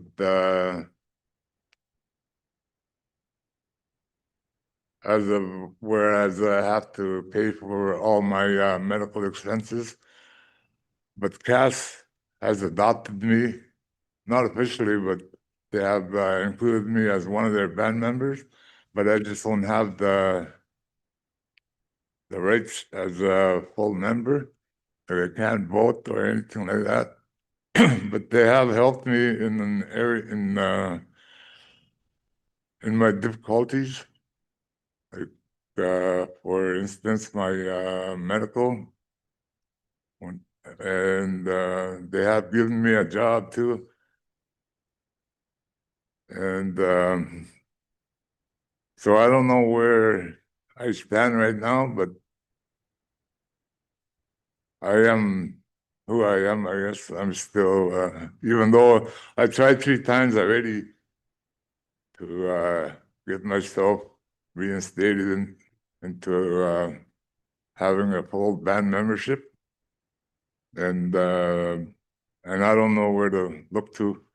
So without the help of Casablanca, I don't know where I would be. Like, you know. So with that said, I am proud to be from Casablanca. That is where home is, and that's where home will always be. So with that, yeah, do it. Migich. Kenny Lawson. And I think that's what it comes down to is Gedan Shnabelsha, Gedan Shinneusha Gegen. And no outside government has any right to dictate that you're not. And that's what this resolution is all about. So we're going to call for a decision. Resolution is before you. Any opposition to the resolution? Any opposition? Opposition, I'm looking online.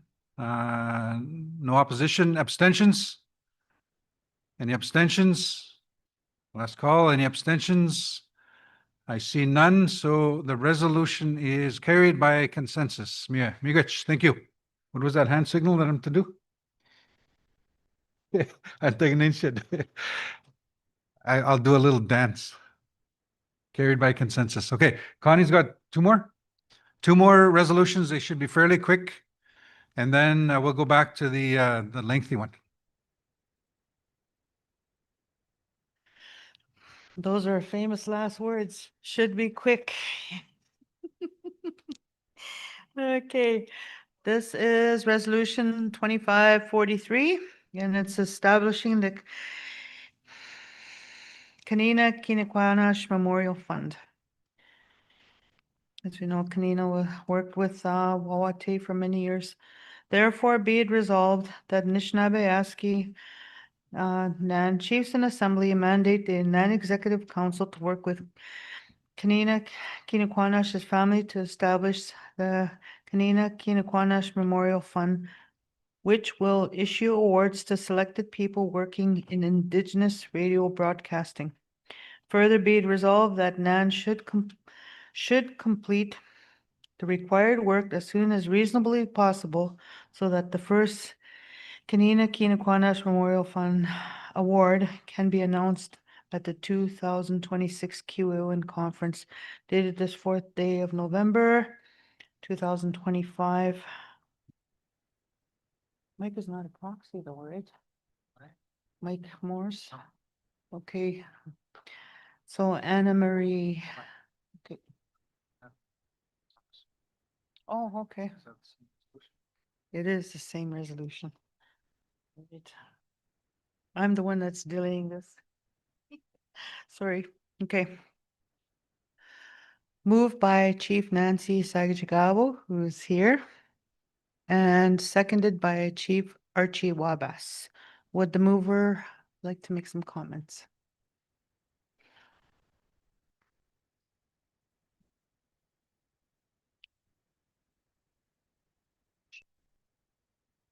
Okay, good afternoon. My name is Nancy Sarchikabo, and I serve as chief for North Caribou Lake First Nation. I'll try to be fast. I'm just getting over a cold, so I don't know if I'll be able to finish. I grew up listening to Wawate, listening to Kenina on the radio, and it was always good to hear a female voice on the radio. And she is from our home community. She has roots there, and this is one of the main reasons why I support this resolution. You know, we've heard that Wawate has been struggling to be, you know, to continue with the radio. So I feel that, you know, it should be supported, and that this is one of the ways that the chiefs can support Wawate if there's some, you know, funds going that way. And it also connects the Mushkegos, you know, Timmins area, because where I live, it's northwestern Ontario, that's Sunny Lake, and we're not really familiar with Moose Factory area. It was a pleasure to visit that area. So, you know, we're actually very different, and I can't talk. But anyway, I just wanted to let you know that I support the resolution. Thank you, Chief, for your comments. Chief Archie Wabas. Miigwech. Chief Archie Webas, I second this resolution establishing Kanina Kinigwanash Memorial Fund. It's to recognize and honor Kanina Shawanama Kanina Gagagas. Kanina Gagagas, she worked for Wawate for so many years, over 40 years. And she spoke most of the time when she was on air. She spoke in her language. And as the mover had echoed her, you know, a voice on a radio.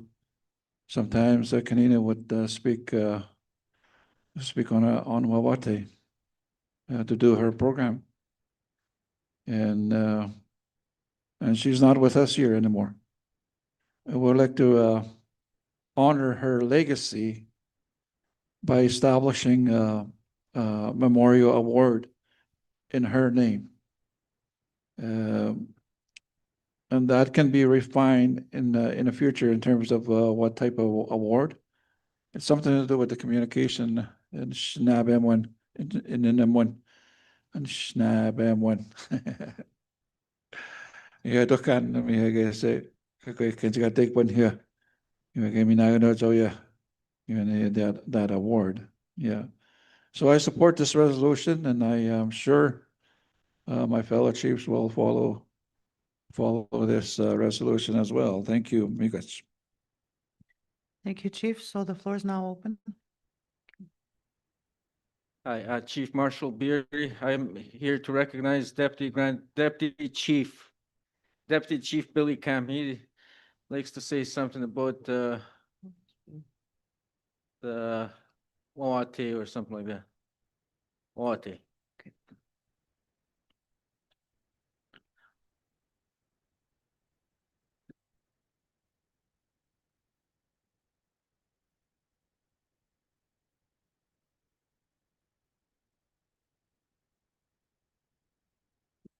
Good afternoon, everyone. I'm Billy Cameron, Waddington Cass, Baskin Lake, Doji. When getting the visa, Dok Makan, Fujok, where Pinastaman, getting where going to Swanak. I go in Ugumbaskan Wabadan, I go nag Wabadan where resolution, cut is man on Kenina. I saw got Gikabes Naban. Gaima Kewin Kiapan. Karina was my landlady. Wakagan, Gimin Swat, she's got best work. I was getting Huawa Sanginudan, and not to Kayamwat, Mountain Kick. I was you exchange that was you got come sick, Pshinoya, and Sinok, and that's the more else you get one. It was Gadik, it is Gadik, Kiaga, I am work. I was to extend Mac, Wawagagan Street, Square Kedina, we again, eminent one who we our Chiganok Memorial, you Kunagas, Exmodot, Udanskill. I was in Kutaga Kudu Kinma Kutanski Kwawati, have Bill Morse meaning Kidma, Busk Lake Bar member in Nagasa. I was can do my Berskin Kiwaka, West Kaga's Gabis when I was you, and when you guys walk I get Berskin Lake, Imani Gadenawat, because you need Dagon, which my every summer Duxton. If Mawat you had the weed of my Umatagonic. I was Kunagas Kiwanski. You would go with the Maga Kutanski, his job. He's been working there 40 years as a Westcott. We get on going in Kichihan. We get Lewina as Kichihan. You got get on good. You get one. Wow, at the radio. I'm going to go on to Yojiok Kichihak. When those elders, the Big Short Lake, Sandy Lake, Bearskin, Musquadam, and surrounding areas. He gave me a list of names who asked him to be part of Wawate, and he accepted, and he carried on that job for many years.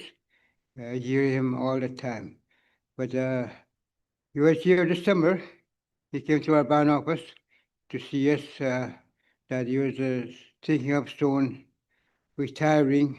He said he's already getting tired. He's facing some ailments like elders have. So he was thinking of quitting soon or stepping away from the job after so many long years. But what I want to say about the employees at Wawate, they were good at what their job about speaking the language and promoting the culture of our people.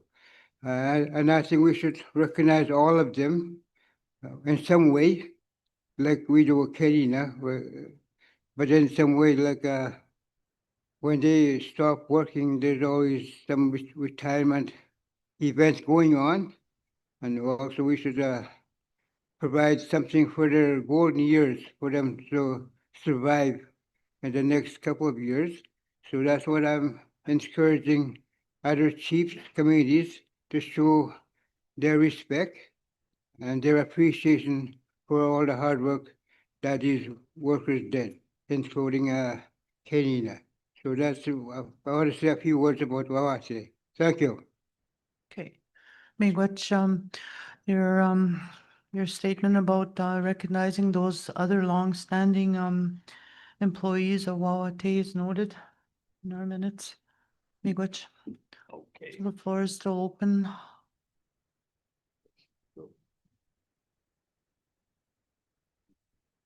Kan anyway job mag tishbin Kenneth, so gonna ask for if there's any opposition to the resolution, any opposition?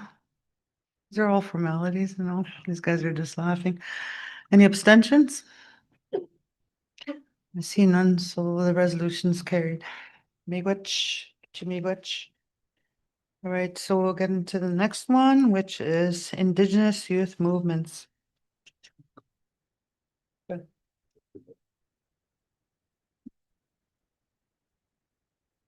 2544.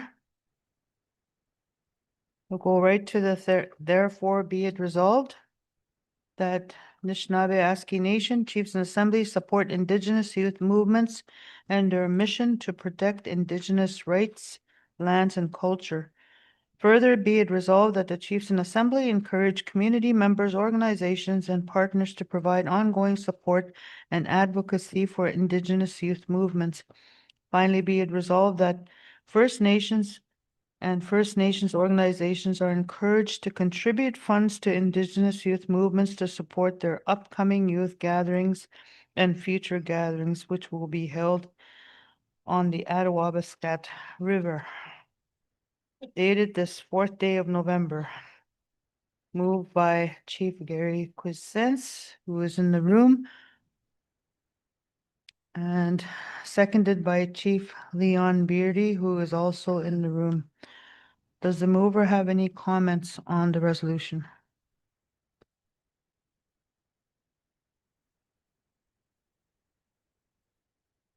Yeah, Bodo. Supporting this resolution here for our youth. They are the next generation. They're the leaders. So what they're doing is very important for our nation, where our young people are standing strong for the future. So I do support on this. So miigwech. Thank you, Chief Gary. Where is the seconder? Leon Beardy is not even in the room. Oh, he was just here. So the seconder. He's one of the staff could check the hallway real quick for the seconder. Chief Leon, Chief Marshall. Ajap na nadoob siya gani.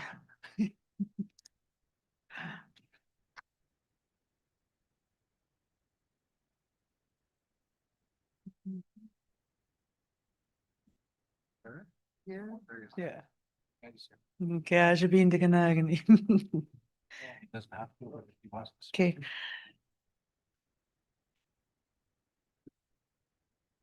Okay, Chief Marshall Beardy, we're just on the, any opening comments as a seconder for this resolution? If you want to make some, Youth comments. movements, yeah. I'm sure you could, yeah, about youth movements.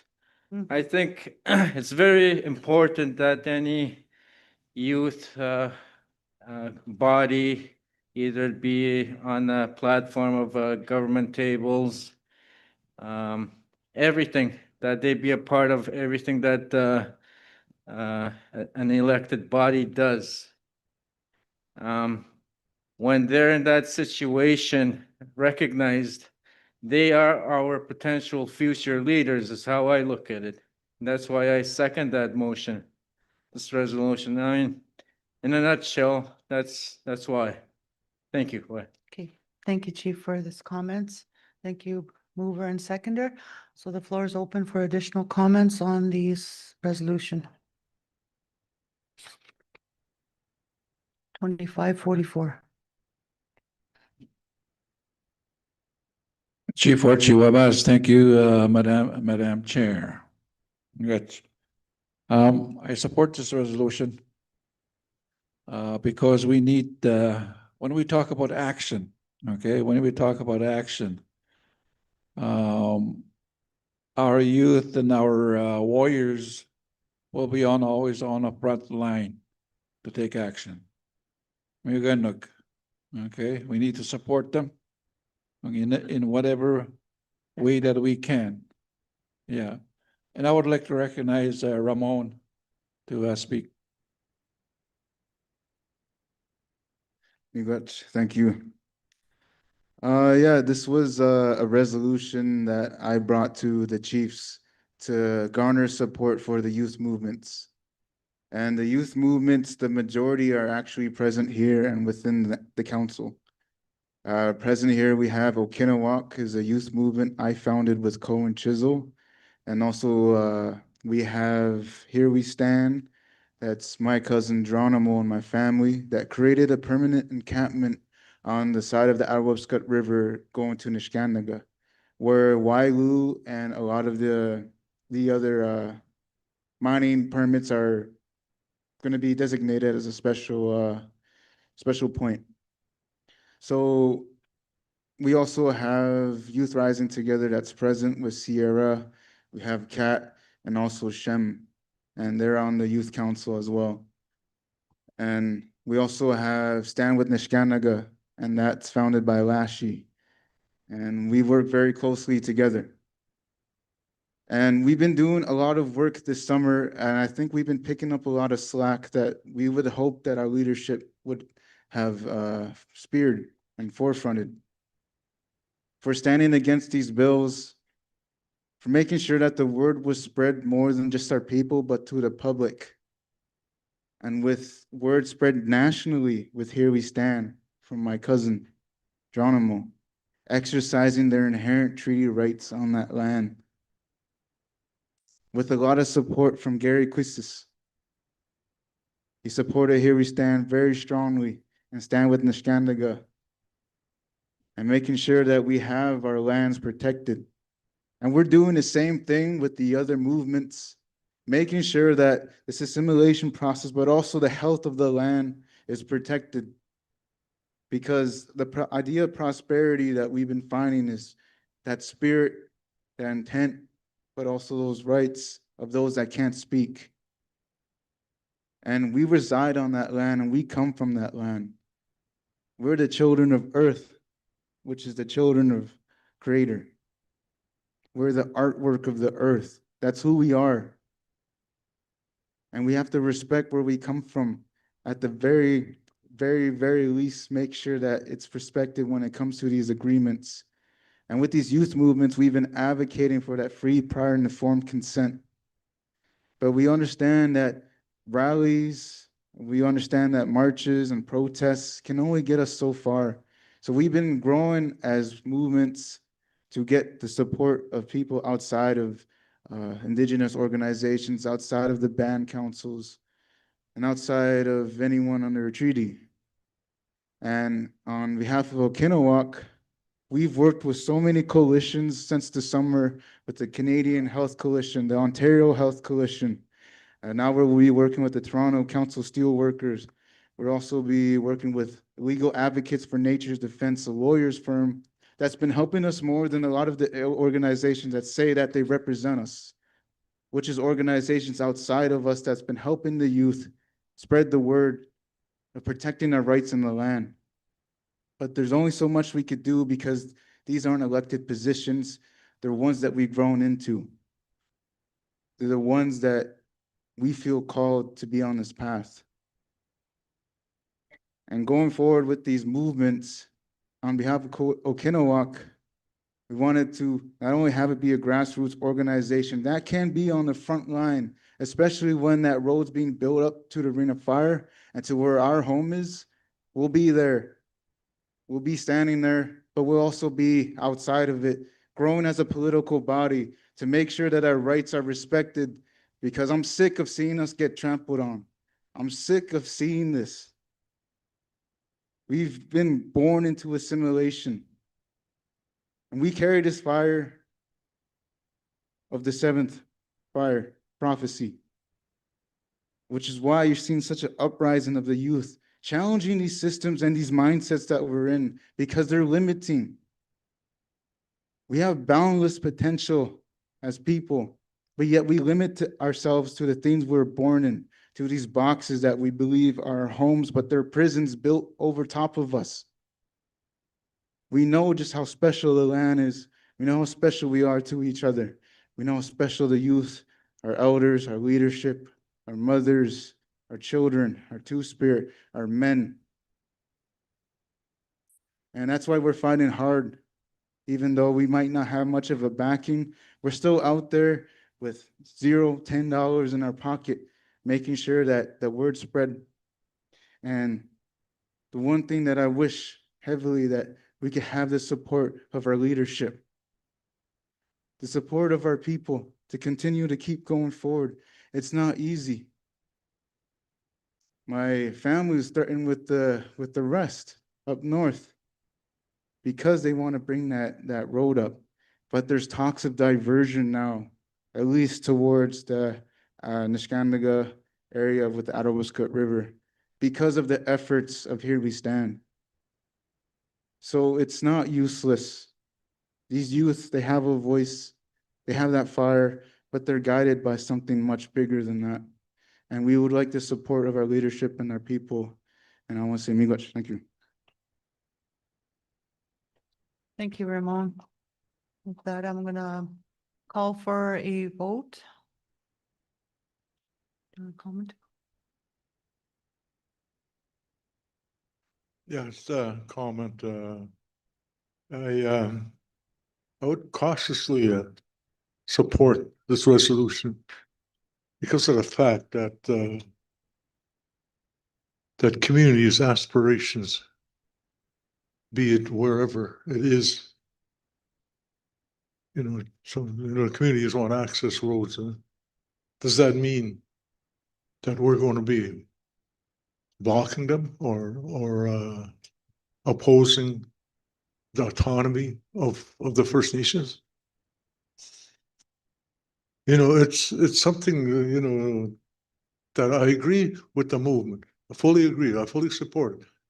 But we have to watch how we move ahead in terms of I guess we all know this is all about the Ringa Farm.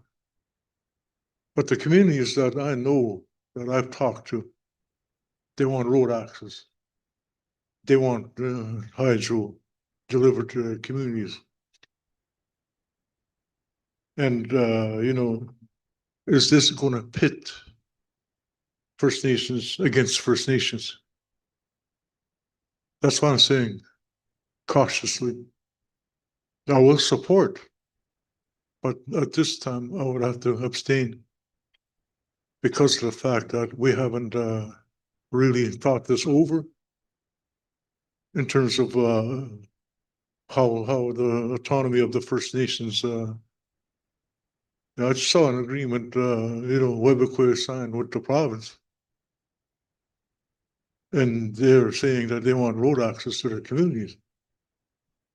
So is this movement going to alter their autonomy, their decision as to what they want to do? These are the questions that, the back of my mind. And again, we have to look at it from all avenues. And again, we can't put our youth in front of a contentious issue. So again, I support what you're saying. I support, defending the land. And I guess, it's kind of hard to say, to tell my fellow communities up north, you can't do this when they are really envisioning what they want to see for their community. I, for one, will not interfere with their autonomy. I will support what they want to do, and that's what we're here for. And it's going to be, a really, really contentious issue where this is beginning to be, I don't know, an all-out war, all-out battle. And I just don't want to see this escalate to community versus community, community versus our youth, community versus whomever. Well, I'd like to get a good review of, the reasons behind the movement and look at it from each community's perspective as to where they stand. If, the communities want access roads, then we cannot, discourage them from what their aspirations are. And that's why I say we got to move this cautiously and look at all, explore all what is it that needs to be explored? And I know I don't like the governments at all, what they're doing. You know, I'm challenging Bill 5, which is on the agenda tomorrow. But there are ways we can do this without having to look at each other's First Nations as our own enemies.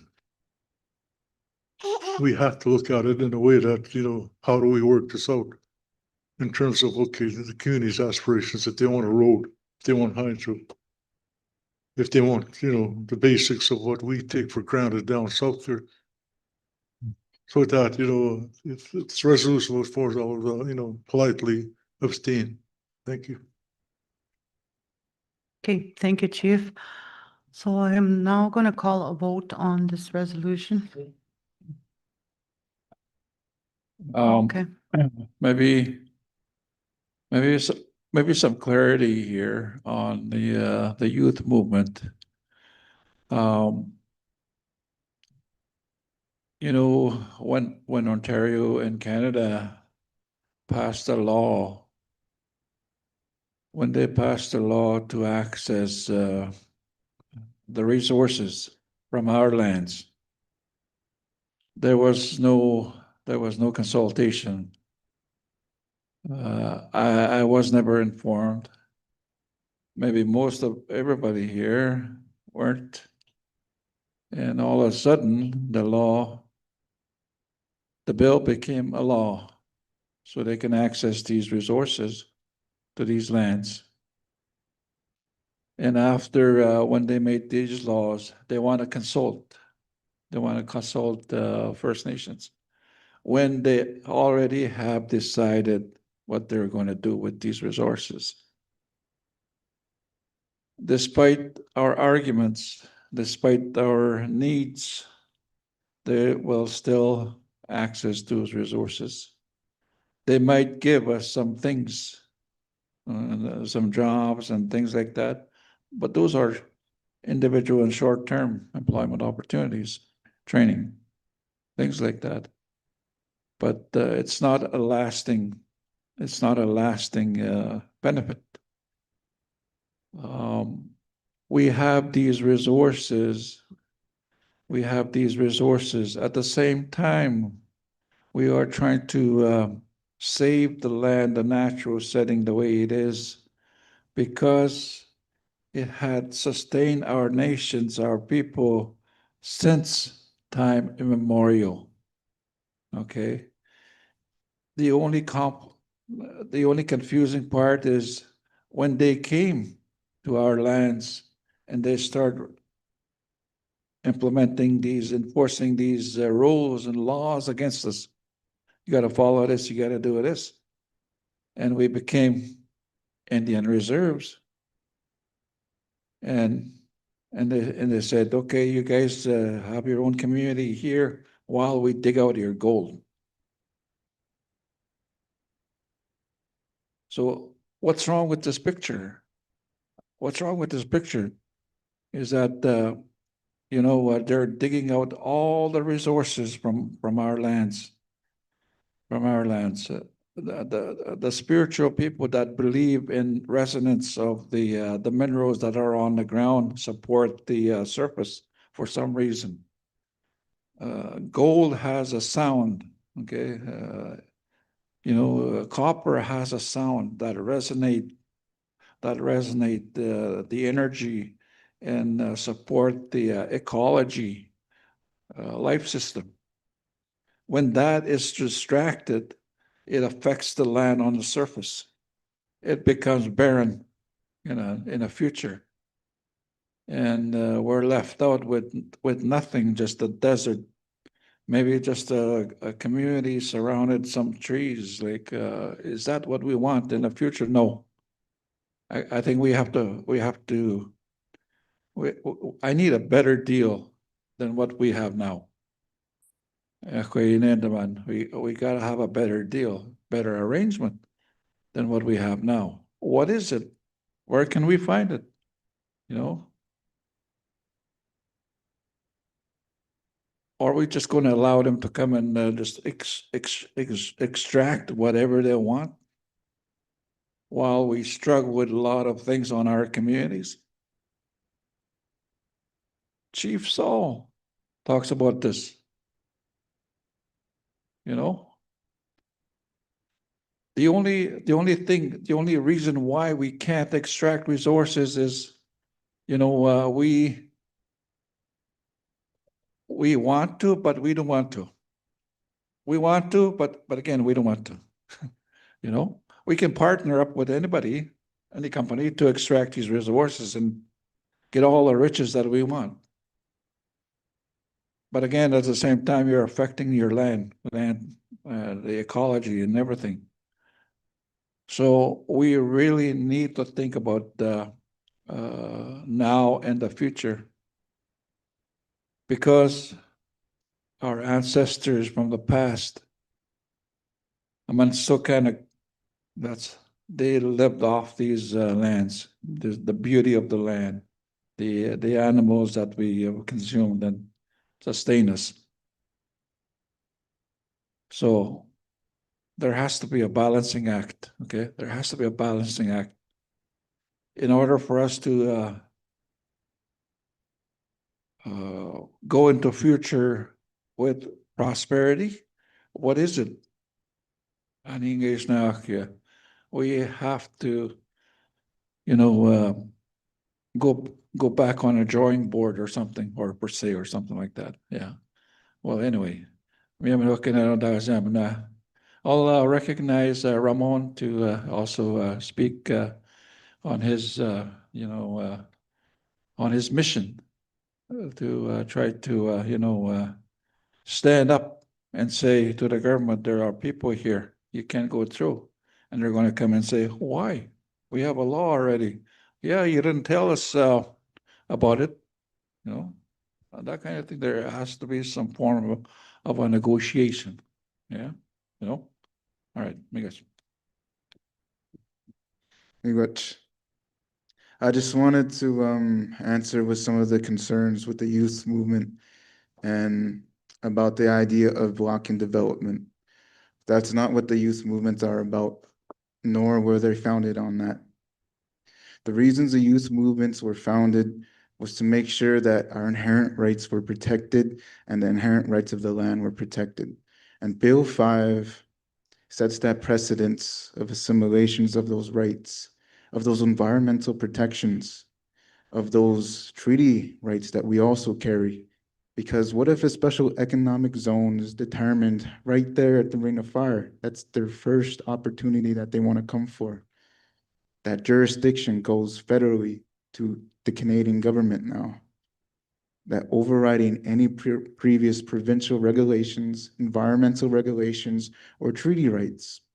And that also sets a precedent when we have our treaty rights relinquished with that circle that they want to determine in the Ring of Fire. That sets a precedent for more assimilation, for more of our rights to be taken away and assimilated. And it's not fear-mongering, it's the very truth. And that's where we've come from. That's how Canada was born. And they will do it again. Canada will take off their mask. But we understand that Canada will always be here as long as it doesn't disappear like that or any kind of crazy world war.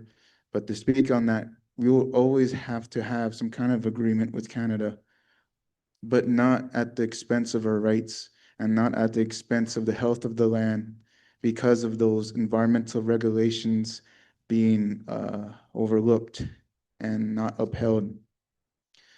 But we understand Canada is using the Ring of Fire very heavily with their ad marketing.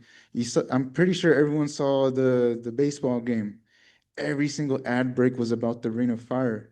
There's a reason for that because they have international viewers. Canada pushed for the Ring of Fire development because of tariffs started from the Trump administration. So they needed to find quickly how to get resources out to build a partnership with another nation.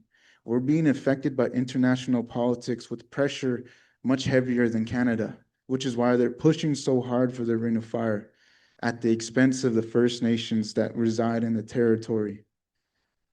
So we understand that development is needed, agreements are needed, and we all could benefit from it, but not at the expense of what's inherent to us, inherent to the earth, inherent and entrusted to us by our ancestors, by the spirits, by Creator.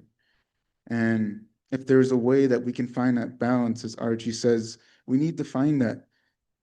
Otherwise, we'll just be kicked over and accept whatever deal they give us and picked apart one by one. You've seen it. I'm sure that most people don't want to mention the deal Webequave made. That's a part of that picking us apart one by one.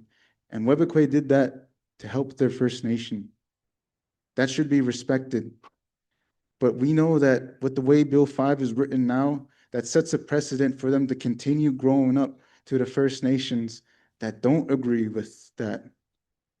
So at the same time, it's respecting each community's free, prior, and informed consent. But with the way Bill 5 is structured, it ignores that, which is why we're standing against that, to have that be, have our rights be protected. Miigwech. Okay, miigwech, Ramon. So I'm gonna go to Chief Taylor. Good afternoon. I won't take too long. I know that we're short for time. Wabshke and Nigpi, Vanessa Quinn and Dishnakaz. I just wanted to, acknowledge the youth that's sitting here. And, I look around when the youth is speaking. I look around at our youth, at our leaders. And, to my demise, I see that a lot of our leaders don't want to listen. A lot of what he has said and spoken about is the truth. He's speaking about, that we have a duty to speak on behalf of the land, to speak on behalf of those that don't have a voice. When it comes to Ontario and Canada, they're the ones who are pitting First Nations against each other. It's not us. It's them. It's a mere distraction, what they've created. It's a distraction because they're moving ahead with legislation like Bill 5 and C5 to get their way. These bills that are there are bypassing our inherent rights, bypassing our say that we speak about. When it comes to the roads is one thing. Yes, every community should have funding to build community access roads, but this is not what it is. It's not just a community access road. It's a road accessing the Ring of Fire. And that is the only reason why they are putting money towards it. The Nishnawbe chief had said in the media, he was asking about the impact assessment, environmental assessment with a project that's up there near his community.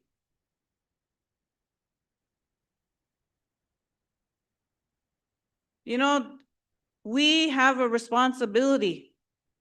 I have a responsibility as a woman, as a mother, and as a grandmother to ensure that I'm going to keep land and water in good condition for my grandchildren and grandchildren that are not here yet, for generations to come. That is what I'm talking about. When I speak to my fellow chiefs at different meetings, I don't speak on behalf of this on my own. I go to a ceremony to get those answers. I speak to my people, and they all care.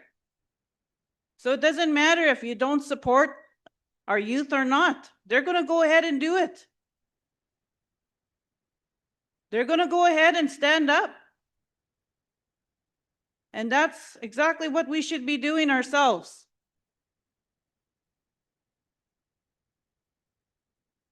So it's a distraction.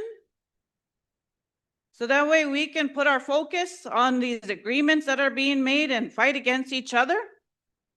I think we need to be smarter than that. And look at the bigger picture. Because what's going to happen out there is going to outlast us. I'll be gone and there'll still be mining up there. There's going to be devastation. So we need to make sure that we get things right. And as for this resolution, I would say that we should put in some safety parameters in there to protect our youth. That they're not going to be out there and subjected to any type of violence and get hurt over standing up for what is right. So that's what I asked in the resolution, and I just wanted to thank you for listening to me. Miigwech.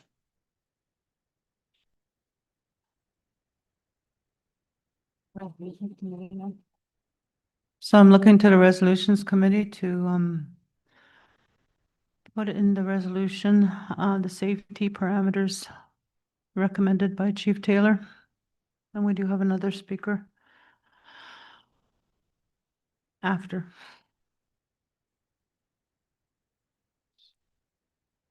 Okay. Okay. Just so you know, not to disrespect, why I'm leaning is Gagi Chagate, my legs hurt. So that's why I'm leading, not social, not disrespect to you as chiefs.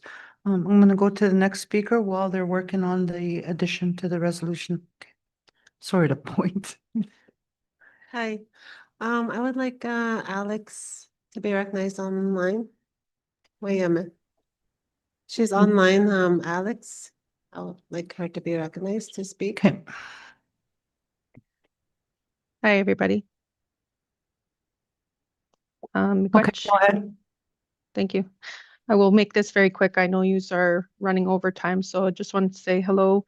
I'm sorry I couldn't be there in person, but I wanted to thank everybody for their reflections today, particularly Ramon from the Youth Council. So I'm just going to try to get through this concept very quickly because I am dialing in right now from New Liskeard, and I'm a part of the Women's Council for Waban Tribal Region. And the last Chiefs Assembly, there was a presentation about where self-government or other kind of jurisdictional sort of discussions were going. And one of the future priorities that was discussed, and I want to revisit that, is that there is such important good work and concepts and theories about land governance that are coming out all across Canada from Indigenous nations.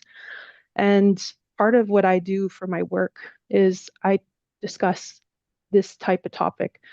And I really just want to put a word in all your ears about land tenure and the formalization of land rights. And the reason is because we often hear the term self-governance used in a pan-Indigenous kind of context, but it's really place-based and dependent on the words of treaties, and the number of treaties have limited those types of things, which you're all aware of, but mainly that there are co-management agreements that are popping up all over the place, dependent on where people are. And there's really great work that could involve like the province or some jurisdictional authority where Treaty 9 nations could actually be decision makers and given authority a yes/no in major decisions and pathways. And so it's a wider kind of political issue that I don't want to spend a lot of time describing, but just to say that right now, Treaty 9, the avenues of recourse and decision making are extremely limited, and the advancements like Bill 5 are another grab back from, frankly, the discriminatory and greedy provincial government of Ontario that does not want to have even a regular consultation avenue available within the federal assessment process. So even though there have been advancements to the coexistence models of land management, that now this whole kind of discussion about fast tracking is just making that box that much smaller.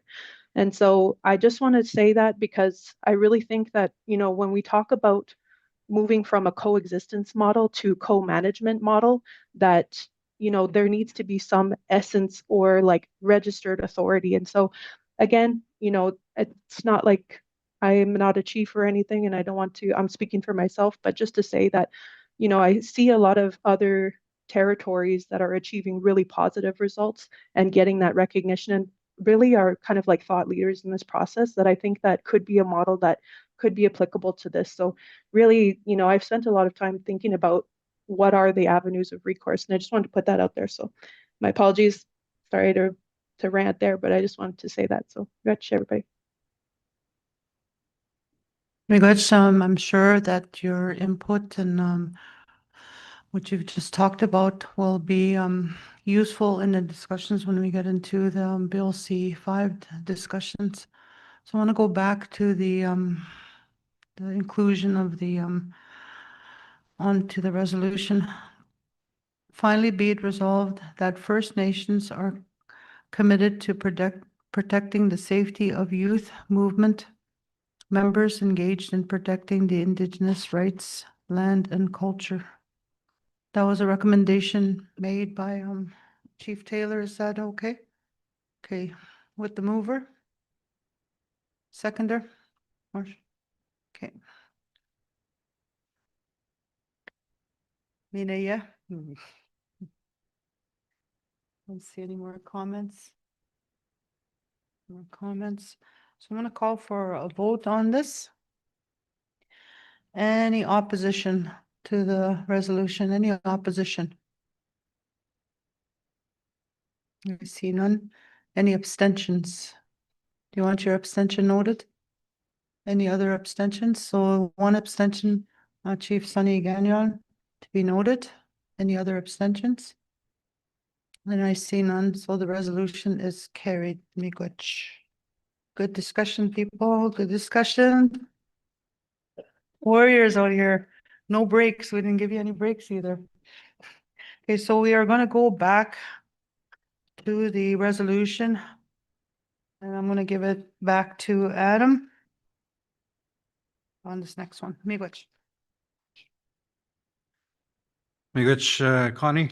So in your resolution packages, there's actually 3 more that we haven't dealt with. But just to let you know, the last 2, so the last 2 after this one are going to be dealt with after the presentation. So there's 2 of them. One is dealing with nuclear waste, and the other one is on the governance committee. So we'll deal with those resolutions after those presentations.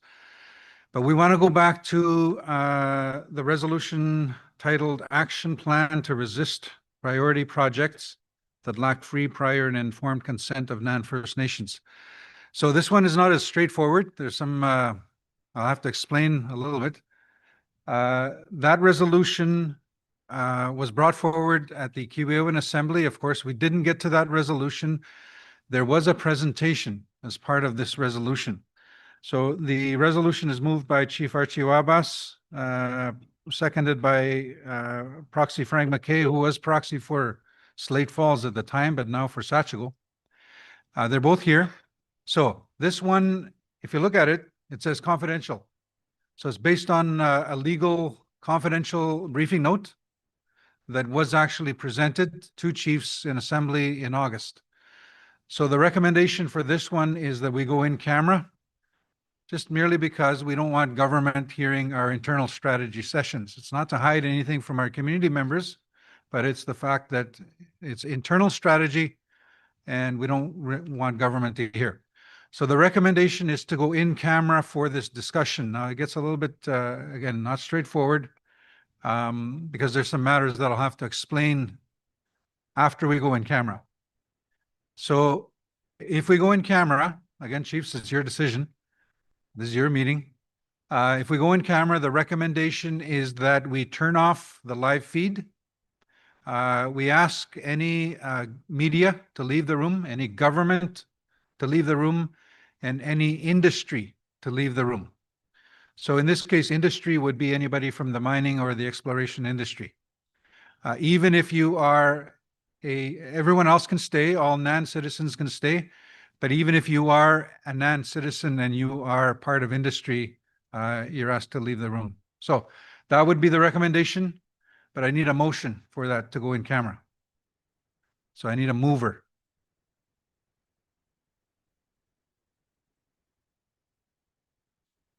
Chief Wesley moves. Seconder, Proxy Spence, thank you. Any opposition to the motion to go in camera? Any opposition?